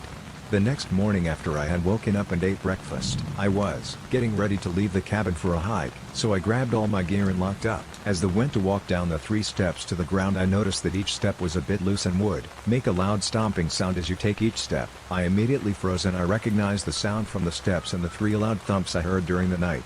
Instead of leaving the cabin at that moment, I went ahead, drew my gun and cleared the outside area surrounding the cabin, and then also went back inside and cleared each room of the cabin to make sure there was nothing weird inside or outside the cabin. I mostly did that just for my own personal sanity reasons after I correlated the sounds during the night to the sounds of the stairs as you walk on them.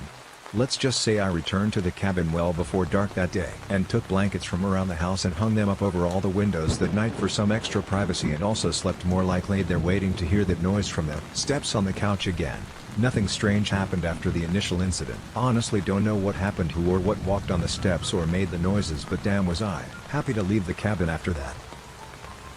I was on a camping trip with my church, and me and 3 other girls were in a tent. The rest of the members were asleep, and we were playing a quiet game of truth or dare. One girl, for this story her name shall be Izzy, was choosing dare. I dared her to go outside the tent for 5 minutes with no blanket. She was very reluctant, and I thought it would be funny to see how scared she got since Izzy was the more anxious type. Yes, it was kind of cruel. She accepted though, and went out of the tent. We shut the flap after we saw her sit down on a chair. 5 minutes had passed, and she still wasn't back in. We figured she hadn't been counting, and she'd be back in soon. A minute later, she still wasn't in, so we opened the flap to check on Izzy just to find she wasn't there. We woke up the others and looked around for a good 2 hours. She was nowhere. We called the police, and they found her like 10 miles away unconscious. We still had no idea what happened to her that night. She's okay now. I haven't talked to her in years, but that night scared me so much that I haven't gone camping since.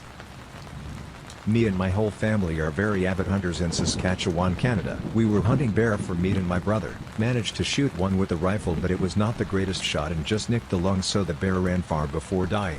When we all arrived to help drag out this bear, it was pitch black, out and in very thick forest. We took our flashlights and followed the blood trail until we found it bare. It ran about 1.5 kilometers from where it was shot. My dad took one of the flashlights and went to get a hand winch to help drag this bear up a steep bank. He left me and my 2 brothers with a flashlight and a rifle because there is a lot of bears in the area and are very active at night. We sat around in the middle of the forest for a while waiting for my dad to come back. Around 1 hour and I took my iPod Touch out and started playing Angry Birds when all of a sudden my little brother screams, looking at me. I turn my head around and about 1, maybe 2 feet away from my head I see 2 sets of eyes glistening from the light of my iPod. My older brother shines the light at the eyes and I see 2 brown snouts and black bodies. It was a mother and a cub bear. Next I can hear the mother bear do a chomping sound with her jaw. At this point I am literally shitting my pants. I got off the log so fast I could have won the Olympics for the 50-yard dash. My brother thankfully shot one warning shot beside the bears. We aren't cold-blooded, thankfully. That was enough to scare them both away.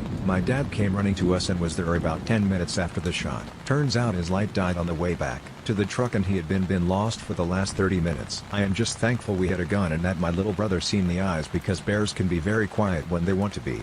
This could have ended up very badly. I no longer am chill when in the forest at night, always on edge. I am sure this will stick with me for the rest of my life. Hunters of Reddit, what did you see out there that made you not want to go back into the woods? My father and I were following a trail for a while, so we decided to take a break and catch our breaths. I sat on a log off the trail and my dad stood on the edge of the trail waiting for me to get up. I hear some movement and scan around and I see a man, dressed casually, walking quickly down the trail with a Glock in his hand. He is not really following the trail, he is just walking toward my dad with haste. Before he comes up to my dad, he asks if he's seen anything. Pretty normal. I keep an eye on him because I don't believe he was there to hunt. I think he was there to make sure my dad hadn't seen anything he wasn't supposed to. He wasn't dressed like a hunter. He didn't walk like a hunter. And it was deer season and he decided he would take his Glock out to get a deer. I wasn't buying. So I put around in the chamber and watched them talk. He seemed to be confident until my dad mentioned that he was here with me and gestured in my direction. I nodded and made a half-assed wave, and he seemed to lose interest in us and ended the conversation shortly after and turned around and walked back the way he came, just about as fast as he walked up to us. It worried us a bit, but we continued on. We haven't been back to that area in a while. My dad told me that there have been drug busts near that area in the past. This isn't a supernatural tale, just an experience that made me not want to go back to that area. The non-supernatural stores are scarier. People are more dangerous than spirits by far. A long time ago my grandparents bought a small cabin in the woods in Pennsylvania. My dad, uncle, and aunt are all small children. My father told me this story. They're all sitting around outside with a small fire going when they hear branches breaking and footsteps coming from the darkness. They think it's a black bear because it's close, but they can't see it. It seems to be going straight for my uncle, the littlest of the children. He starts panicking while everyone tells him not to move. Now this big black beast is within arm's reach of him and he's shaking like a leaf with his eyes closed. All of a sudden it opens its jaws and starts licking his face. Turns out that the next property over is owned by a couple who raise Newfoundland dogs and one got out. My family owns a couple hundred acres of forest in eastern NC. No one lives on the property anymore, and hasn't for the last 6 or 7 years. We went down there to do some target shooting in October of 2017, and I decided to go walk through the outskirts of the woods to locate a good limb for our range marker. As I'm walking, literally and proverbially kicking rocks, I come across a fairly nice, but practically brand new looking suitcase, full of clothes and other personal effects. No id, nothing with any sort of identifying markers on them, but seemed to be clothes for 4 people, 2 kids and 2 adults, 1 male and 1 female. Had some food, coloring books, etc. There was a makeshift lean-to about 100 yards farther into the woods. Set up a trail camera and left it there for 3 weeks. Never saw anyone. For reference, this is 35 miles from any sizable town or city. I've got one good one. I have a hunting spot that I frequent. Not crazy far off the grid or anything like that. Terrain is a pain in the butt, but it's a pretty hidden spot that is close to my house. Anyway, I hunt a lot of small game there and see a ton of mule deer anytime I go out. One morning I get there about 5:30 am, and have some time to kill before I start my hike in. I have an odd feeling in the parking lot, but just chalk it up to too much coffee on an empty stomach giving me anxiety. So, I decide to start hiking in, and about 300 yards into my hike I notice this pile of downed trees, branches, general debris that I hadn't seen before. It was my first time hunting this particular place this particular season, so I figure some folks came out and did some fire mitigation work. I don't pay too much attention to it until I notice there's an odd amount of movement coming from it. Pretty small movements, but it sticks out when a brush pile is wiggling on a still day. It was also about 5:45 am, and the wilderness just sort of has this stillness to it at that time that any movement is noticeable. So, I stop and start examining the pile to figure out what's going on. I figure there's a rabbit in there, maybe some squirrels. I figure I've hit the jackpot and I'm definitely about to bag something. I start deciding the best way to flush whatever is going on in there and still have my shotgun up in time to take a good shot. I realize I'm standing by a decent sized branch, and my best move is to just stomp on the branch. If all goes according to plan, everything will freeze. Then whatever is in there will dart out. I try to figure out where the rabbit will come out of, get ready, and bam, I stomp on the branch and snap it in half. The pile goes still, and that stillness and quiet is back. Then, a mountain lion, with a bloody nose and mouth, pops up out of the pile. At this point, I'm about 10 yards from the pile. I have my shotgun, but really don't want to shoot the lion. I also don't want to fire a shot off in the air to scare it, because all in all this was a pretty cool experience that very few people get to have. It froze and was looking at me very quizzically. Then, in one quick motion it hopped out of the brush pile, ran uphill, got about 40 yards from me, and disappeared into the trees. I've never seen something cover 40 yards uphill in such a fast, graceful way. One of the cooler things I've ever gotten to experience. I went to check out the brush pile when it left, and sure enough it was feasting on a mule deer. Still my favorite out in the woods story I ever tell. There is a place in Kingston, Idaho, or the other side of Fern and Saddle depending on which way you go to get there. I call it the Snake Pit, and no, I don't mean the restaurant. I still visit the area now once in a while and camp there. Anyways, next to where I camp in the trees is a basin, and it has a bunch of old 1920s 1930s rotted cars in it, overgrown by bushes and trees, but sunlight falls on the cars. First time I camped out there I walked into those woods and the leaves all started to move. The snakes were running from me while they were sunbathing on the cars. Frickin' creeped me out. I don't go in there for wood anymore and I don't see the snakes leave that spot, so I just let them be. There's a canyon near me that's literally called Rattlesnake Canyon. It's no joke. My first time I went it was late spring. and I suddenly noticed that all the crap I thought was small bits of driftwood were all actually baby rattlesnakes. They were literally everywhere. I don't think I've ever backtracked faster than that day.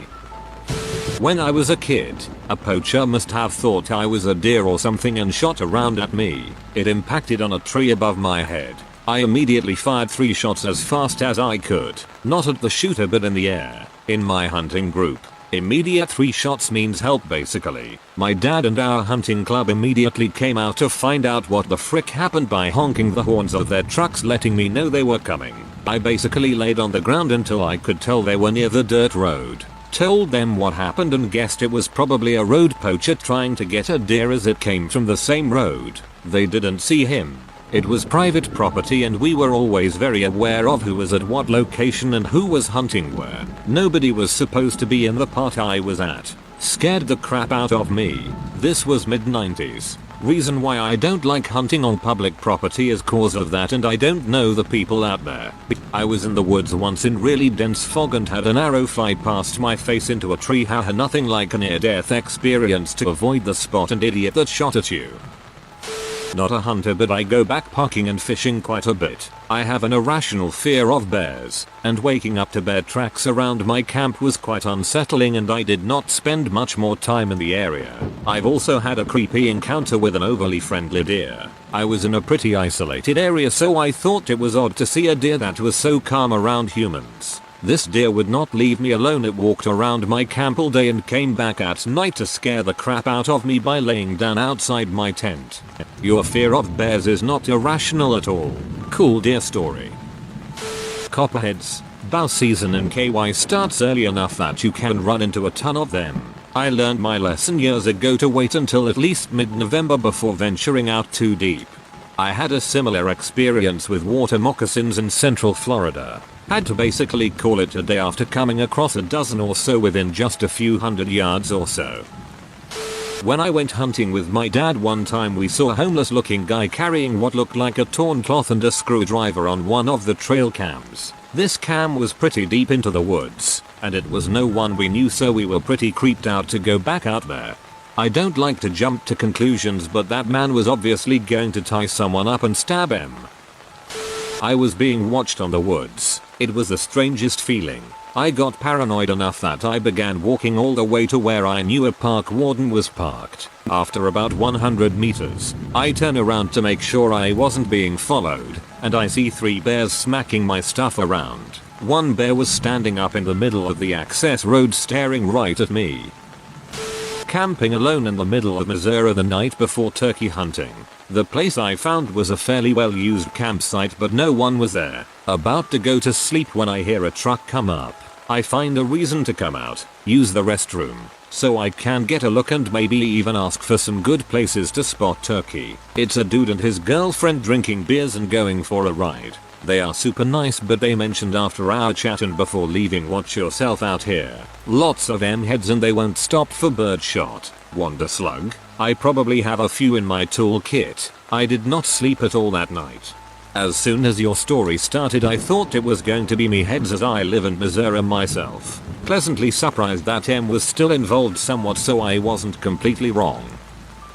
I walked up on a M lab, not sure if that is the right term, while scouting for a hunting spot. I noped the heck out of there immediately. I had never encountered such a thing before, and in hindsight the smell should have been a dead giveaway. It wasn't until I was standing there looking at what looked like a bunch of garbage under camo tarps and such that I realized what I was looking at. Went on a camping trip maybe 10 years ago, and in the middle of the night we heard this incredibly loud smack way out on the water. Water carries sound really well, so it woke us all right the frick up. My first though was some drunk deranged mother with a gun was shooting out over the lake, and the sound was a bullet skimming off the surface. Turns out it was a beaver that smacked the crap out of the water before diving under. It happened again in the early morning and we laughed it off, but the notion of being out in the middle of nowhere with some homicidal prick taking pot shots at you creeped me out pretty good. One did this to me at night, while I was wade fishing, about 10 feet behind me. I didn't see it, but hearing my dad say, once we were safely in the car, a wild dog was stalking us that whole time made me more than a little uncomfortable. The wild dog probably hoped to eat scraps off your kill. They aren't really a match for a grown man, and for the most part they know it.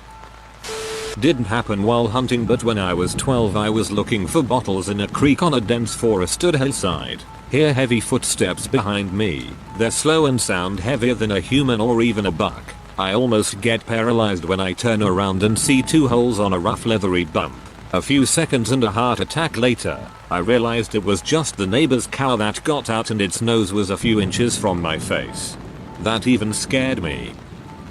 Not a hunter, but here is my story. I used to be a field appraiser. You might call it assessor where you live, for a county in rural KS. I was at a parcel looking at and data collection some 20-foot shipping containers that had appeared in the last several months. It was obvious they were being used as hunting cabins during hunting season.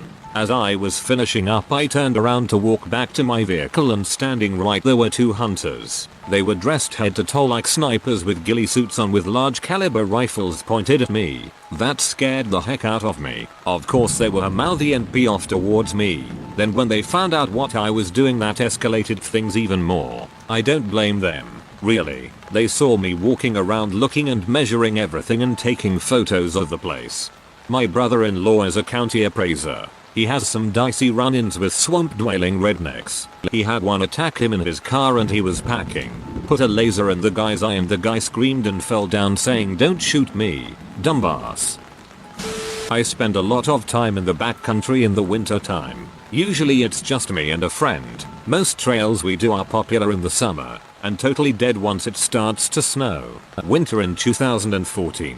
We've hiked about 2 miles in and see this small black backpack in the middle of the trail. We hadn't seen any other cars at the trailhead or any people around. But this backpack hadn't been there long because there wasn't any snow on it. It had snowed the night before. It was a very odd sight. We figured if it was still on the trail when we looped around we'd pick it up. About 4 miles in and my friend and I are chatting away when I notice a large figure flailing in some trees up ahead. We go quiet and can hear this man rambling while he's pacing. At this point we're pretty freaked out and decide to turn around when we hear, "Oh, hi there," and this guy starts walking towards us. And then out pops another guy with a very pricey looking video camera. It turned out this flailing guy was actually a rapper and they were filming a music video for one of his new songs out in the forest. They had parked before the trailhead so we didn't notice their car. They ended up being super friendly and gave us a card, and we figured out it was their backpack we had seen on the trail a few miles before. We said our goodbyes and walked out, but hot dang, I was sure we were about to be killed in the woods. There is an illegal trail on Oahu, of many actually, but there is one story about a kid who was visiting family or something and hiked this ridge. He was posting to social media while he hiked and he went missing. During the search someone found out you could see a man following him in the background of his selfies while he was hiking. Thought about hunting. Went out on a trip with my dad once way back. Middle of the trip, here comes a huge bear strolling right in front of our tree stands. Yep, I'm not a hunter any longer. Was a lustrous 4 hours career though. Bears are so much bigger in person than you could ever imagine. I've been lucky enough only to see them from the safety of my car, as they tend to use back roads as paths for traveling, and even then I feel intimidated. In Illinois there aren't many predators, but the scream of a bobcat nearly made me crap my pants. It's the same in Utah, except in my case it was a mountain lion. I honestly thought I was listening to someone getting murdered. My dad's story, not mine. I had been walking for a couple hours, and I decided to sit under a tree for a while, just see what would happen. As I was relaxing, I noticed this light that kept flashing past my eyes. I looked over to where it was coming from, but I couldn't see what was there. Then I looked down and there was a red dot on my chest. Some butthole was using a laser sight and aiming at me. I yelled at him and started walking towards him, but he ran off. I went back to camp for the rest of the day. He didn't think someone was actually trying to shoot him, but if people aren't going to be safe with their rifles, he didn't want to be out there. This is just my opinion, but I have little faith that the laser in these stories is actually attached to a rifle. Never have I seen some hunting with a laser attached. Not a hunter, but a herper. I was looking for amphibians and reptiles with a few classmates at a local park during a herpetology class last summer, when we came across 2 little wooden teepees and a card table covered in animal bones. It looked like we walked right into the Blair Witch Project. Each of the structures had little altars that contained more bones and jars, plants, and other weird little trinkets. We got out of there fast and told the volunteer coordinator we were working with. We found out a while later that apparently, some homeschooled kids nearby liked to play in the woods and they had most likely collected the things we saw. I understand making forts in the woods, but the structures these kids made were freaky AF. Homeschooled kids. Good thing they didn't catch you there.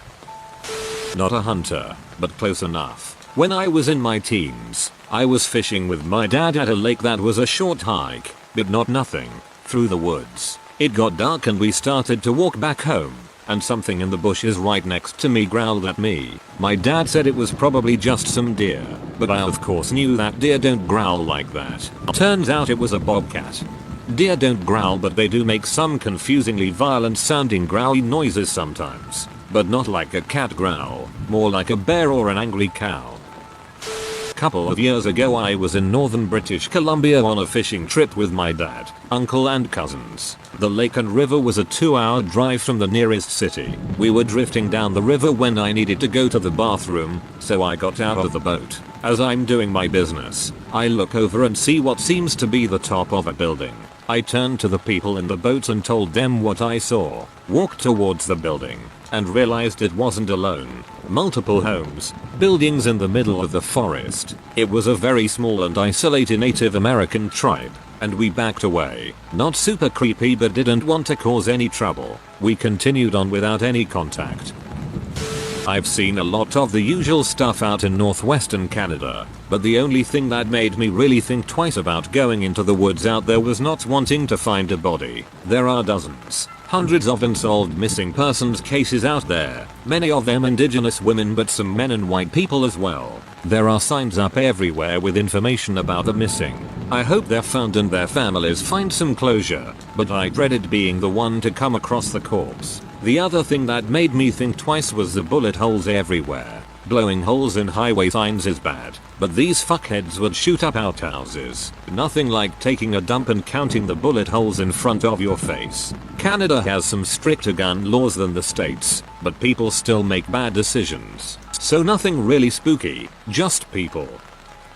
My dad's childhood friend was killed in a hunting accident. He was shot right out of his tree stand on state land. This was back in the late 1980s, when I was young. Nobody ever turned themselves in, and I doubt from the angle caliber that they ever even found the bullet. To this day, his murder is unsolved. After that, my mom forbade my dad to go hunting, and by extension, me. I hear too many stories of people getting pee drunk and doing stupid things with guns in the woods anyway. I'm lucky enough now to own 10 acres of property where I can take a deer just about every year with a shotgun, but I don't think I will ever hunt on state land. Hunting accident. So I have 2 stories. First, the not so creepy one. I was about 20 miles out in the backcountry on a week-long hunting trip, by myself. Woke up in the middle of the night to a bear sticking its snout into the fabric of my tent. I immediately started meditating to slow my breath and just weather the situation, because I knew if I moved or made a run for my car I'd be dead. The next morning I found some paw prints, and they were the biggest bear prints I've ever seen. Second, very creepy story, was deep in the woods this time too. Set up camp in a very nice little ravine. When I woke up there was a ring of big rocks around my camping area. They weren't there when I got there. Set up camp. I'm also a stout dude and I couldn't move any of the rocks. I was raised in the woods and now I refuse to go out there without a large caliber gun, and I refuse to sleep out in the woods anymore. There is a place near where I come from that has all the hallmarks of an excellent hunting area. Nobody goes there because there is a stand of giant Douglas fir trees that are at least 300 years old, and there are boots hanging by their laces. Dozens of pairs, all hung in the very top branches of the trees. It's practically impossible for a human being to have done this, and nobody has a reasonable explanation for it. Even the most seasoned hunters will tell you to stay the heck away from there. This happened today actually. I work in the utility sector, and while working remote transmission lines I saw a sign that said "Don't enter the woods." proceed to walk down the right of way and notice something in the woods. It was a wooden gallows that had 2 dummies dressed in black that were hung. After helping my dad and brother quarter a big bull elk in the middle of nowhere, I went up the hill first because I had the lightest load. I figured I'd get my quarters to the top and then go back down and help my dad with the chest cavity. It had just stopped snowing, and when I was resting at the top of the hill, I glanced down and saw paw prints in the snow that had no snow in them. I knew based on the size it was either a wolf or mountain lion. But after looking closer I realized I just saw pads on the foot and not nails, claws making a mark in the front of the print. This meant I was definitely looking at the tracks of a big mountain lion who had been 50 yards from us as we worked on the elk. My dad was at the bottom of the hill. I had a front quarter on my back and a hind quarter on the sled I was pulling behind me, and no gun. I knew it was just 3 of us and I'd be around my dad the whole time who was armed, so I didn't bring an additional firearm. I was a walking buffet standing right where the cat had been a few minutes before. There's no question he was looking at me. I calmly set the quarters down and made my way down to my dad. He agreed that I should have done what I did and even joked about it, saying at least our load won't be as heavy when we get back up there. I bet he took the front quarter. We got back up the hill and my quarters had been untouched, with no additional cat tracks around it. All 3 of us were paranoid as heck walking back the 2 miles to the truck, not knowing if at any moment the cat might decide he was hungry. We made it back home just fine and laughed about the whole thing as we were cleaning and butchering the elk. As a law enforcement ranger for 30 seasons, I've seen some dumb crap in the woods and some scary crap. My worst was chasing down a guy who had escaped from a mental treatment facility. If he was just camping in the deep woods I wouldn't have had an issue with him, but he was routinely stealing the gusset out of women's and girls' swimsuits left to dry on lines in the campground and Girl Scout areas. The gusset, I am told, is the cotton part of a suit that touches the outer labia and skin.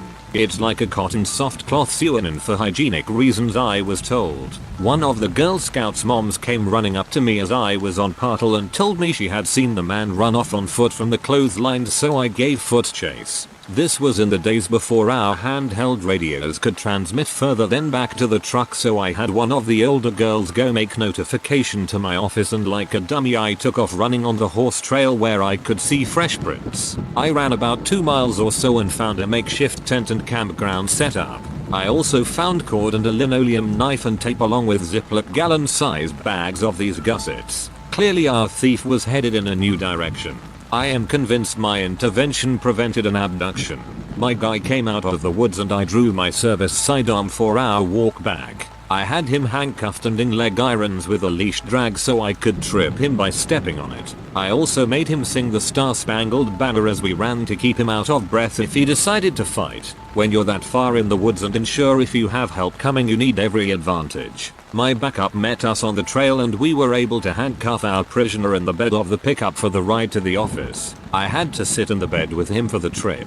He wasn't much of a chatter. The guys went back and cleaned out the site. He had been out there for a while and was definitely a bit of a time bomb. We didn't pursue anything criminal, but he was committed someplace in Ulster County, NY, at a max security psych facility till his death. I used to put money on his commissary every now and again, but I doubt he remembered me.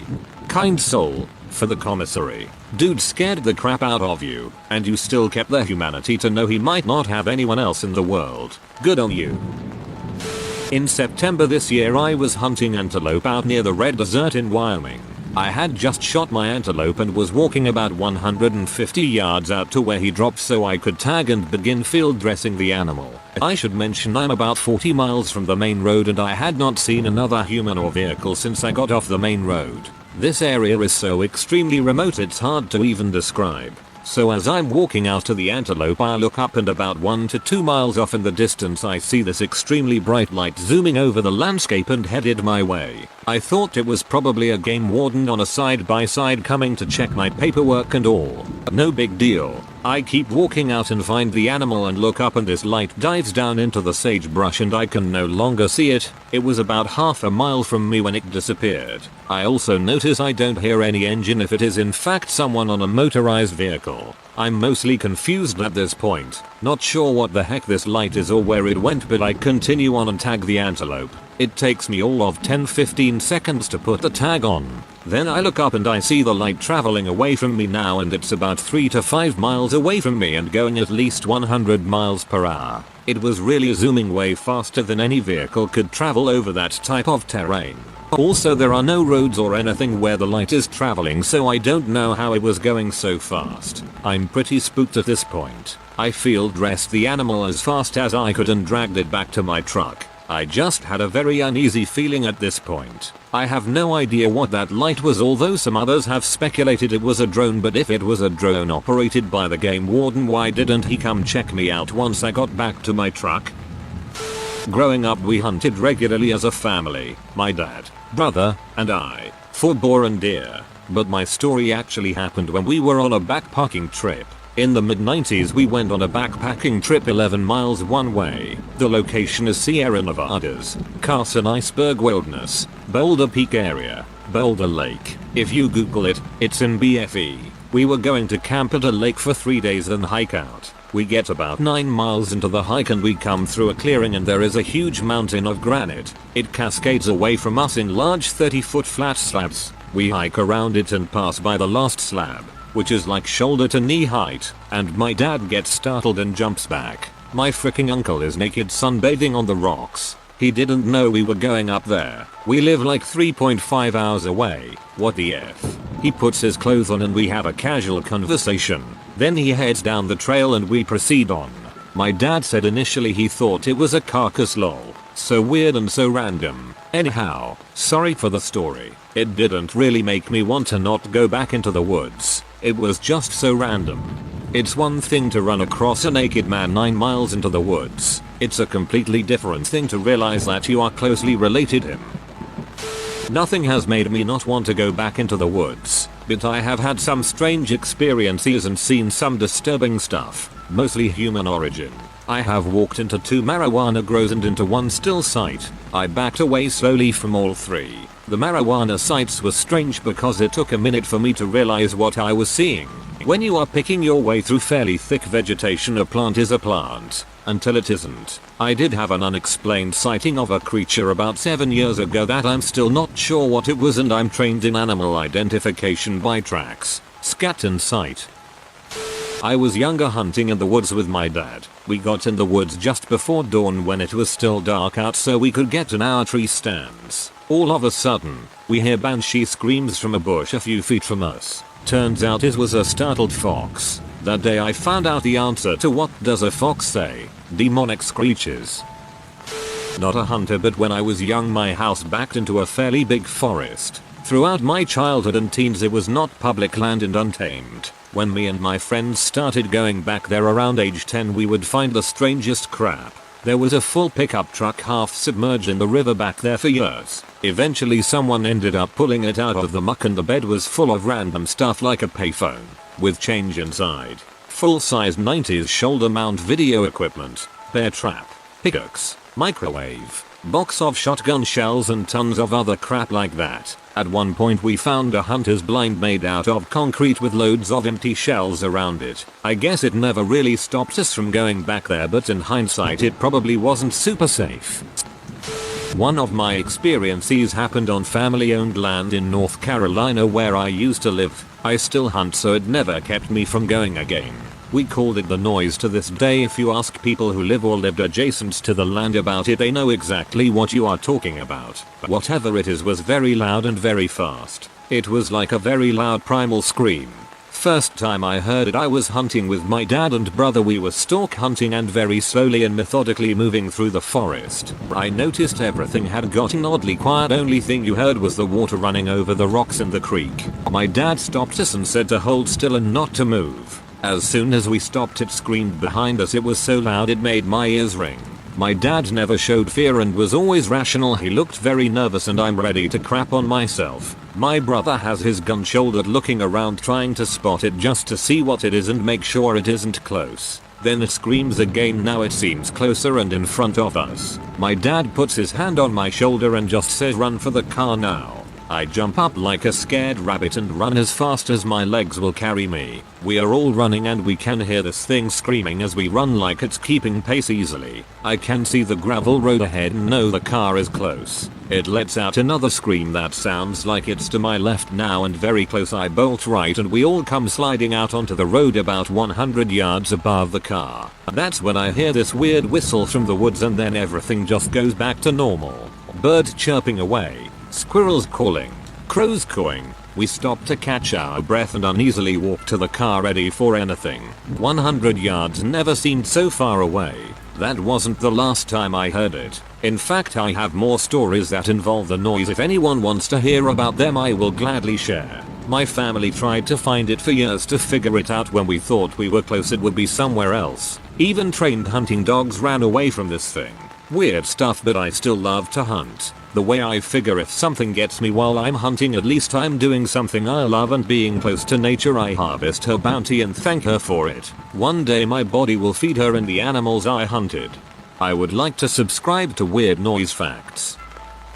Climbed up a tree before daylight in a remote holler in southern Ohio. Just as it was light enough to see, shooting light we call it, I hear a rustling coming down the hill, maybe 150 yards away. Cruising toward me is what I can only describe as a Tasmanian devil-like whirl of brown and grey moving in a straight line along the ground at high speed down a sloped hill and then off a steep 15 feet drop off and then under my tree and then through the thickest brush imaginable behind me where the creek was, and then eventually out of sight and audible range. So I observed maybe 300 yards of travel, although lost visual in the thicket, which all occurred in a very straight line at supernatural high speed. I'm in a perch with nothing else to do but put my entire focus on it, and still I can't figure out what it is, and as it passed under me all I see, again, is a ghostly blur of grey and brown and leaves. Total time elapsed was less than 10 seconds. I've seen dozens of coyotes and several bobcats, and yes, that is probably what this was. But its movement was so out of the ordinary at that moment my senses computed that it couldn't have been either of those. I got tingles and the hair stood up on the back of my neck. It's a mundane story, but the actual experience definitely felt supernatural. My buddy and I decided to do a Halloween ride up a supposedly haunted trail at night. As we were making our way back to the main road, I see a car parked to the right side of the trail with the lights on. I thought it was kind of weird that I would see a sedan parked in a dirt road so far out in the middle of nowhere. We pull ahead of the car and stop our bikes. When we look back, there was nothing. No car. Just darkness. I could see how wide my friend's eyes were from inside his helmet. I asked him if he saw a car parked to the side. He said yes. Then I got the most uncomfortable chilly feeling and my eyes began to water. I felt like I was going to cry and I felt every goosebump on my skin. I remember the sound or the lack of it. No animals, no insects. I just heard the ringing in my ear. My friend told me that we had to leave, but I couldn't move. I think I was in shock or something. He told me again, and this time I heard the fear in his voice. He sounded like a little kid. We both hopped on our bikes and rode as quickly as we could back onto the main road. Only thing I've seen out in the woods that bothered me was a fox in a trap. Judging by the state of the snow around it, it had been there 3 days. It was still alive though. Poor guy. Another hunter in my party put it out of its misery. No name address tag on the trap. Check your dang traps. And this is why I no longer trap. Got sick once and was unable to make it out.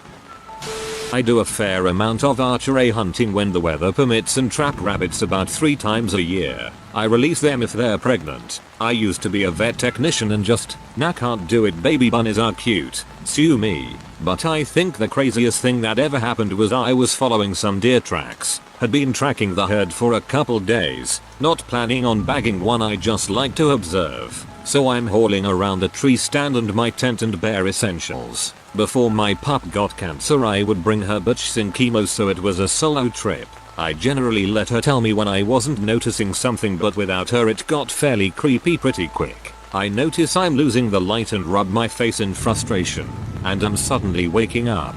I was just laying down, with my tent and everything all set up. Firewood under me, ouch, and a rip in my jacket. Nothing else to show for it except that it was way darker than before. I check my watch. I've got roughly 3 hours to sunrise. When I set up my tent, They did it differently than I normally do. Okay, it's kinda just oilcloth and rope I travel light, but it wasn't in my usual formation. The zippers on my pack were all open. I was grasping my sheathed field blade in my left hand. I'm right-handed. To this day it unsettles me. One winter when I was homeless in college, I had a mouse crawl into my tarp hideout. It was pouring down buckets. It practically swam to get under the tarp and it just sat there gasping and shivering. I gave it a cracker and it sat with me. I eventually fell asleep for a few hours. When I woke it was gone, but a little pile of grass and a twig with a berry on it, poisonous unfortunately, was where the mouse had been. Kinda always thought of it as a thank you. In your darkest hour the mouse will come to your aid. I am a spearfisherman and I exclusively freedive, mostly in my home waters in the Gulf of Mexico. There are 3 things that have left me truly questioning whether it is worth it. 1. I got over it, but dropping on a wreck filled with very endangered Goliath grouper is quite intimidating. When one turns and vibrates on you, you feel it to the bone. When 10 turn to face you and do their deep vibrating intimidation call growl, it triggers the fight or flight response, which is especially dangerous while freediving as you need to control your heart rate. 2. Jet skiers. The amount of people on the water who don't care what a dive flag is staggering, and this is especially true of jet skiers. Boat strikes are the #1 killer of divers, and I've had everything from jet skiers grab the float flag because they think it's cool trash, to using it like a slalom marker, buzzing by my head just a few feet away. 3. A distracted buddy. If you black out and aren't weighted properly, you'll most likely start sinking into the abyss. Our defense against this is to always have a buddy at the surface watching.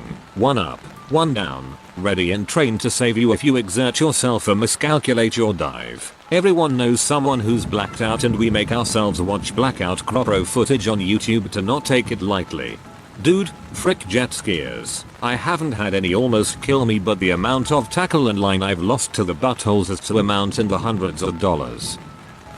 When I was younger, my dad told me this story from a hunting trip he went on in the Appalachian Mountains. He spent the majority of the day without seeing a thing and was ready to pack it up and leave when a white-tailed deer showed up. He shot it, but it ran away and he had to track it down. About half an hour later, he came across the downed animal after following a very distinct blood trail. Shortly after he began field dressing the deer, a group of 4 armed men in regular clothing walking through the forest approached him. He always describes them as mountain men when he tells the story. Anyways, one of the men told my dad that the deer was their kill and that he should leave. My dad, never one for confrontation, argued that he had just shot it and that he followed the blood trail all the way to the deer. At this point, the men unslung their rifles and pointed them at my dad, telling him that these are their mountains and that they'll be taking the deer. They made claims that people have hunting accidents all the time and how unfortunate it would be for him to have one. He left and called the police, which resulted in the responding officer telling my dad that there was nothing they could do about it because they don't want to have a fight on their hands with the locals. East Tennessee, ladies and gentlemen. Friend's cousin was hunting by himself deep in northern Ontario woods, and came upon his own uncle's body, hanging on a rope. He had taken his own life. That was and still is the most fricked up story I've ever heard. He had to walk back many miles to get help to go back in the woods to cut him down. I've heard a lot of stories. Creepy crap. Lots of women's clothing. Ripped to shreds. Lean-tos and shanties that look like someone just walked away from it. Still warm. Not a sound around. Nobody seen. Big things moving in the swamp. Tree stands ripped out of trees with a lot of bark clawed down to the hardwood underneath. Feeling of being watched or stalked. Sudden pit in your stomach. Hair stands up. A feeling that something is wrong and you need to get the frick out of there. If you get that feeling, it's best to get out. There's a sort of primordial gut sense that our ancestors had, and we still have some of it today.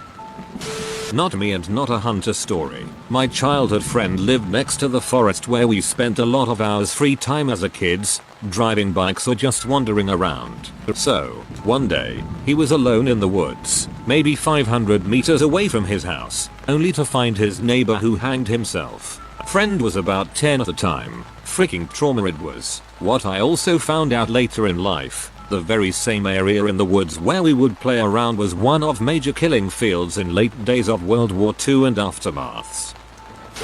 Fisher not hunter. I was just chilling alone at one of my go-to catfish honey holes late at night armed only with a flashlight. After hours of nothing I heard a massive slash. Thinking it was a large gar or bowfin I quickly cast it over in the noise of the direction. Then it happened again and again and again. I had finally had enough of this mysterious fish teasing me, so I turned on my light. Looking directly at me was a gang of the biggest nutria, giant water rat, I've ever seen. I screeched out there real fast.